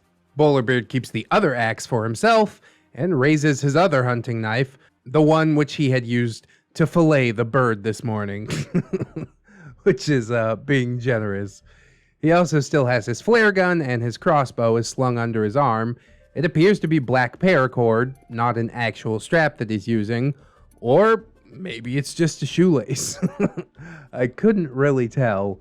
Bowlerbeard smiling at Monk. We are axe brothers today. Looking at the rest of the party, he says, Today, we all hunt as one. And pop goes the kettle. Kettle, A stick? What am I going to do with this? You want me to hit our prey and piss them off? Is that my job? sarcastically. Oh, come here, Mr. Big Antler Deer, and let me hit you with my stick. Maybe we can have a duel. My stick versus your antlers, and then you can just gore me to death. Bowlerbeard. It's a kendo sword. If you focus your skill and energy, it is just as deadly as any sword. He says solemnly. Kettle turns red. What skill? I've never used one of these before. How am I supposed to have any skill with this thing? You're trying to Donatello me, man. Not cool. Donatello is a verb. Really, Donatello's like a G, dude. People sleep on the bow staff for real. Bowlerbeard, obviously reluctantly, says, Fine. Here, take this, he says as he gives Kettle his crossbow. Kettle, now that's more like it. This I can use. Here, you can have your stick back. Bowlerbeard tucks the kendo sword into his belt and grumbled something unintelligible. Yes, gotta still, I swore to focus your energy. Chatterbox and Monk seem content with their assigned weapons and are fiddling with them to see how to work them. Chan, you guys be safe out there. We're all really, really hungry, so do good. She says this with happy energy. She also sounds really different. That's weird. Maybe she got sick from swimming in the lake. Kiri, don't die out there. OP, good luck. Bowlerbeard, On the 5th day, if we do not return, look to the sky for our light to know that we are in need of aid. 5th day, bro, you're gonna die of dehydration. Chatterbox, same mindset.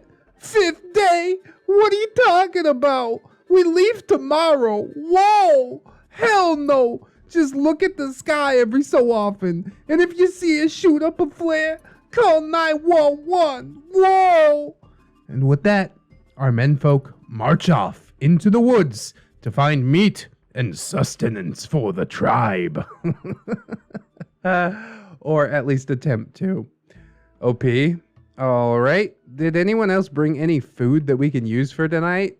No offense to our hunting party, but... Curie, Kettle and I brought fruits and cheese in the cooler and some salami. Oh, hold on. We also have this, she says, as she races off to the cooler in Kettle's truck. She then comes back smiling with something behind her back. Chan, what's that? Curie with a big flourish. Ta-da! She says, as she reveals 2 bottles of wine. One was a sweet Stella Rose, and the other a red wine that I don't remember the variety of. OP, woohoo! Good thinking. Let's open up that rose first. Chan Chan runs to the gear and retrieves some red Solo cups, and we all start pouring generous amounts of the Stella Rose. We finish off that bottle pretty fast and enjoy ourselves with some girl talk. None of us in any real rush to get the food going, as we know the guys will be gone for at least a couple of hours. With that, we quickly open the second bottle and get to work on it. Hey, bro, slow down. Leave some for the hunting party, right? Yeah, sorry. We got food, but no drink. Then again, they probably did bring more than 2 bottles of wine, right? Right. More girl talk ensues. But eventually we got the fire stoked and prepped the corn. Threw out the warm coleslaw. Good idea. Tapped the hard biscuits, put them off to the side, and started boiling water for the mac and cheese. By this point, we are all pretty giggly and feeling good. Chan Chan, I have ramen and some snacks. She scampers off to retrieve them. Curie, how about you, Lady Aroxxors? Did you bring any extras? OP, sure did. I'll be right back. I went to our cooler and pulled out a couple packets of knockwurst. Never heard of it? Yeah, neither had I. But Monk introduced me to this wonderful and delicious sausage. Got him. Yeah, ha ha ha. Get it out of your system. I just couldn't think of any other way to say it. But basically, it's a plumper, thicker, better tasting hot dog. And now get that out of your system too. So basically, think like a hot dog, but on steroids. And if you never tried one, you need to go do that now. Literally, drop what you're doing and go to the store and demand knockwurst. I like the Boarheads brand. All right, guys, I'll see you later. I gotta go. It's 1 a.m. The store's closed. Remind me tomorrow, maybe. Anyway, we brought 2 packs of 4 sausages, so everyone will get at least 1 with a couple of leftovers. We also had buns and some condiments, and I also brought out the Smirnoffs that I had packed. Oh, dang. We getting loaded. I get back to the girls, and they're preparing what they have. Curie is slicing cheese and salami. Chan Chan is laying out her noodle contributions, and I pass out them drinks. Maybe an hour or 2 passes as we prep, and we decide to start actively cooking the foods that we have. We wrap the corn in foil and toss them onto a grate by the fire, and then start the mac and cheese. We're holding the ramen in reserve since everyone knows it's gross if it boils too long and gets overly mushy. By now, our buzz is good. 2 wine bottles in and some wine coolers. Yeah, boy. Curie. So, Chan Chan, tell us more about your brother. How was it growing up with him? All right?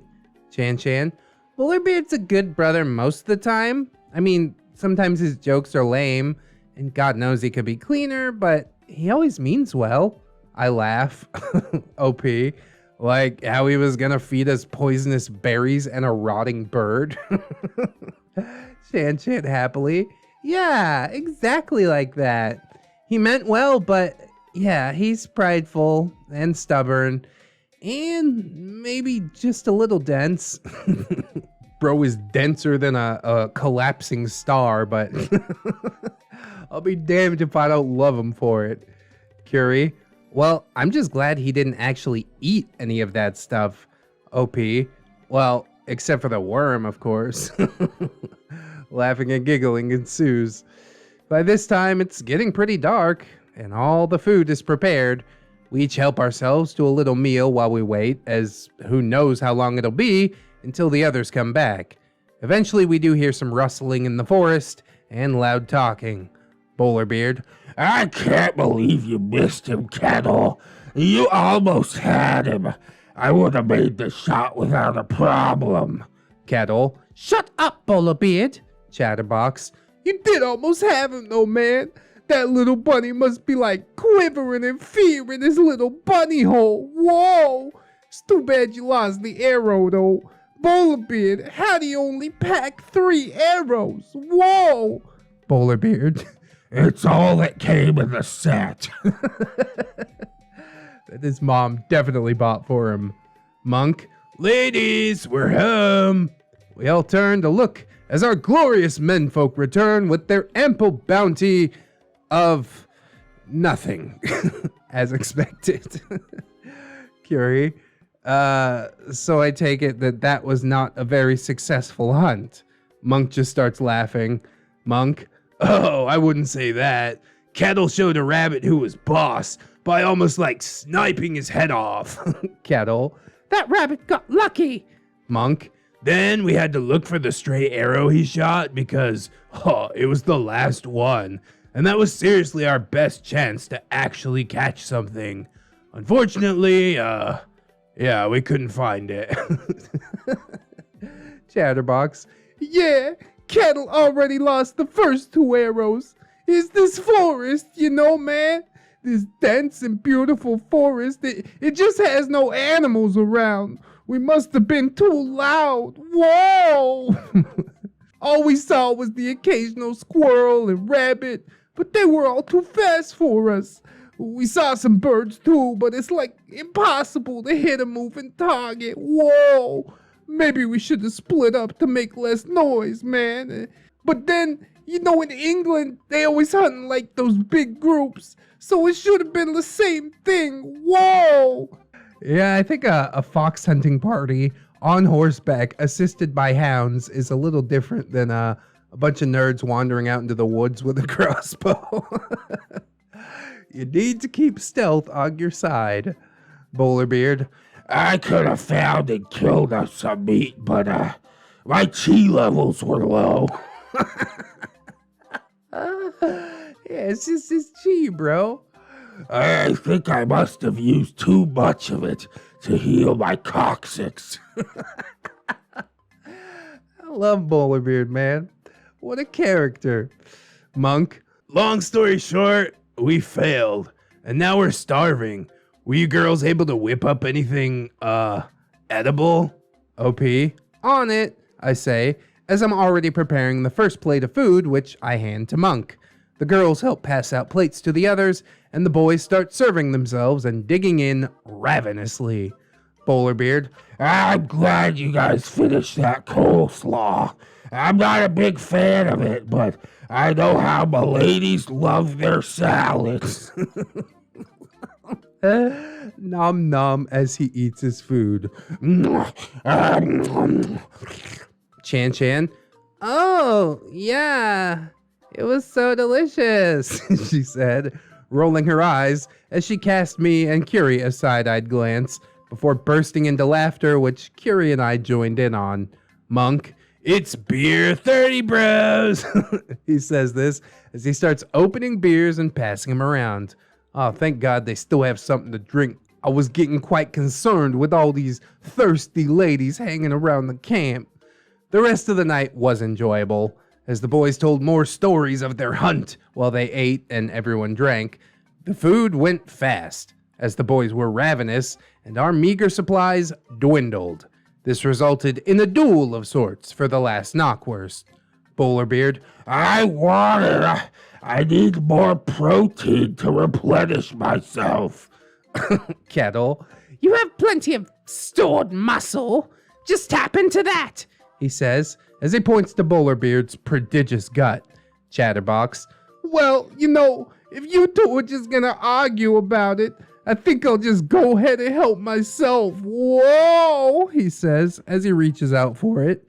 Monk, sorry, bro, no can do. He blocks Chatterbox's path. The only way to solve this is a contest. Bowlerbeard, What kind of contest? Chan Chan, how about a rhyming contest? Bowlerbeard, I'd rather do an axe throwing contest. Kettle, I second that. Curie, nope, everyone here is drunk, and if someone gets an axe to the face or something gets chopped off, we are in no position to handle that. OP, I like the rhyming idea. So basically, you say a word and the next person has to rhyme with it, right? And whoever can't think of a word or repeats a word loses. And the last person standing wins the sausage. Chan, that's right. Chatterbox, okay, let's do it. Sounds fun to me, man. I love word games. Whoa, he says as he takes a swig of his beer. Chan, I'll go first. Food. OP, mood. Curie, crude. Kettle, brute.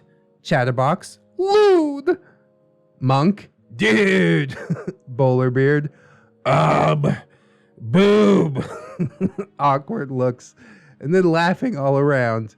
Monk laughs, sorry bro, that does not rhyme. Bowlerbeard looks indignant. Of course it does. Look how natural it sounds. Dude boob. I bet Bowlerbeard hears that a lot. Talk about his dude boobs. Curie, it's supposed to sound like all the other words. Kettle, you're out, Bowlerbeard. Bowlerbeard, But I'm hungry. Chan, it's okay, big brother. If I win, I'll give you mine, okay? Bowlerbeard, Okay. the game goes on, and one by one, people are eliminated. And eventually, Chatterbox wins the remaining Knockwurst after going toe-to-toe with Curie for the final round. He won after she accidentally repeated a word. Lots of good fun for the night. Eventually, we all retire to our tents, as tomorrow we are to wake up super early to try and catch some fish before heading home. All too fast, alarms are going off all around the camp, and we can hear Chatterbox's voice ringing out. Chatterbox, wakey, wakey! It's time to catch some fish! Whoa! Good morning, bonjour, konnichiwa, man! And all the greetings to you all. Now get up, get your stuff, and let's go! Whoa! Groggily, the camp awakens and prepares to embark. Fishing poles and tackle boxes are grabbed. Our sleepy-eyed and hungover troop heads off to the lake after what felt like only 10 minutes of sleep. I'm good, bro. Let me buy some fish from the store. I'll just sleep a couple more hours. Don't sweat it. It takes a while to get there as no one is at their full game, but eventually we do indeed make it. The hike was silent as everyone was basically asleep on their feet. I'm sure we resembled a herd of zombies on the march through the darkened forest. Even Bowlerbeard seemed too tired to grumble. Upon our arrival at the lake, the first little sun rays are popping up over the horizon. Poles are strung, lures and bait are attached, and lines are cast. Of our group, Monk is by far the best fisherman, as him and his dad have taken annual fishing trips since he was a boy. Oh, that's good dad right there. The rest of the boys seem to have a decent grasp on fishing as well. This was Curie and Chan-Chan's first time though, and only my second or third time. Monk had been teaching me. Surprisingly enough, Bowlerbeard seemed pretty competent on how to rig his pole. He helped his sister get hers in order and even showed her how to cast it out. Kettle helped Curie and I was able to get mine ready. Monk offered me some nightcrawler worms that he had gotten from a bait shop before we left, but I declined. I like fishing, but certain things still gross me out. I opted for the power bait instead. It reminds me of Play-Doh, so it's my fave. Garlic-flavored Play-Doh. But there's nothing better than a hand-dug American worm. Fishing went much better than hunting. I don't know why they didn't fish instead of hunt last night. Whatever. Everyone caught something, and even though many were too small and had to be tossed back, eventually we had a good enough haul of fish. I think probably 8 to 10 or so between all of us. These were packed into an ice chest that we had brought with us. The only misadventures during the fishing was Bowlerbeard losing a couple of lures and his pole randomly collapsing at times. It was one of those telescoping rods. It must have been old or something. Clack, clack, clack, clack, clack. The sound of the pole retracting into itself. Bowlerbeard, Stupid dumb pole. Couple of us got snagged and tangled lines, but yeah, that's always part of fishing. The sun was fully risen now, her heat blasting us, and our cooler was filled with fish, so we called it a day and made our way back to camp. Once there, we struck camp, loaded everything up, and started the drive back home. Now, let me tell you something. We were all dirty. Camping does that to you. No matter how clean you try to be, Getting dirty is inevitable and hygiene will suffer. With this being said, our Suburban was pretty ripe even before the addition of our bearded friend. Now, I honestly think the only thing that saved our lives is the fact that Bowlerbeard had toned down his power level by swimming in the lake yesterday.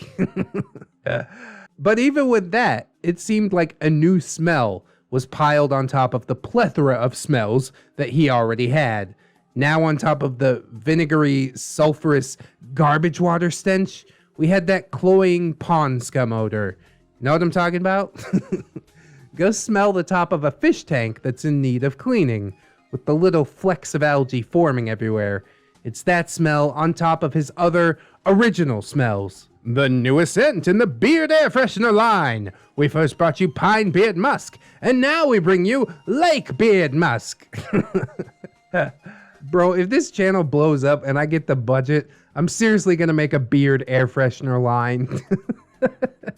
That you can just hang in a friend's car and be like, hey, your car's gonna smell like an armpit in just a day or two. Oh, it's just a prank, bro. It's just a prank, bro. Luckily, we were exhausted, and I honestly don't remember much of the drive back, as I had passed out in the car. I woke up as we were pulling up to Chatterbox's house, and it seems that Chan Chan had fallen asleep as well. As I rub away the sleep, the back of the Suburban suddenly opens, and a familiar voice booms out.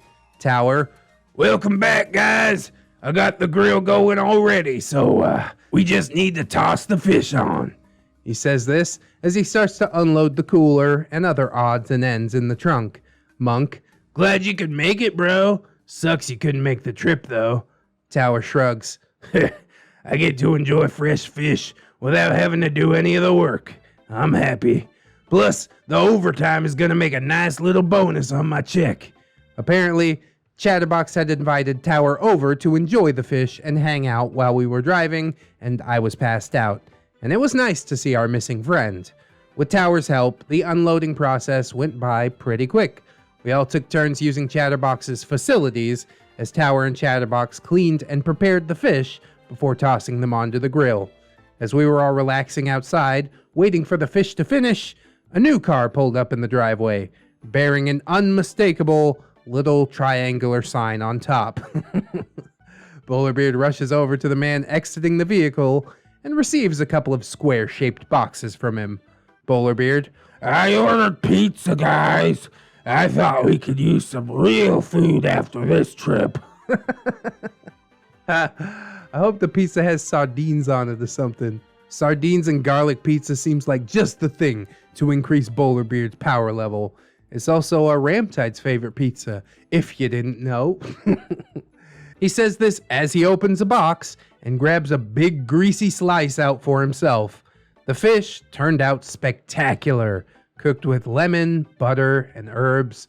Oh, nothing like some freshly caught trout, and some greasy pepperoni pizza to accompany it. Hell yeah, that sounds like quite a chill day.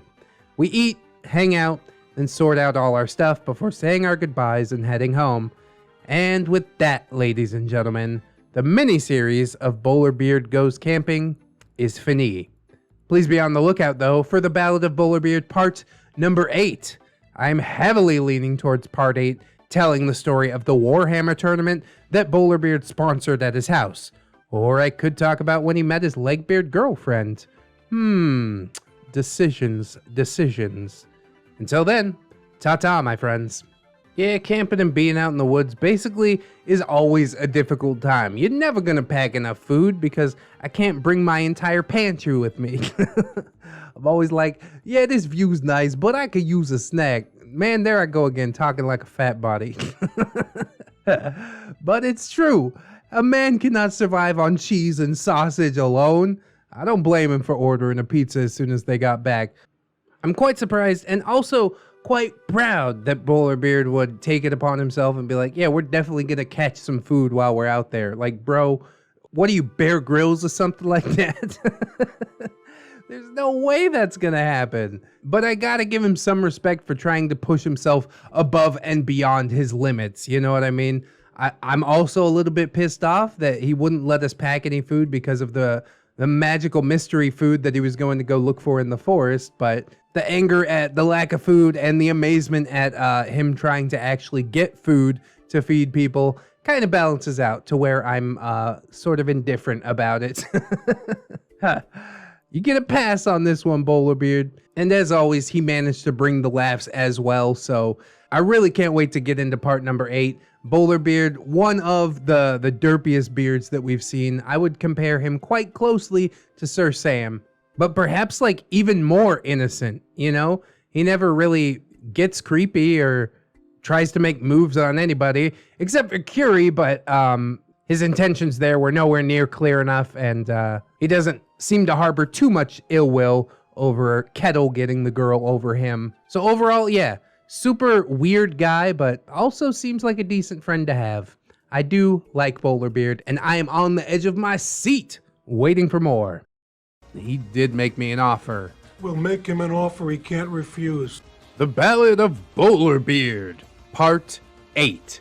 My goodness, we've been going for a while with this one. And this one is called The Tournament. Now, dear readers and listeners, let us journey back to the early days when I had first met Monk and Bowlerbeard. This story takes place as Monk and I were still brand new in our relationship. I had casually met Bowlerbeard once or twice before this event, but I hadn't really gotten to know him yet, or the rest of the boys. You will of course recognize most of our cast.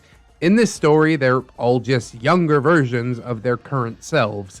If you haven't seen or heard parts 1 through 7 of The Ballad of Bowlerbeard, you really need to do some catching up. Got a long way to go. Please visit my Reddit page at user/Aroxxors to read them, or you can listen to them on ReddX's YouTube channel. He does an amazing job of bringing these characters to life and giving them some personality. He's a sweet and funny guy who cares about his audience. Aww. So please be sure to check out all his other videos as well. Lots of great Neckbeard stories and some other content like Creepypasta, which is a favorite of mine. Wink. Hey, did you know that I have a Creepypasta channel? It's currently at 500 and something subscribers. It's called Dayton Dies, and if I get to 1,000 and get it monetized, then I'll probably pick that mantle back up again, make Creepypasta a thing. So if you're not subscribed there, maybe, check it out. Give me some motivation to keep doing that thing. If you're into creepypasta, it's really like a different vibe. I go super serial with it, not a whole lot of side commentary. Anyways, for those who have been waiting for the next Bowlerbeard installment, I do apologize for the long wait. Life has gotten busy, and I've also been working on another project with some of the others on ReddX's Discord server. Hey, I plugged this already.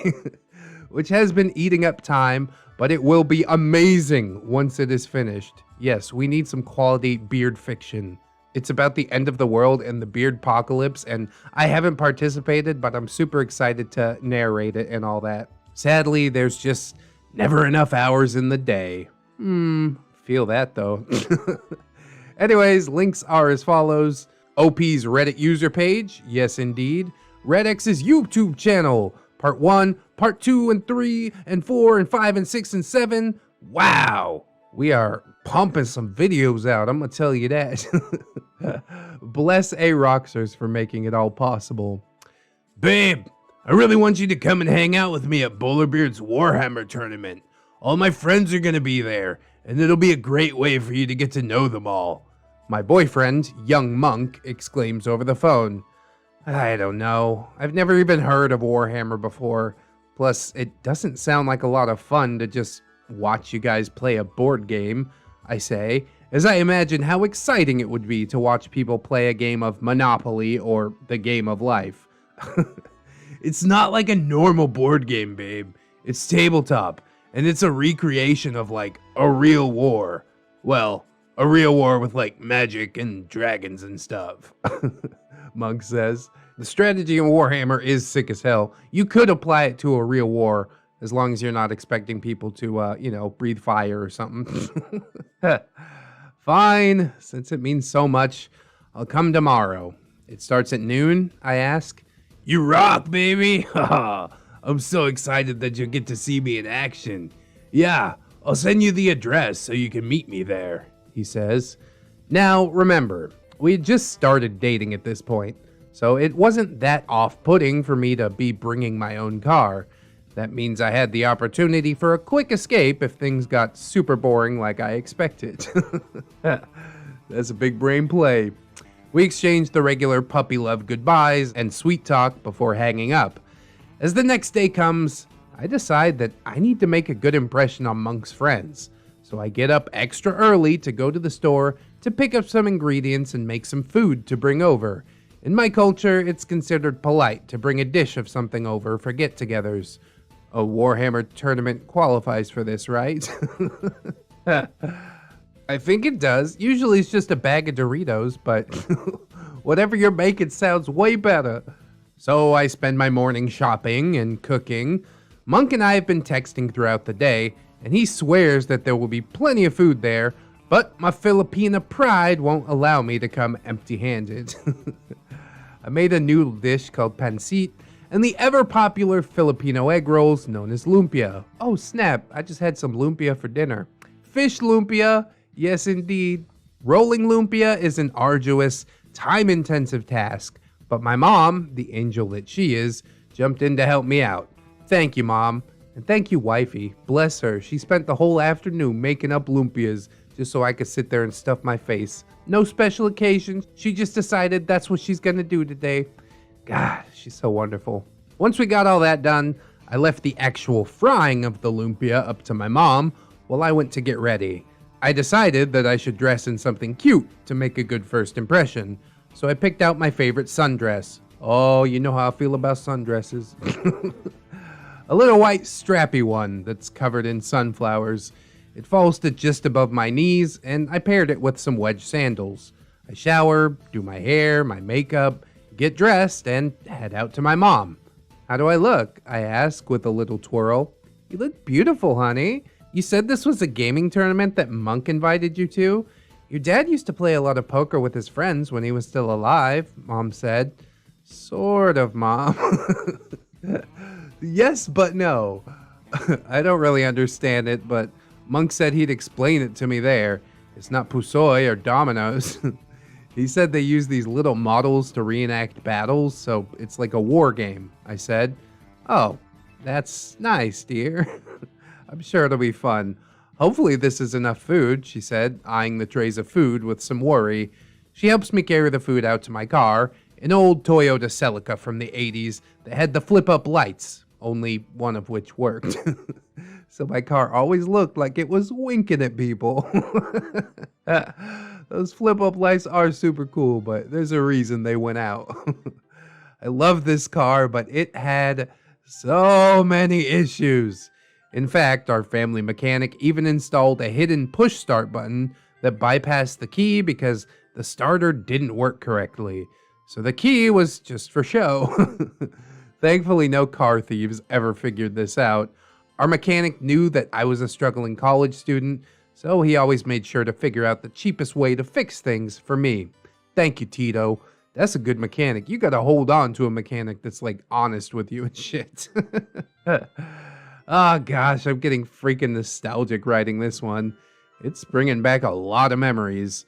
We get old way too fast. Oh, preach. For the younger members of the audience, cherish these times and make the most of them, as you will always remember them.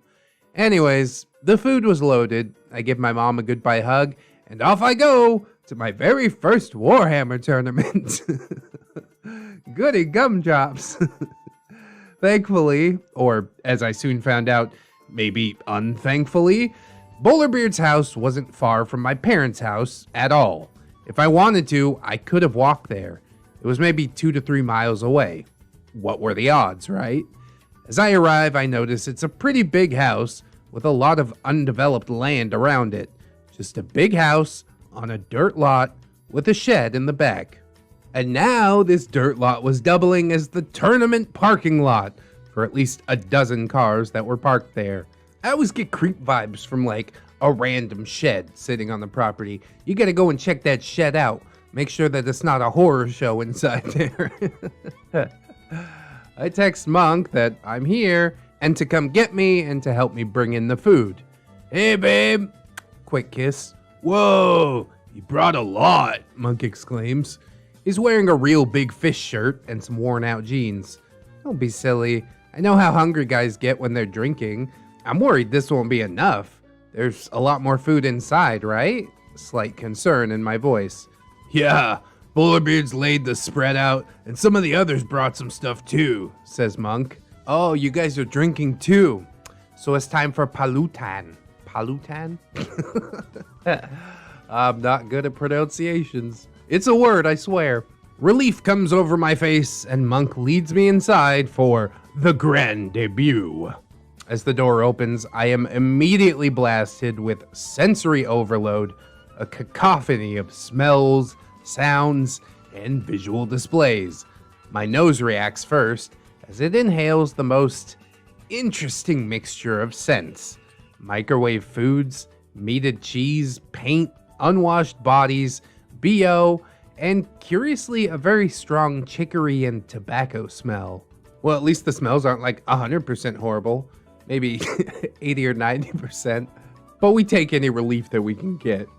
Next, my ears focus on the music emanating from the built-in whole house speaker system. Classical music, violin based. This is ambient though, and drowned out by the loud raucousness coming from the other rooms. Blood for the blood god! What's your weapon skills? Skull for the skull throne! He's dead. A ward save? No fair! My eyes find their way to the kitchen, which is adjacent to the entry foyer, and my eyes take in the spread. As my nose tried to warn me earlier, the table had an assortment of Hot Pockets, bagel bites, pizza rolls, mozzarella sticks, chips, sodas of all kinds, and chicken tendies. Of course. In honest truth, there was actually a large amount of food. I use that term loosely. Was it healthy? Hell no. Was it real food? Not even close. Was it edible? Yeah, sure. I guess. If you want to do that to yourself. But I would totally do that to myself. There's also an untouched vegetable dip platter and an assortment of store-bought cookies and brownies too. Yeah, you always gotta break out the crudité, even if nobody touches the shit. Monk led me into the kitchen so we could make room for the food that I brought and calls out, "Hey everyone, Lady Aroxxors is here. Come meet her. She brought food." The ruckus from the other room immediately died down, and a stampede came forth from multiple avenues of approach. The way this house was designed is that the kitchen was accessible from 3 different areas, and from all 3 directions, they came. "Babe, this is Kettle, Vampire, Tower, Chatterbox, Rat, Mean Elf, Lizard, Hippie Elf, and Galahad. Oh, and you remember Bowlerbeard." I am assaulted by a flurry of hands coming in for handshakes, tons of excited greetings, and the tip of one party store bowler hat. I hope you wash your hands after. This many beard hands, something foul is involved, I'm sure. Now, dear reader, I ask you, do you believe that the cast I just listed contained even a single other girl? Come on, even one. Well, if you said yes, you would be absolutely wrong. Nobody said yes, though. Damn it, I thought. I'm the only girl here, and that feeling is amplified as I am definitely overdressed for this occasion, or maybe at least not appropriately dressed. Their eyes are laser focused on me. I should have worn a hoodie and some jeans. In comparison, they're all wearing different kinds of nerd or gamer shirts, all faded or ill-fitting, or both. A couple of them are barefoot, some have sandals, and the rest have shoes. The one known as Rat had what I now know is called a trilby. All in all, a very casual setting. It's nice to finally meet all of you. I brought some food that I made for y'all. Filipino noodles and egg rolls. I gestured to the aluminum trays. Suspicious eyes turned towards the offered fare. Monk grabbed the tray of lumpia, uncovered them, and presented them to the group. Try these guys, they're the best, Monk stated. And he's not just being nice about that. Lumpia kicks ass. They all started grabbing them and trying them and seemed to enjoy, most coming back for handfuls of seconds. And once I unveiled the sweet chili dipping sauce, ooh, it was a done deal. They were sold on them. For years after this event, this was my #1 requested food item from this crew. They enjoyed the noodles too, but the lumpia was like crack for them. I even heard comparisons to taquitos. Asian taquitos. Yes, but no. I helped myself to a chicken tender while the others attacked the food, and surprisingly, it was quite good. Spicy, yet not too spicy, and wonderfully flavorful. They probably cooked it with 2 full sticks of butter on the cooking tray. That's a throwback to the Ramtide Nami-kun saga. Wow, these are really tasty. Did you guys have them catered? I asked. No, that's my family secret recipe. No one can resist them, Bowlerbeard stated proudly, with a big shining smile. Well, maybe shining isn't the right word. His plaque-covered, yellowed teeth had globs of marinara sauce shoved up into the recesses of where gum met tooth. Oh, Jesus. Are we sure his mouth wasn't just bleeding?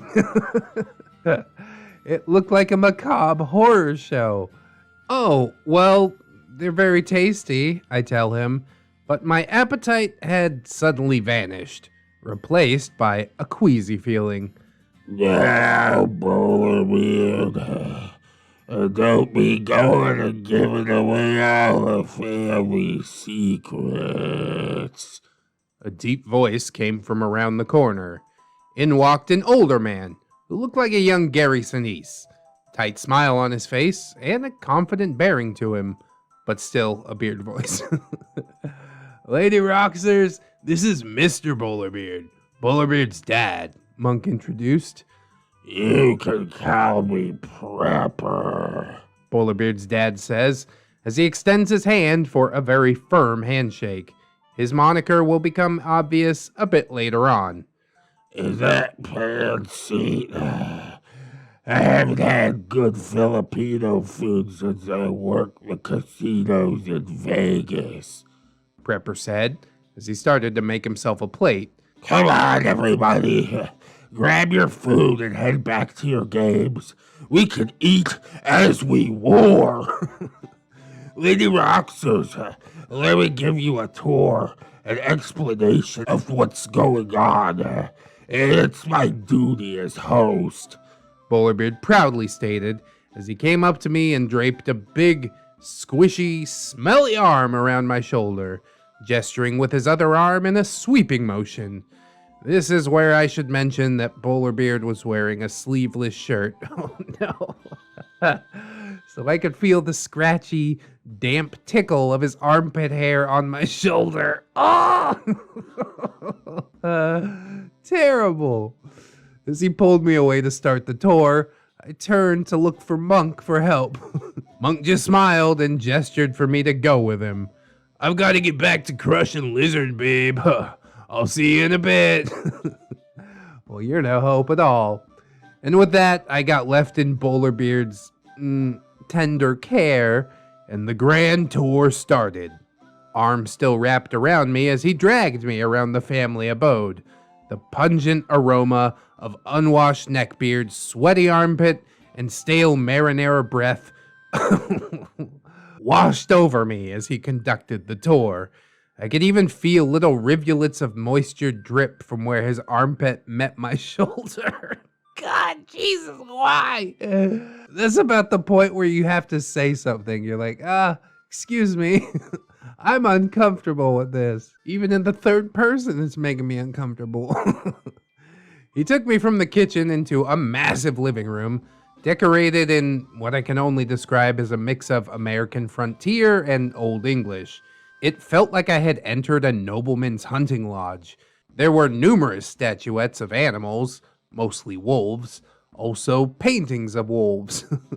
There were also a couple of taxidermied birds mounted to plaques on the walls, and even a deer head with huge antlers. Is Papa Bowlerbeard a wolf beard?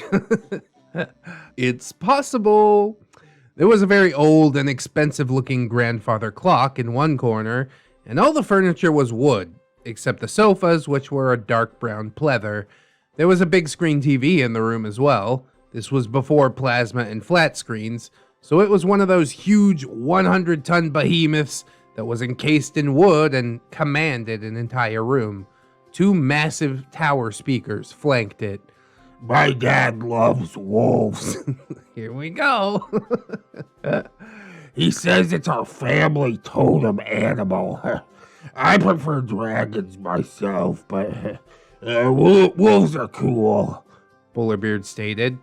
Down that hall are the bedrooms. Mine's to the left, and my little sister Chan's is across from mine. The master bedroom is to the right. No reason to go down this hall, though. My dad says it's off limits to guests, 'cause all of his guns are there. Oh, okay. Got it. Off limits. Where are your mom and sister? I ask. I don't know. Out doing girl stuff. He shrugged, non-interestedly. He then led me to another room, which is where the tournament proper was taking place. It's a large rec room with a pool table in it, plus a little bar and a dartboard on the far wall. Wood panels run halfway up the walls, and there's an old-timey green glass chandelier fixture hanging over the pool table. Well, seems like Mr. Bowlerbeard got some money. What's his job? On the pool table, the boys had laid out 2 large pieces of plywood on both ends, extending the table out, and it appeared that this setup was hosting 2 separate games, as there were 2 contenders on either side, and the boards had a little break between them for a border. It was Monk versus Lizard, and the other side was Tower versus Mean Elf. For those of you that know Warhammer Fantasy, you've already probably figured out why the new characters are named as they are. But for those of you who are not familiar, they are named for the armies that they were playing. Well, Rat is my favorite already. Monk was playing as a race called the High Elves, and his opponent Lizard was playing, well, Lizard Men, a race of dinosaur people. And Tower was playing a race of dwarves, while his opponent were Dark Elves, basically evil elves, with a BDSM-type flourish to them. Oh, we don't need to attach that to it. Dark Elves already get a bad rap without kinkifying it. The other matches were taking place in the garage, which was very hot and muggy since the circulation was basically nil. They had fans in there, but all that did was push around the stench cloud of sweaty, greasy boys who had enjoyed too many microwave delicacies.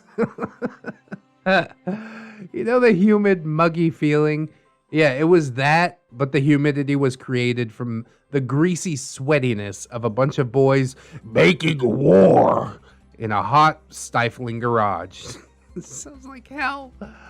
You could taste them on the air. It had the cloying, heavy taste of stale cooking oil, and that is what I imagine licking a damp armpit would be like. We don't need to go there either. God damn. Oh, and don't let me forget the multi-axe. No. This isn't some sort of medieval weapon or fancy modern tool. This is what happens when you have multiple people all wearing Axe body spray crammed together in a room. The Axe smells all merge into a new scent. Multi-Axe, if you will. Just an abortion of smells. I shudder to think of what would be if these smells merged in such a way to create sentience. When your smells combined, I am Captain Axe! Or Captain Lynx, if you're in the UK. Plates of food, energy drinks, and sodas were everywhere. Rat, who played the army of rat men, was even drinking out of a 2-liter of some sort of green soda. It would be fitting to say that it was Mountain Dew, but I think it was actually a generic brand called Mountain Thunder. I remember seeing a lot of generic soda in the kitchen. I tried to skedaddle out of there fast after waving and being polite, But Bowlerbeard encouraged me to go further into the garage. He wanted to show me these 2 giant chest freezers. Please don't have a body in there. Please don't have a body in there.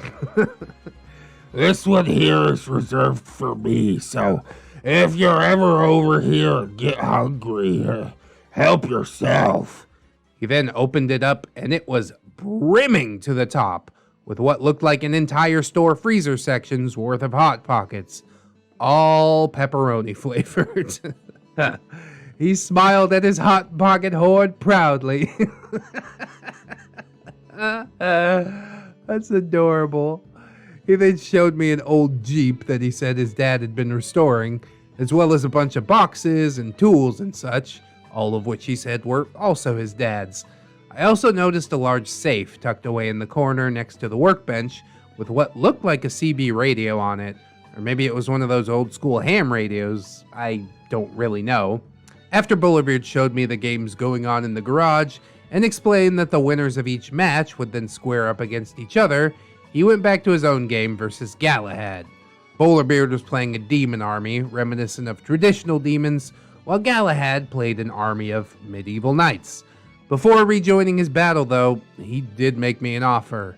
You know, Lady Aroxxors, I'm the best player here, so if you want to learn how to play, I could teach you. Not many girls play this because it takes a lot of intellect to understand it. Oof. This is a game of cunning and smarts. There's also not really a girl army either, but you can play Slanesh. It's basically a sex demon army. God. And some of their models have boobs, so you know. He shrugged. I don't even know where to start with that shit.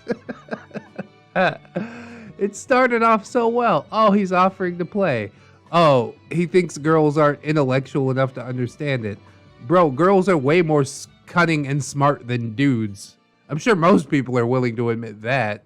And then the fact that you basically want to pigeonhole her into playing an army that has boobs. Why can't a girl play as rat men or whatever the hell else she wants? I'm already exhausted. I just stared at him and thanked him as he went off to his battle. I'll be honest, there was a lot going on and a lot to take in, and at the time I was just beyond overwhelmed. The guys tried to explain some of the lore and story to me at the time, and I found it interesting.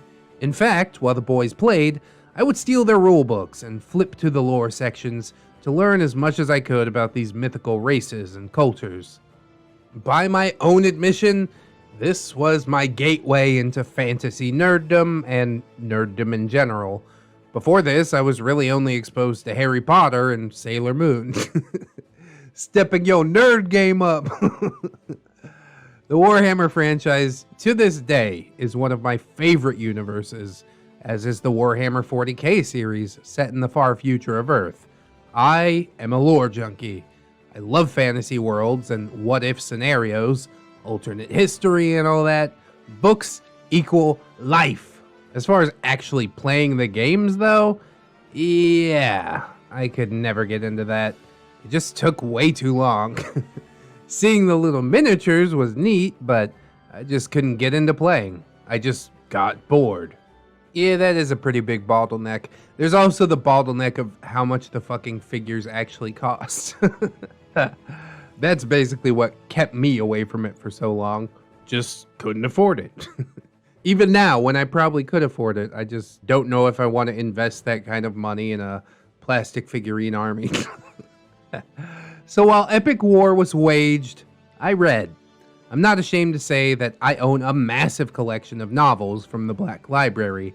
A few hours passed and contenders were defeated. Some, like Mean Elf and Rat, both departed after being defeated. When Rat left, I did notice him sneak into the kitchen and make a plate to go, piled high with chicken tenders. He made a quick, furtive glance around, and then out the front door he went. Rat sticking to his namesake, I guess. Although every time that I've had like a birthday or anything over here in the Philippines, everybody makes a to-go plate, so I don't find it weird anymore. Mean seemed to be extremely upset over his loss and was visibly seething, so I think he left out of sheer anger. Galahad, Vampire, Hippie Elf, and Lizard all stuck around after their defeats. They either watched the ongoing matches, chowed down on some cold chicken tendies and Hot Pockets, worked on critiquing where their armies went wrong, or played some Super Smash Bros., the original, on N64, on a little TV set up in the corner of the room, away from Prepper. Like I said, this house was huge, and the living room was plenty big enough to actually be 2 separate rooms, almost. The matches came down to the final 4. Bowlerbeard's Demons versus Kettle's Human Empire, and Tower's Dwarves versus Chatterbox's, evil dwarves. The Empire will not fall to you, vile scum! Exclaimed Kettle as he thudded his chest with his fist. We'll see. Bowlerbeard said, matter-of-factly. I sat on a bar stool perusing one of the books and occasionally looking up to see what was going on. I estimate 27 inches to hit, states Tower as he rolls some dice. You need glasses. This is way too short. You'll never hit them. Oh my god, said Chatterbox confidently. Rolls of dice, cries of woe and triumph, and another hour or so of play are followed by, boom! I win! Your general flees in terror, and your army's been routed. Squishy little human, you barely killed anything. You should play a better army next time. Give me a challenge, Bowlerbeard said condescendingly. Kettle stared at him, annoyed. Making my army run away instead of fighting them is a cheap win, Bowlerbeard. Yeah. Don't be a sore sport. You never had a chance anyway. My grandfather was in the army, so strategy's in my blood. I don't think that's how it works, Bowlerbeard stated proudly. Kettle was about to respond when Tower clapped his hands loudly. Goodbye, Chatterbox. I estimate 5 inches for these cannons, 1 inch for this one, and 7 inches for the last 2. All aimed at your general. As he played out his turn, Chatterbox's general was ripped to shreds, and most of his remaining army fled the field. Okay, I concede. Whoa, I got nothing left, man. And with that, it was Bowlerbeard versus Tower. As the boys set up the last grand battle of the night, I went to the living room and joined Prepper, who was watching a documentary about aliens or something, while smoking a cigar and drinking what I found out was bourbon. The chicory and tobacco smell clung to him. Ah, well, that explains that. Thanks for having everyone over. You have a very nice house. Is all this land yours? I asked. Yes, ma'am. I bought the land when it was cheap and built the house on top of it.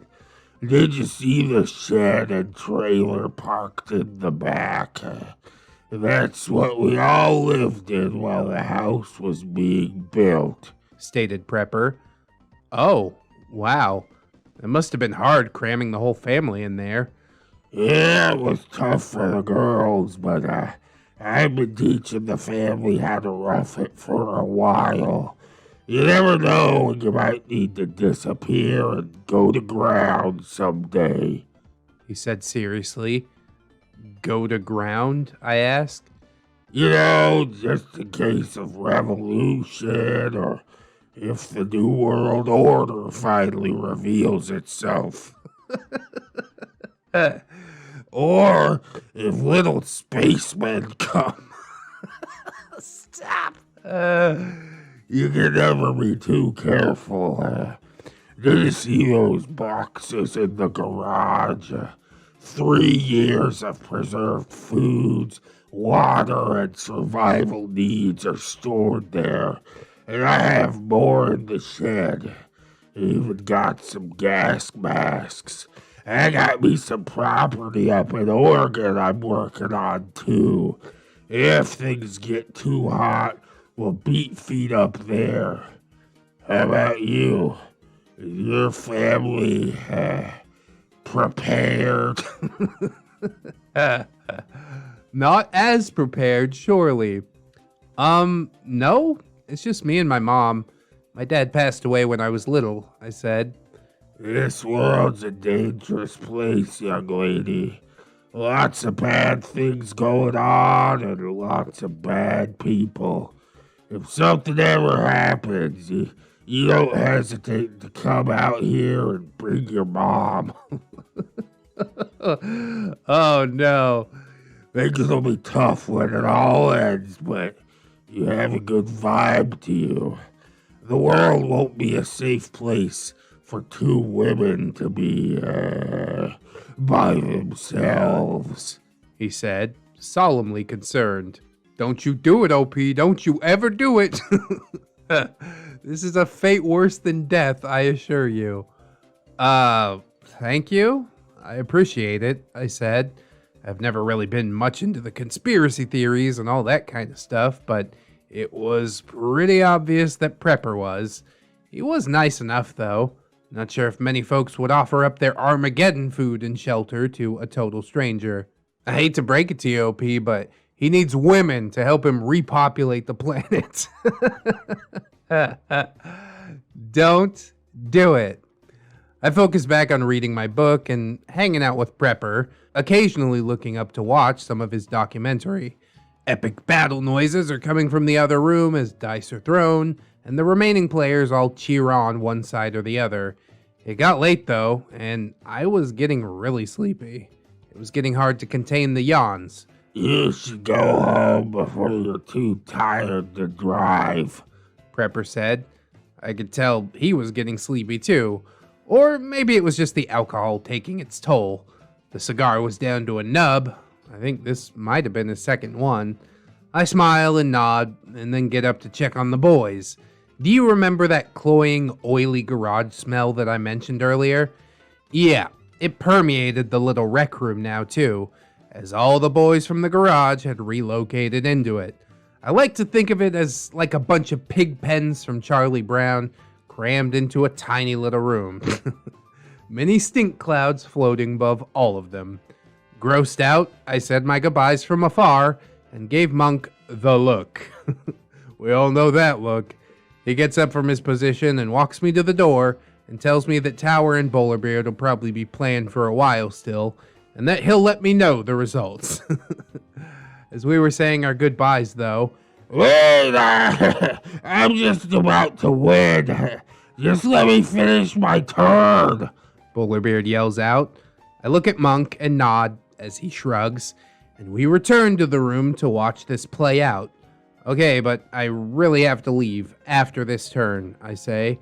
True to his word, Bowlerbeard crushed Tower this turn, using much of the same tactics that he had used against Kettle. See? Yes, I win, Bowlerbeard exclaims as he starts dancing around the room and singing, I am the champion, my friend, and I'll keep on fighting till I win. Bah, bah, bah, bah. Told you I was the best player here. Bowlerbeard smirks while looking at me and giving himself a thumbs up. The self thumbs up. That's so sad. I just smile and tell him, yeah, congratulations. Everyone starts to clean up and I finally get to leave since a champion has been declared. And that, ladies and gentlemen, is a mini prequel into the early days of my interaction with Bowlerbeard. Take this as a prequel of sorts. Hope all is well with everyone. I'll rack my brain for a more exciting story next time, as I know that this one was more of a nerddom heavy story than a cringy one. Hope you all enjoyed it anyways. Oh, and I tried to change my writing style a little bit this time. Less script style and more novel style. Please let me know if it was better or worse. Talk to y'all later. Ta-ta. Well, Bowlerbeard's just a sore winner, isn't he? He probably thought he could impress milady, maybe swoop his friend's girl by winning a Warhammer tournament, or I don't know what goes on in a deluded beard's mind, but I got some major creep vibes from this one, man. He's showing off his Hot Pocket collection and shit, and like, how am I even supposed to react to this, dude? What is happening? I guess OP had the right response, like, hey, great, good for you. Your dad makes a good living and buys you a bunch of Hot Pockets. Let's have a round of applause for the Hot Pocket freezer. Super weird, super ridiculous. Good Lord, Bowlerbeard. And even Mr. Bowlerbeard, you know, Prepper seems nice enough, but there is some sinister undertone. I think that Aroxxors just might be too pure of heart to really catch on to all that is implied there. But obviously everything didn't fall apart, you know. As for the final question in the post, if I prefer like a script style or a novel style, it doesn't matter to me. Novel style obviously offers like a bit less chance for voices, but some people like the voices, some people don't like the voices, so I gotta go right down the middle and say, do what feels best for you, OP. And I will be here to read it, and we'll all probably be here to consume it. It's good stuff, so keep it coming. I do appreciate yous. I found Bowlerbeard at the Slurpee machine filling up the largest cup that they have. You cannot use the double gulp cup for the Slurpee. This is Slurpee cup. The Ballad of Bowlerbeard, part number 9. If you missed parts 1 through 8, one of those was like a multi-parter. Those links are all in the description. You got a lot of Bowlerbeard to catch up on, that's all I'm saying. This is Bowlerbeard versus the Mountain, part number 1. Oh, another multi-parter. Well, I'm quite looking forward to this. Have any of you ever heard of Cathedral Gorge? No? It's a state park in the state of Nevada that is pretty amazing. It has all of these slot canyons and switchbacks, soft dune-type sand, hidden caves, etc. It also has a fairly decent summit. Not too high, but high enough that the view is marvelous. Oh boy, here we go, taking Bowlerbeard back into nature, Back into his element. I'm sure we will all be marveled by this great outdoorsman. God, Bowlerbeard Goes Camping was just so ridiculous. This should be equally so. Anyways, this is going to be the setting for our grandiose story today. Standard character cast is in effect, with the return of fan favorite Chan Chan, who will not be voiced by Wifey because she's currently asleep, but that's okay. Her voice changes from time to time. It's whatever. If you're not familiar with the cast list, please see and or read previous parts in the Ballad of Bowlerbeard. You can find them either on my Reddit page or have them narrated to you by the talented Brandon over at ReddX on YouTube. My God, we're dropping my first name and everything? Okay then. Yeah, I guess I haven't made it like a big secret or anything, but it still feels weird when people say it to me. If you stop by either of these places, please be sure to say hi. OP's user Reddit page is indeed user/Aroxxors, and ReddX's YouTube channel has parts 1, parts 2 and 3, part 4, part 5, part 6, part 7, part 8. Good God! We got a lot of Bowlerbeard going on. Oh, and part 5 has boob in the URL. I think I'm basically contractually obligated to point that out every single time. That's a win as far as I'm concerned.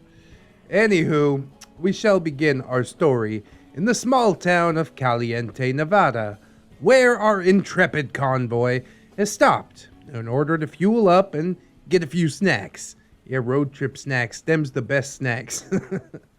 We had all crammed into Chatterbox's expedition for this road trip. It was me, Chan Chan, Chatterbox, Tower, Monk, and Bowlerbeard.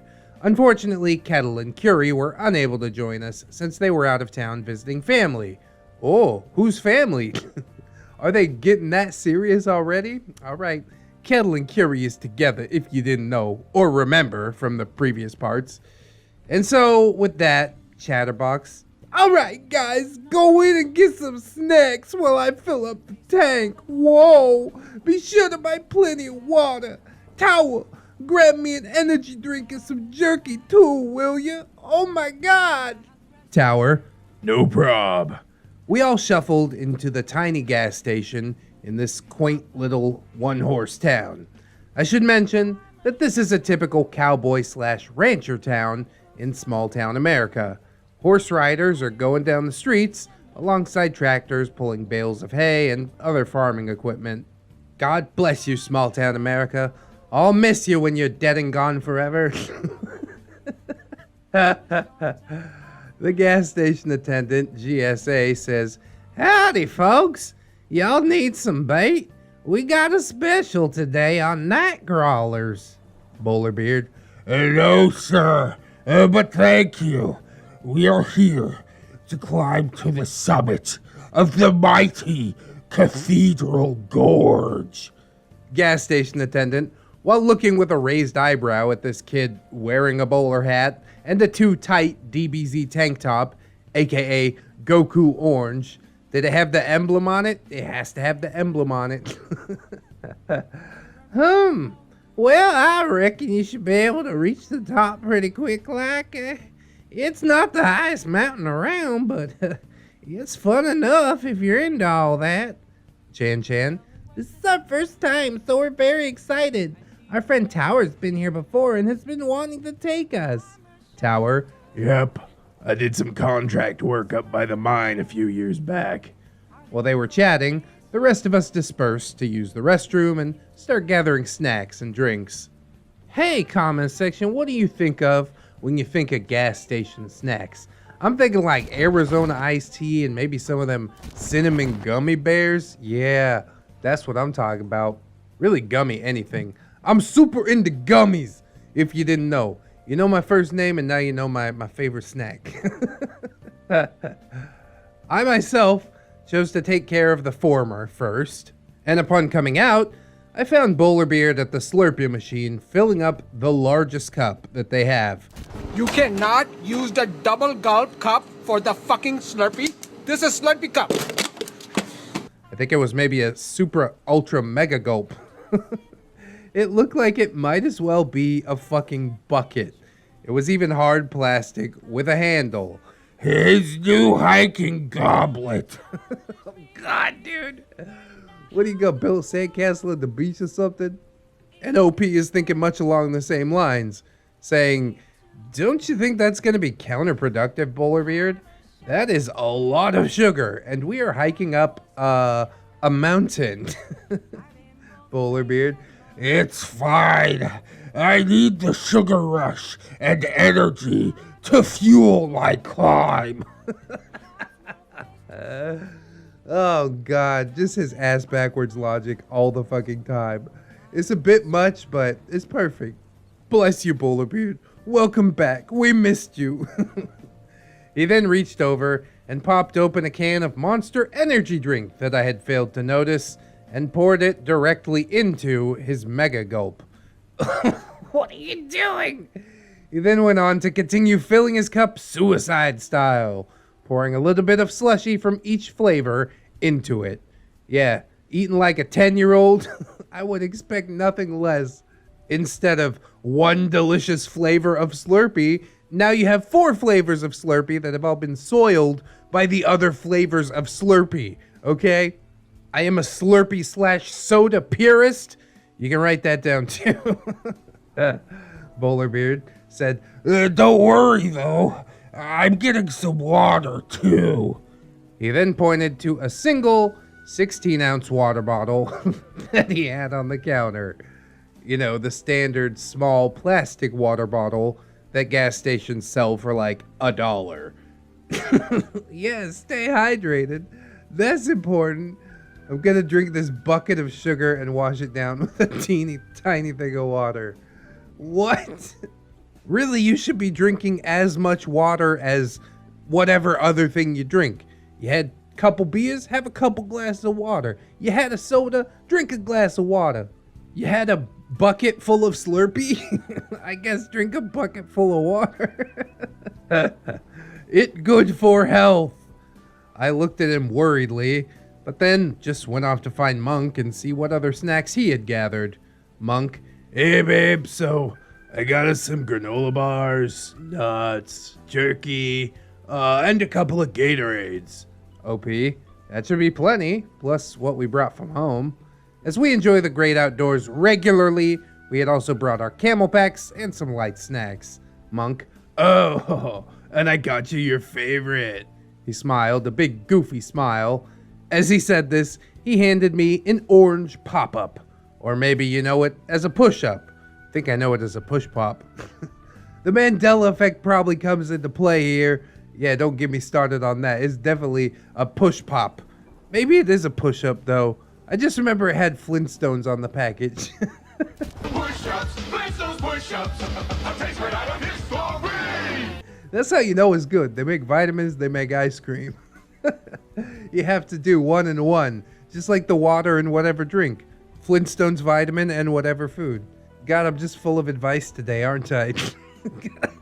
But yeah, you'll know what I'm talking about. It's that sherbety, frozen treat of our childhoods, where you push the stick at the bottom to reveal more and more sherbet.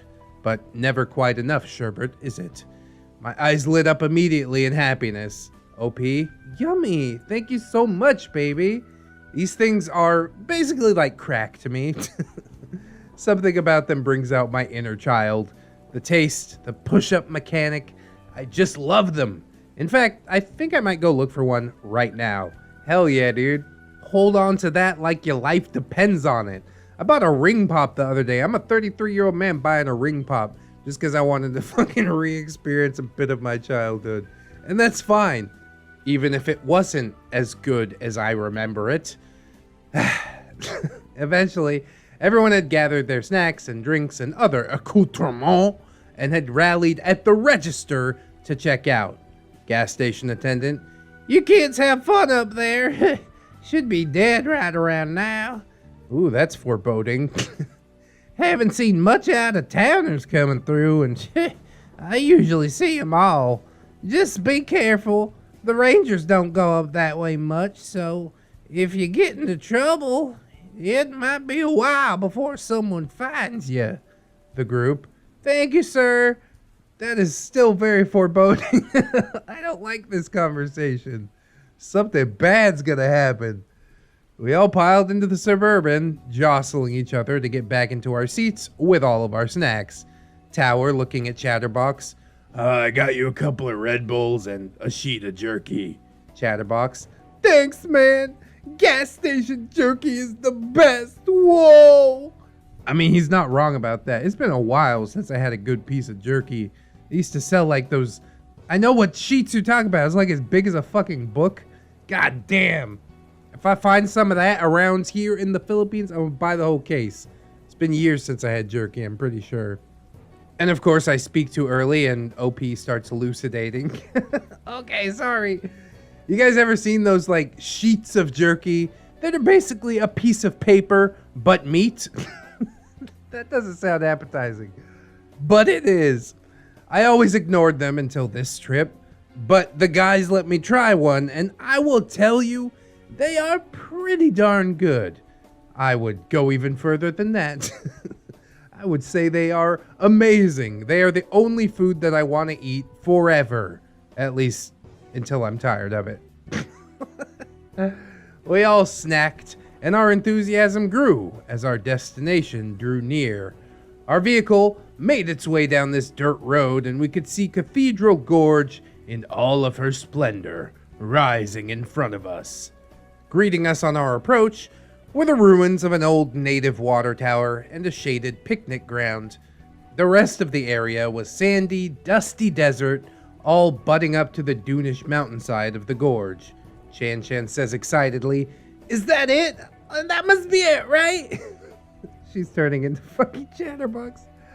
Tower, yes. Welcome, friends, to Cathedral Gorge. Chatterbox, whoa! Oh my god! Lady Aroxxors, that is so cool. Monk, badass, man. Bowlerbeard, It's not much of a gorge. The Grand Canyon is bigger. Duh. What is bigger than the Grand Canyon, Bowlerbeard? What the fuck? We all ignored him as our eyes were scanning the landscape, taking in nature's majesty. Chatterbox pulled us into the parking grounds near the picnic area, and we all started piling out. We were literally the only vehicle in the parking lot. The gas station attendant was right, I suppose. Tower, if you guys want to check out the water tower and those ravines nearby, feel free. I'm gonna start laying out lunch so we can eat before heading up. OP, come on, Monk!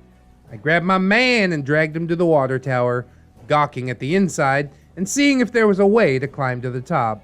Monk, it's pretty cool, isn't it, babe? Looks pretty old. OP, it's amazing! Here, let's take some selfies. Uh-oh, selfie time! I've never been into it. I'm a big proponent of staying in the moment. I guess that's why, you don't see many photos of wifey and I when we're out and about doing stuff. We're like actually spending time together. But hey, if it works for you, it works for you. I ain't gonna tell you how to live your life. Although the one thing that I will tell you not to do explicitly is don't climb up that thing. That old water tower. That is gonna be bad news bears. I'm telling you, the gas station attendant knew that something was gonna happen. He foreshadowed all of this. But yeah, OP and her boyfriend busied themselves with dorky selfies until they heard footsteps and voices approaching.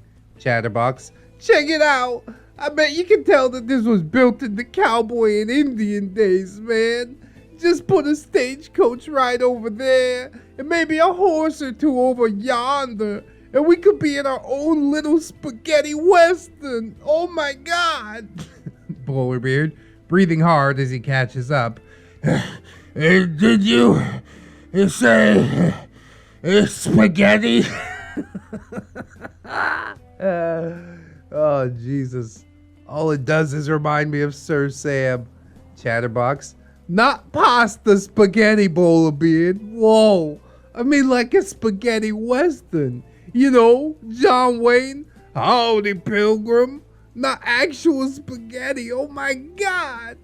You know what? I don't even know why they call them spaghetti westerns, man. I don't think cowboys really ate spaghetti that often. Nor do I. You never see him being like, listen here, Sheriff. This town ain't have enough pasta here for the both of us. Oh my god. Plus, Italy's like super far from here. Whoa. Yeah, I'm pretty sure cowboys just ate like hardtack and shit like that. Dried meat and crumbly bread and water and maybe alcohol. Actually, probably alcohol. Actually, probably a lot of alcohol. Yeah, it's easier to purify the water if you make alcohol out of it, isn't it? Chatterbox now had a deep, contemplative look on his face as he pondered about cowboys and spaghetti. A few moments of Google foo, and I found out that spaghetti westerns are called so because they were made by Italian directors. Just the sort of racism that we'd come to expect from the mid-1960s, I suppose. Good God. I didn't realize that some people might find it offensive. Okay, you live and learn. But Bowlerbeard, of course, can only think about actual spaghetti. Oh, that's too bad. I'm hungry, says Bowlerbeard as he takes a long drink of his mega super ultra monster slushy. Monk, Tower should be about done laying all that food out. Tower waving in the distance. Food's ready. Yeah, it's just like mom calling you over for lunch if your mom was a 7-foot tall hairy man. We all scampered to the picnic grounds and saw that Tower had laid out your standard sandwich making fare. Bread, couple types of lunch meat, cheese, condiments, and potato chips. Shit, that's as good a lunch as any. I'm in. Everyone grabbed plates and started on their sandwiches. Most of the guys had 1 or 2 sandwiches, But the mighty Bowlerbeard had already consumed 2 and was working on his 3rd and was not slowing down. He had also claimed one of the big family-sized potato chip bags for himself. I need lots of energy for the climb. Holy shit, man. Slow it down. This is why you're such a big boy. This is why you get out of breath walking to the water tower. It's gonna go so poorly. As everyone chowed down, I couldn't help but notice that Chan Chan was the last to go and make her plate, and that she had this weird grin on her face as she watched everyone else eating with gusto. She was taking her time to make her sandwich, and I'll tell you what, this was one monster of a sandwich. It was a double-decker sandwich, stuffed with most of the remaining meats, cheeses, chips, etc. No way that this tiny girl would be able to eat all of that. Heck, me and her could have split it, and still had enough left over to make another lunch between us. I looked at her curiously, and she just grinned at me and put her finger to her mouth. Shh. She then pulled out what looked like a sausage from her pocket. Is that a sausage in your pocket, or are you just happy to see me? Was that a Tijuana mama? I thought, as I watched her unwrap it and add it to the sandwich. Chan Chan, boys, I have a game I want to try. I saw this online. Everyone came over and looked at her expectantly. Chan Chan, yay! Lady Aroxxors, will you be my cameraman, please? She asked as she handed me her phone and set it to record. I dutifully started recording her and whatever mischief she was starting. What else can you do with a giant sandwich? Can't we just eat it? But I like Chan Chan though. She's always down for like some sort of game. So let's see what it's about.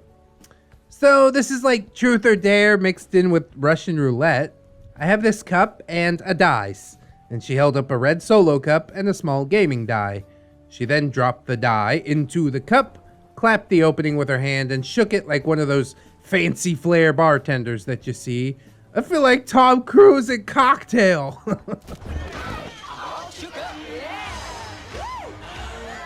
Right before slamming it down on the picnic table, opening face down.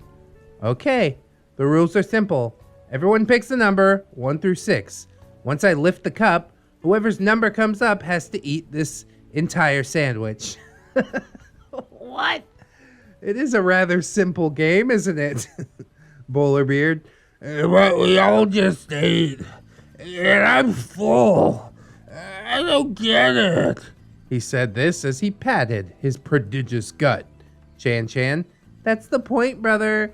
The stakes wouldn't be very high otherwise, now would they? Besides, I'm joining in as well. You guys aren't scared, are you? She asked sweetly, playing it up for the camera. But you didn't eat, Chan Chan. Yes, I'm terrified. Bowlerbeard. Of course not.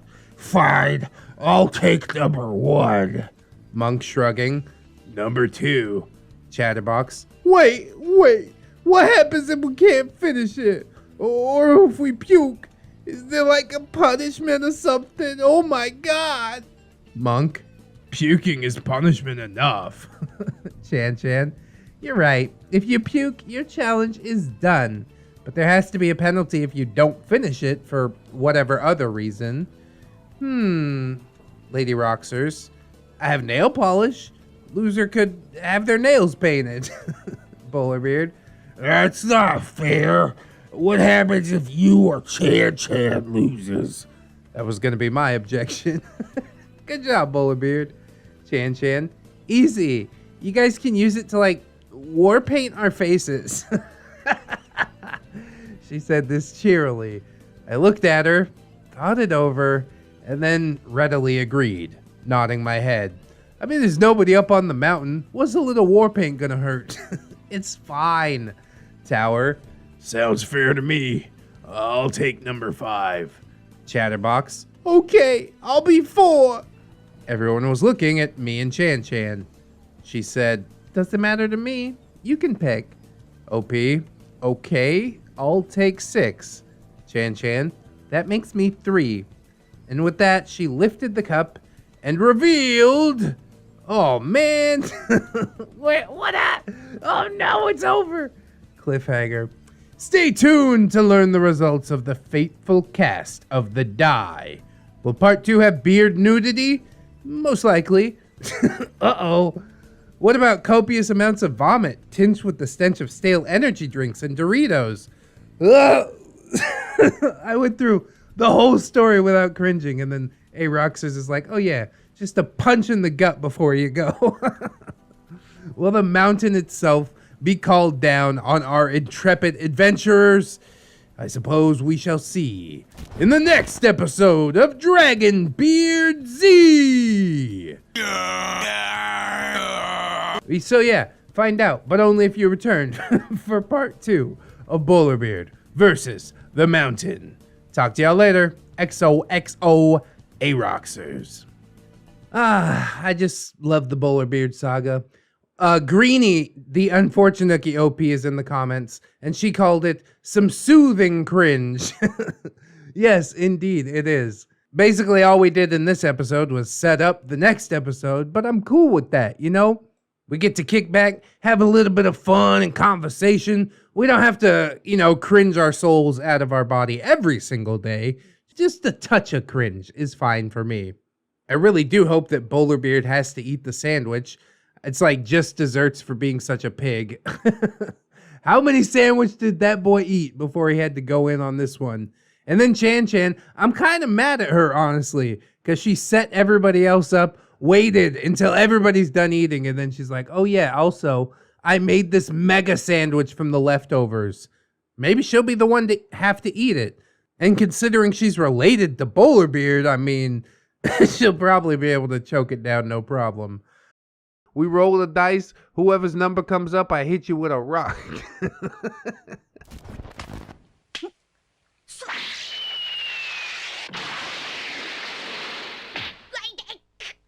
Hello, friends, and welcome back to ReddX, your source for the freshest daily cringe content anywhere on the internet. Promise, swearsies, it's just a fact, and it's totally science.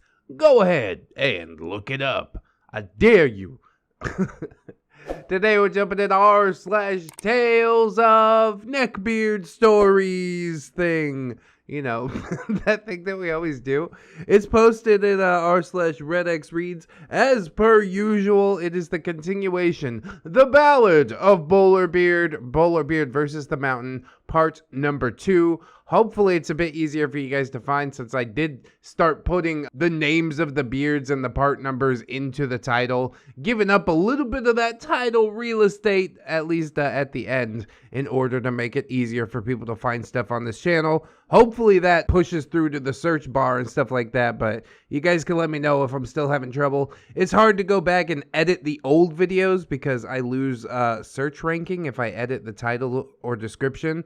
If you've been wondering why I don't go back and stick new parts into old stories or something like that, it's complicated. It's just one of them YouTube things. And I'll be real with you, I'm not quite willing to risk it. Risk it for the biscuit. Anyways, I hope it's looking good to you. I'm eager to get back into Bowlerbeard and see what's up with this little sandwich game that they playing. So let's get some plugs and disclaimers out of the way, and then we will dive right into some of this Tales of NeckbeardStories cringe.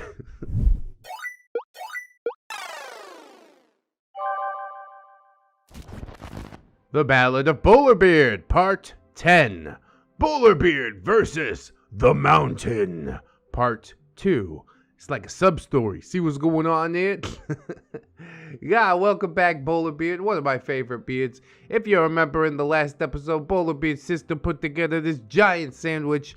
Basically, they're rolling a dice. Whoever's number comes up has to eat the giant sandwich. And this is after they've already eaten plenty of sandwiches. So, hopefully somebody's gonna vomit or something like that. That should add a little spice right at the beginning, but I guess we'll see. And with that, Chan lifted the cup and revealed on the die the number 4. Chatterbox. Oh man, not cool. Not cool at all. Oh my god. That's my number. Whoa. A collective sigh of relief went through the rest of the group as I panned the camera to get everyone's reaction before focusing it back towards Chatterbox and Chan Chan, who was now serving him this mighty sandwich. God, I want a giant sandwich. I'm so hungry right now. I guess that's nothing new. It's not as bad when I record late at night, but now I'm trying to record in the morning because I'm on human hours, and doing this before breakfast is rough. Chan Chan, enjoy! She smiled and said sweetly. Bowlerbeard, I guess we won't be hearing much from you today. You'll be too busy working on that sandwich. Bowlerbeard wants to help. Monk, Yeah, but there's no stipulation on time, so he could just like nibble away at it all day long. That's right, loophole, Lady Aroxxors. That's true, Chatterbox. Just take small bites of it. Eventually you'll whittle it away to nothing. Kinda like the wind versus a mountain. Tower, well, let's get on our hike before we lose too much daylight. Chatterbox, man, alright, let's go. He says this as he eyes the monster witch before taking a tentative bite out of it. Popeye's chicken sandwich. God, I want that sandwich so bad. Can you just hand it to me? I'll help you out with it. God damn it, dude. Chatterbox, at least it tastes good. Whoa. Chewing. Nom, nom, nom, nom. We all clean up the picnic and then gear up for our hike. Tower takes the lead, and we immediately head into a slot canyon that soon has us feeling as if we're in a different world. Yeah, that's the cool part about hiking. I also got the same feel when we went snorkeling. Do you realize how different it is underwater? Alien worlds are everywhere, and I think that's so freaking cool. It was shady and cool inside the canyon, and at any second, it felt as if Jawas could pop up and ambush us. Tusken Raiders. Is that Tusken Raider? Is that Chewbacca? I'm not sure. And a 1 and a 2. We hiked this canyon for quite some time, marveling at all the little paths and mini canyons. Chan Chan, wow, this is really cool. How can we be the only ones here? She says as she sprints forward into the canyon, leaving the rest of the group. Because the guy at the gas station was foreboding, and he told everybody not to go up there because something bad might happen. And only this group didn't listen. Oh God, there was so much foreshadowing. I can't ignore it. Monk, I think it's because we came in the middle of the week. Plus, it's not like there's really any large cities around. It takes some effort to get out here, he answered, even though the questioner was no longer in sight. Chatterbox, I'm telling you, this place will be awesome for hide and seek. Oh my God.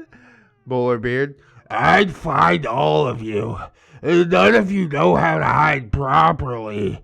You have to become one with nature, just like the Indians did. That's how they scalped Custer, and he had Gatling guns. Yes, become one with nature. Trust in Bowlerbeard and his extremely vague abilities. Thwack! Bowlerbeard. Ah! What was that? He said as he took off his signature bowler hat. Bowlerbeard said, Something hit me in the head. Skull that thick, I'm not sure he could feel it. Chan Chan, up here, brother. She waved. We all looked up to see that somehow Chan Chan had gotten to the top of the little canyon that we were in, and now had the high ground. Oh no, cue Star Wars meme. It's over, Anakin! I have the high ground! From where we stared back at her, the walls of the canyon were sheer, so she had obviously found a secret little route up there when she dashed ahead. And now she can pelt you guys with rocks. Or maybe she was just trying to get Bowlerbeard's attention. She doesn't seem, like the malicious type. Unless this is a fun game, We roll the dice. Whoever's number comes up, I hit you with a rock.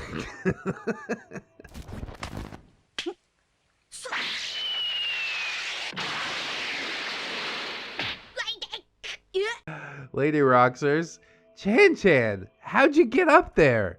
Chan, just go a little ways more and you'll see the tiny hole that you need to squeeze through. On the other side is a climbing path and you can scramble up. Chatterbox from a distance. I think I found it. Oh, it's a tight squeeze though. Whoa. You'll have to drop your bags and stuff before going through. Just toss them through first, or I can hand them up to you. Oh my God.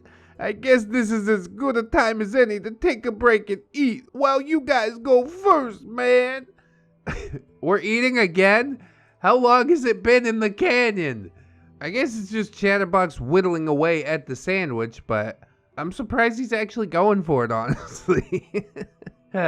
He's like, yeah, I just ate, but I could eat some more.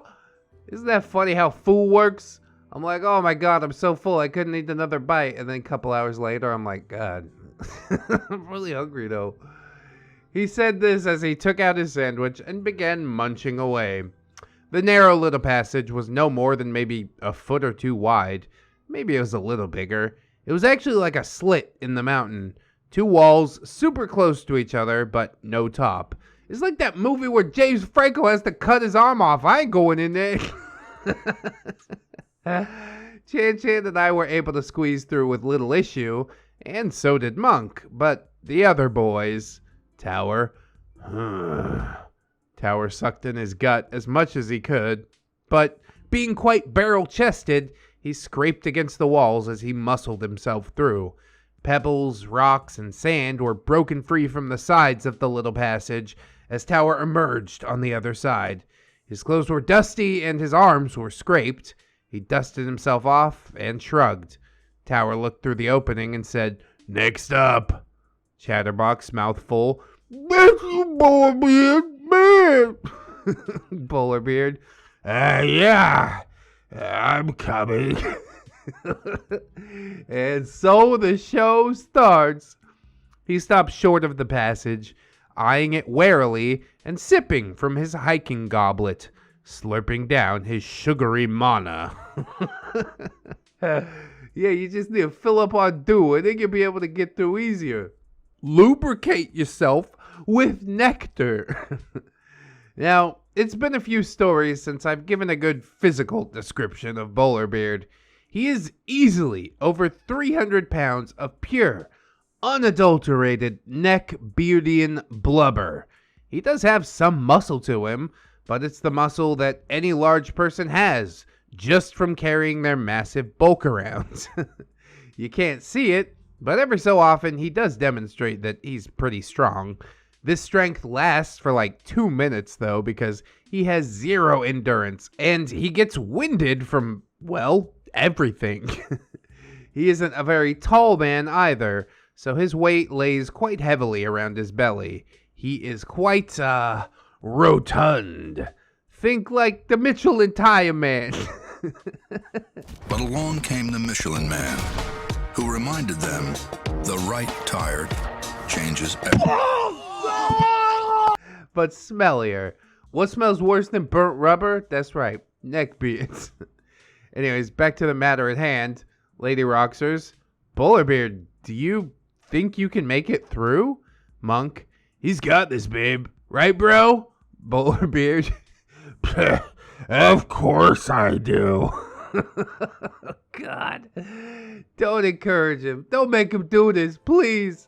It's gonna be like the James Franco movie. I can't remember what it's called. It's like 147 hours. Yeah, that's it, right? It's 127 hours. I was 20 off. Anywho, Bowlerbeard sets down his hiking goblet and then starts swinging his arms back and forth, hugging himself and doing stretches, all the while staring at the opening with a very intense look. He then did a couple of lunges and seemed to be hyping himself up. Alright, Bowlerbeard, be careful not to exercise or stretch too much, because you might not be able to fit your massive thigh muscles through the rock after those couple of lunges. Yeah, I just love how he believes in himself. He fails at everything, but never stops believing. I gotta respect that. Maybe that's why I like Bowlerbeard so much. Chatterbox, still near the entrance, casually eating his sandwich, mouth still full. Guys, Bowlerbeard, don't! Bowlerbeard. The mountainous man charged full speed at that little opening in the rock face, and then launched himself into the air, gracefully turning himself sideways and sucking in his gut for all he was worth. A chorus of cringes, deep-held breaths, and whispered "Noes" came from our assembly. You should have taken it slow and steady, if anything, if you were ever going to make it through. But he's trying to get like some Winnie the Pooh action, get himself stuck in his fucking hole. It's going to be like the movie. That's what I'm scared of. This is what the gas station attendant predicted, isn't it? And then it happened. There's an old physics paradox. What happens when an unstoppable force meets an immovable object? Well, on this day, we didn't learn the answer to that question, but we did get an answer to a similar question. What happens when a beard in motion collides with an immovable object? Boom! Dude! The earth shook, or at least it should have shook. Bowlerbeard, if you couldn't guess, did not make it. I mean, I guess he kinda did, sorta. He hit the opening sideways, as skinny as he could make himself. Unfortunately, that skinny did not match up to the hole, and he played a game of Wipeout Cathedral Gorge Edition. God, Wipeout, that's so fun! It's like, you gotta match yourselves to the shapes or something like that. But yeah, that's mostly for like, skinny, flexible people. I probably wouldn't be able to do it either, but, I would have taken it slow, and at least realized early on that I wasn't able to do it. His left arm and part of his side had made it into the opening. Well, that's a start. That is, until the main part of his torso also caught up and collided with the sides of the mountain. Caught in the position that he was, arm hooked around, he bounced and recoiled back into the mountain face. He was like a giant, fleshy, slurpy-filled human zipper stuck in the teeth of the mountain. Well, the mountain doesn't want you there either. Oh, please tell me he's not literally stuck, though. Part of him hung slouched through the opening, and the rest lay on the side that he tried to enter from. Bowlerbeard. We were all in astonishment that he had just done that. He truly does believe in himself. You could amp him up enough that he believes he can walk through walls. Chatterbox, who normally has a lot to say, was just looking down at the prone beard at his feet. Mouth agape, little morsels of his Uber sandwich threatening to fall from his mouth. Monk, bro, that looked painful. You alright? Bowlerbeard. Chatterbox. Why would you do that, Bowlerbeard, man? It was so obvious you wouldn't make it. Oh my god. Little bitty hole. Great big behemoth of you. Like, no, man. No way that was gonna work. Whoa. Bowlerbeard moaning some more. Tower. He's talking. That means he'll live. Oh, but what kind of life will it be? He's gonna end up a vegetable, laying in a hospital bed because he broke his spine by slamming face first into a mountain. I squeezed myself back through the hole, and Chan followed me, both of us going to Bowlerbeard's side. Upon closer inspection, his shirt was torn from the impact, and he was caked in dust. His left side was battered, and he was bleeding from a cut on his arm. He was still not moving much, and just making moaning noises. God, Bowlerbeard, why are you such a lovable idiot? I know he just wants to fit in with the cool kids and whatnot, but this ain't the way. Chan, It's okay, Bowlerbeard. You'll be okay. You're cut. Just let me help clean you up. As she said this, she produced a little alcohol towelette and a band-aid from her pocket. I'll give her this. That little woman always seemed to be prepared for any situation. Chan cleaned up her prone sibling, and Chatterbox helped him get into a sitting position. Bowlerbeard had his eyes closed, wincing in pain, and was just sitting there, looking so very sad. He truly did believe in himself. He's shocked that this didn't work. Bowlerbeard, I don't get it. And Newton's second law says that I should have made it through. I must have got it wrong, but that doesn't make any sense. Was that object in motion stays in motion? The laws are meant to be read together, you see. Isn't the third one like unless met with an equal or opposite force or something like that? I'm probably wrong on that. It's been a while since middle school. I haven't thought about Newton's laws of motion in quite a long time. I looked at him and then at Chan with concern. Lady Aroxxors, he's speaking gibberish. I think he might have a concussion. Chatterbox looking worried. Come on, Bowlerbeard. There's no Fig Newtons here, buddy. You're with friends. Oh, God. I don't think Chatterbox is too bright either. Or maybe he's just focused on the food. You know what good with this sandwich? Some Fig Newtons. Some Doritos. Not necessarily in that order. Monk and Tower joined us, both offering that manly support, a slap on the back and a punch to the arm, and rough guffaws of, walk it off, Bowlerbeard. You're tougher than that. Eventually, a battered, bruised, and shaken Bowlerbeard regained his composure and got to his feet. Bowlerbeard, I still think I can fit. He's learned nothing, and I love it. Chatterbox, come on, man, just take it slow this time. Whoa, like a normal person. One leg first. We'll help you. Oh my God. Tower and Monk crawled back through with me, while Chan and Chatterbox stayed on the other side. Bowlerbeard went to the opening and stepped through with his leg and leaned his arm in, asking for a hand. He sucked in his protruding belly mass and tried to muscle himself in. Monk grabbed the beard's great hand and started pulling while Chatterbox pushed from our side. This is like Winnie the Pooh. You remember that episode where Pooh gets stuck in Rabbit's hole? No, oh help and bother. Chatterbox, pivot, come on, Bowlerbeard, you have to pivot, oh my God. Monk, Tower, come help me out. Bowlerbeard's eyes suddenly went wide as he felt a strong, vice-like grip grab his arm.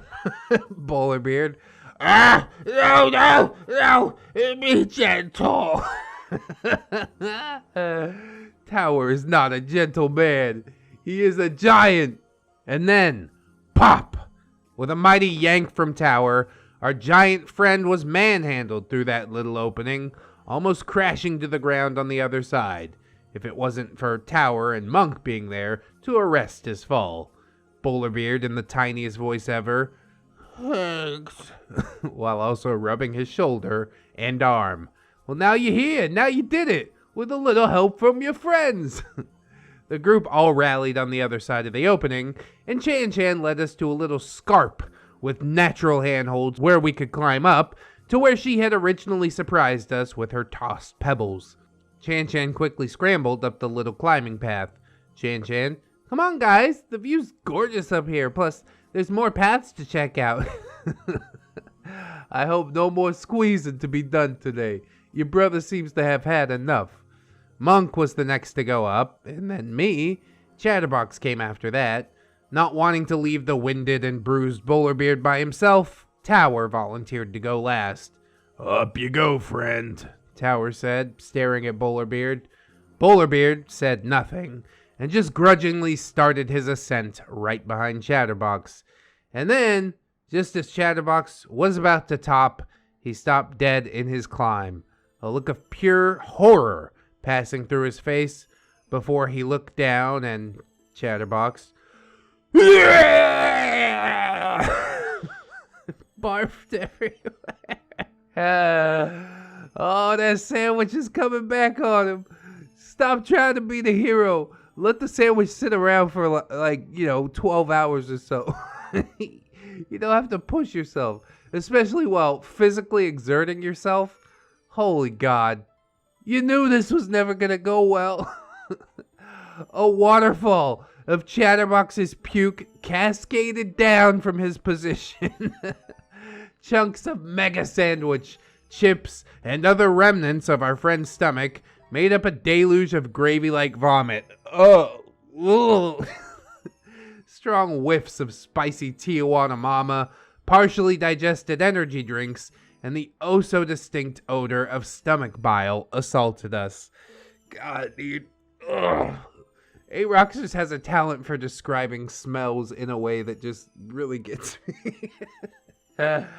After recoiling, Monk reached forward tentatively and helped Chatterbox up, while Chatterbox, himself red and teary-eyed, wiped his mouth with his hand, looking ashen and embarrassed. Chatterbox, oh God, it just came out of nowhere. I couldn't hold it in anymore. I thought I was fine, you know. I'm just glad I was able to look away and not puke on you guys. Oh my God, he said, as he looked at all of us who were at the top. Suddenly, a loud cry of anguish. As shit rolls downhill, I think so does puke. We hear a loud bellow from below and look down to see Bowlerbeard covered from head to toe in vomit. God damn it, dude. It only gets worse. How does it get Like, you gotta feel kind of bad for Bowlerbeard at a certain point. He's just a derp. He never hurt anybody, but except himself. And then he has to go through all this crap. He's honestly the beard that I feel the worst for in these stories. Oh, God. It's still hilarious he got covered in puke, though. I imagine he had jumped once he was hit, or maybe he tried to dodge, but we saw him on the ground, on his butt, trying to come to terms with what the hell had just happened. He had chunks in the brim of his bowler hat. The brim serving as some sort of makeshift bowl for the second coming of Chatterbox's meal. Meals, plural. Oh, poor Bowlerbeard. Tower was plastered against the opposite wall, trying to make himself as small as possible. A look of eek on his face. Splashes of vomit were all around him, but besides his boots, he seemed to be mostly clear of the attack. Bowlerbeard angrily wailing, "What the fuck?" I myself gag and have to grab my mouth and look away before I succumb to sympathetic puking. That would be the most hilarious, though. You just hit him with the second dose. I'm sorry, it's sympathetic. I have a strong stomach, but not when it comes to vomit. It kills me. Just the smell of another person's stomach contents sets me off, especially when it's a discernible item like the Tijuana Mama. I know what it is, but now it's Tijuana Mama covered in stomach bile. It is wholly corrupted Tijuana Mama. Can we stop saying Tijuana Mama? So picture this, or if you want, maybe try this at home. Yeah, we're not going to do that. Take your blender, pour in some vinegar, spiced vinegar if you have it, whatever hot sauces you might have in the fridge. If you have Tijuana Mama, you can use that, and just toss in some raw meat like chicken or bacon, and then top it off with a rotten egg or two if you got them. Yeah. If you have regular eggs, you got rotten eggs. You just need to wait a while. Maybe some sulfur in there if you're a chemist and have some handy. Give it a 15-second blend, pop off that lid, and take a nice big whiff. And then puke on top of it. That's the smell. Or close enough for government work, as we like to say. Yeah, I said that too. In the Navy only. Now I don't work for the government no more. Bowlerbeard scrambled to his feet, flinging his bowler hat off and scrambling to take off his shirt, wailing the whole time in a frenzy, wide-eyed panic. Aren't you glad you came with us, Bowlerbeard? So all my dog lovers out there, you know when you give dogs a bath and they decide to just shake it off? Where does all that water go? Everywhere. Bowlerbeard, stop! Tower yelled as the contents of Bowlerbeard's bowl hat splashed out onto him. This entire little crevice had now become a charnel house of vomit. God damn, I'm sure there's some scavengers that are gonna love it. Let's look at the bright side. Bowlerbeard is drenched, Tower is flicking chunks off of him and looking as pale as a sheet. Chan was now standing with me, peering over the edge oh so often and then stepping away just as fast.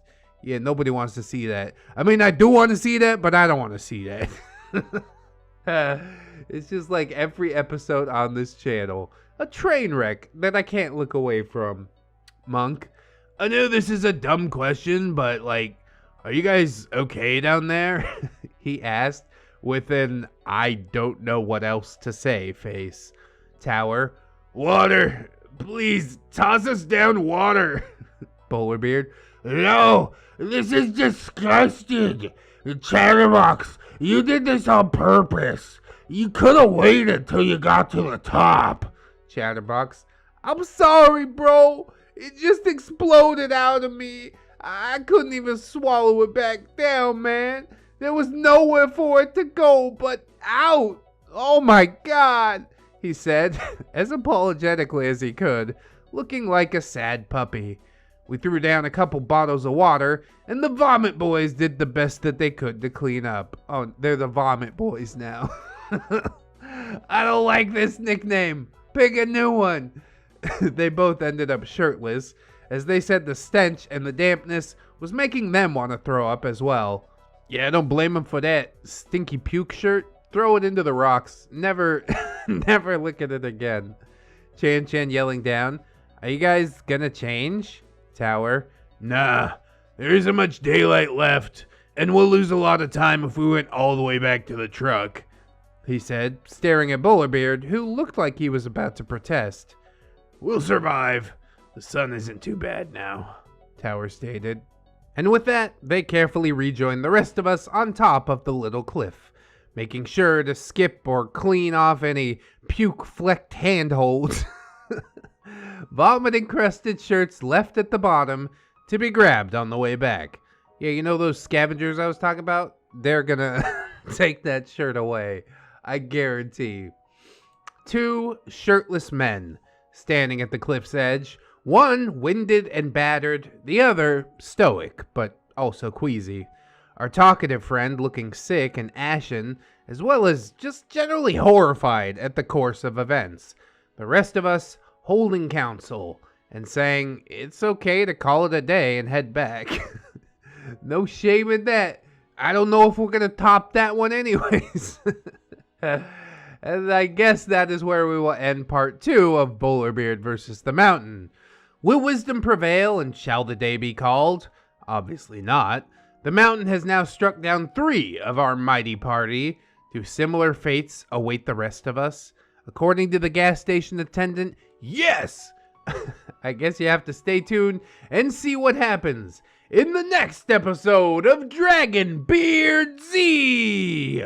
Bowlerbeard versus the Mountain, part number 3. Hey guys, so I know I'm not getting these stories out as fast as I used to. Work changed my schedule and I've been getting extra shifts, so that's been killing me lately. Oh, and I was recently in a car crash, so now I'm vehicle-less, but not my fault though. I got T-boned by a guy speeding from a grocery store parking lot onto the main street. All that's besides the point though. With the holidays coming, I think I'm gonna try and pump out a Bowlerbeard holiday special. We used to do Friendsgiving and a Christmas party every year, so I do have some good stories. Hopefully I can crank out one of those before the actual holidays, but that also means that part 3 of Bowlerbeard vs. the Mountain might take a little bit. Sadly, I am only one woman, I need clones to help me write. Anyways, if you totally hate the holiday story idea and just want part 3, let me know. Ta-ta, everyone. XOXO, Aroxxors, aka Jerry Roxas. I mean, would it be going a little bit out of order? Yeah, but that's fine. When the compilation comes around, I will put it back in order, so I would say don't even worry about that. I'm loving the Christmas spirit, the little Thanksgiving specials going on. And don't stress too hard. Take your time with it. These stories always worth waiting for. Obviously, real life comes first. I totally feel the clones thing, you know, although I don't know if I could stand being in a room with 3 of myself yelling into a microphone. That seems like a nightmare. But yeah, once you get the stories together, don't sweat it. I'm going to be right here. I'm going to be ready to read it day 1, essentially, once it drops. Because me and Aroxxors, we tight like that, you know. Chatterbox, oh my god. I do hope that you guys enjoyed the video. I know the Chatterbox voice gets mixed responses, but the story, at the very least, I hope you'll like, comment, and or subscribe for. Maybe even share it around, because that is the biggest brain play. Everybody wants to hear about somebody getting puked on, or maybe not. But it is hilarious. We've also got links down in the description, plugs, playlists, podcasts, if you're looking for something a little bit different from the channel. We've also got my social medias, Twitter, Discord, Facebook. Come on through, say hello. I would appreciate that. We've also got my Patreon and my gorgeous, wonderful, beautiful, generous patrons. I would like to thank them Jerry much. They are how my beard stays buttered. So thank you. Robert Waits, Baron Ball, Waggy Pants, Jarhead Jerry, Oorah, River Jerry, Captain Clown Jerry, Evan W, Twister Child, Cinema Susie, Danny Nerdnick, For All Lang Syne, Fire Drake, Giggle Jerry, Hee Hee, Ayuri. That, I think it's almost Jerry. It's like Swedish Jerry. Latin, Livingston loves Jerry. So does ReddX, Mr. Anime Manga Fan, Rogue, Silent Revolver, Magdalene Marshall Thornrose, Jerry, the original Jerry? What? He's moving up the list. Becca, Jerish Kitsune, Little Lone Wolf, Vanilla Mel, Satori, 211 Jerry, The Return of Jerry. Blessed be this day. Althea Blue, Anunnaki, Asian Persuasion Jerry, yeah, Assassin Pug Jerry, Bang Bang, Grizzly, Bailey Joy, Bearded Jerry, watch out for that guy, Bitchy Gremlin, Blade the Hero, Blameless Fish, Blip Bloop Jerry, Camille Sarah, Commander J Tank, Deltarune Jerry, Dennis Dayton, Dinosaur Nightlight, Disposable Waifu, Aaron Lennox, Frozen Over Studios, Gypsy, Hadrian BR, Heathcliff, Itchy Nuts, Just Scratching Bro, a pimp named Jay Crisp, J.M. Coon, Jennifer Schaefer, Jerry with I, Jerry Blacktail, Jerry the Smoke, Jerry than the other Jerrys, maybe, Jerry, the Outlaw Mother Trucker. I appreciate the self-censorship, or maybe he is a trucker, we can't say for sure. John Hero, Jolly Black Jerry, Simbufa, cause if your boofing is free, Jerry, tell it to the jury. Captain J. Wonka. Perhaps the J stands for Jerry. Perhaps not. It does. It absolutely does. Crewy, Lady Jerry Nix, Legend Jerry. It's legendary. Miss Monday, Lord Lionel, Jackass Rule, Melgar the Destroyer, Mint, Jerry, Chip, the freshest of the Jerrys.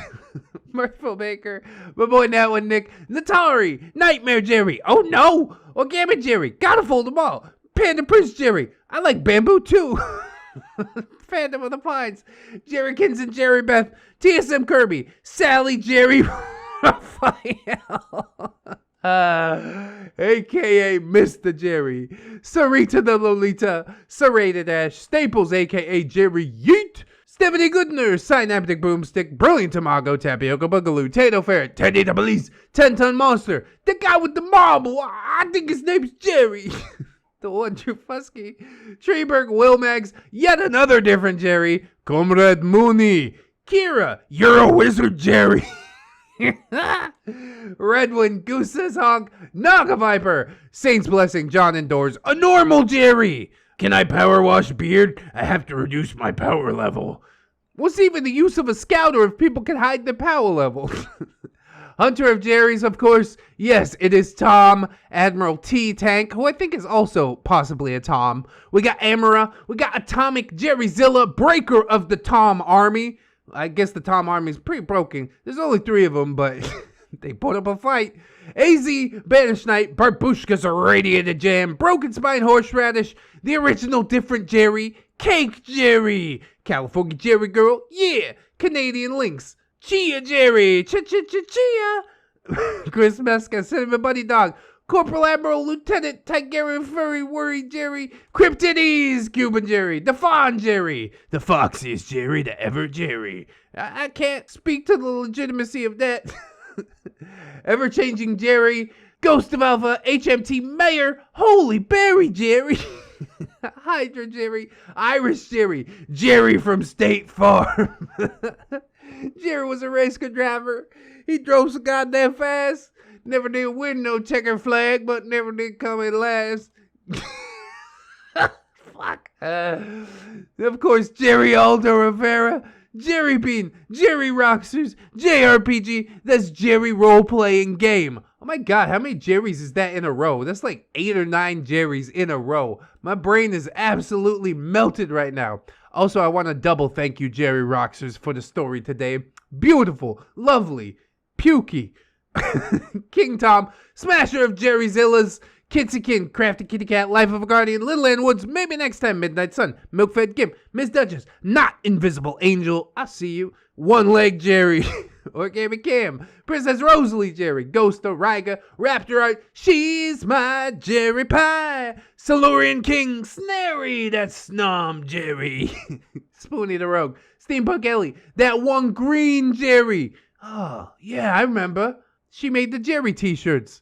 The mythical Carrot Jerry, God of the Carrots, which are the best for your eyes. Is that true? It has to be true. God said it. Jerry God said it. The Necro Jerry Con, the original Jerry, maybe. The most different Jerry, probably. To Infinite Jerry and beyond. Unkale. And of course, Tom, Promise. Jerry swears. Oh no, bad Jerry. Tom be a good boy and don't swear. It's totally science. It's just a fact. Go watch some more ReddX videos. It's cut off at the end. I don't know what the end is supposed to say. I assume it's the same thing, but we got to have limits to some of this stuff. Otherwise, the Patreon thank yous are going to take 10 minutes. I think it already takes 5, which is pretty ridiculous, but we go keep it going. Whatever. You know, my people deserve to be thanked more than once a month. God damn it.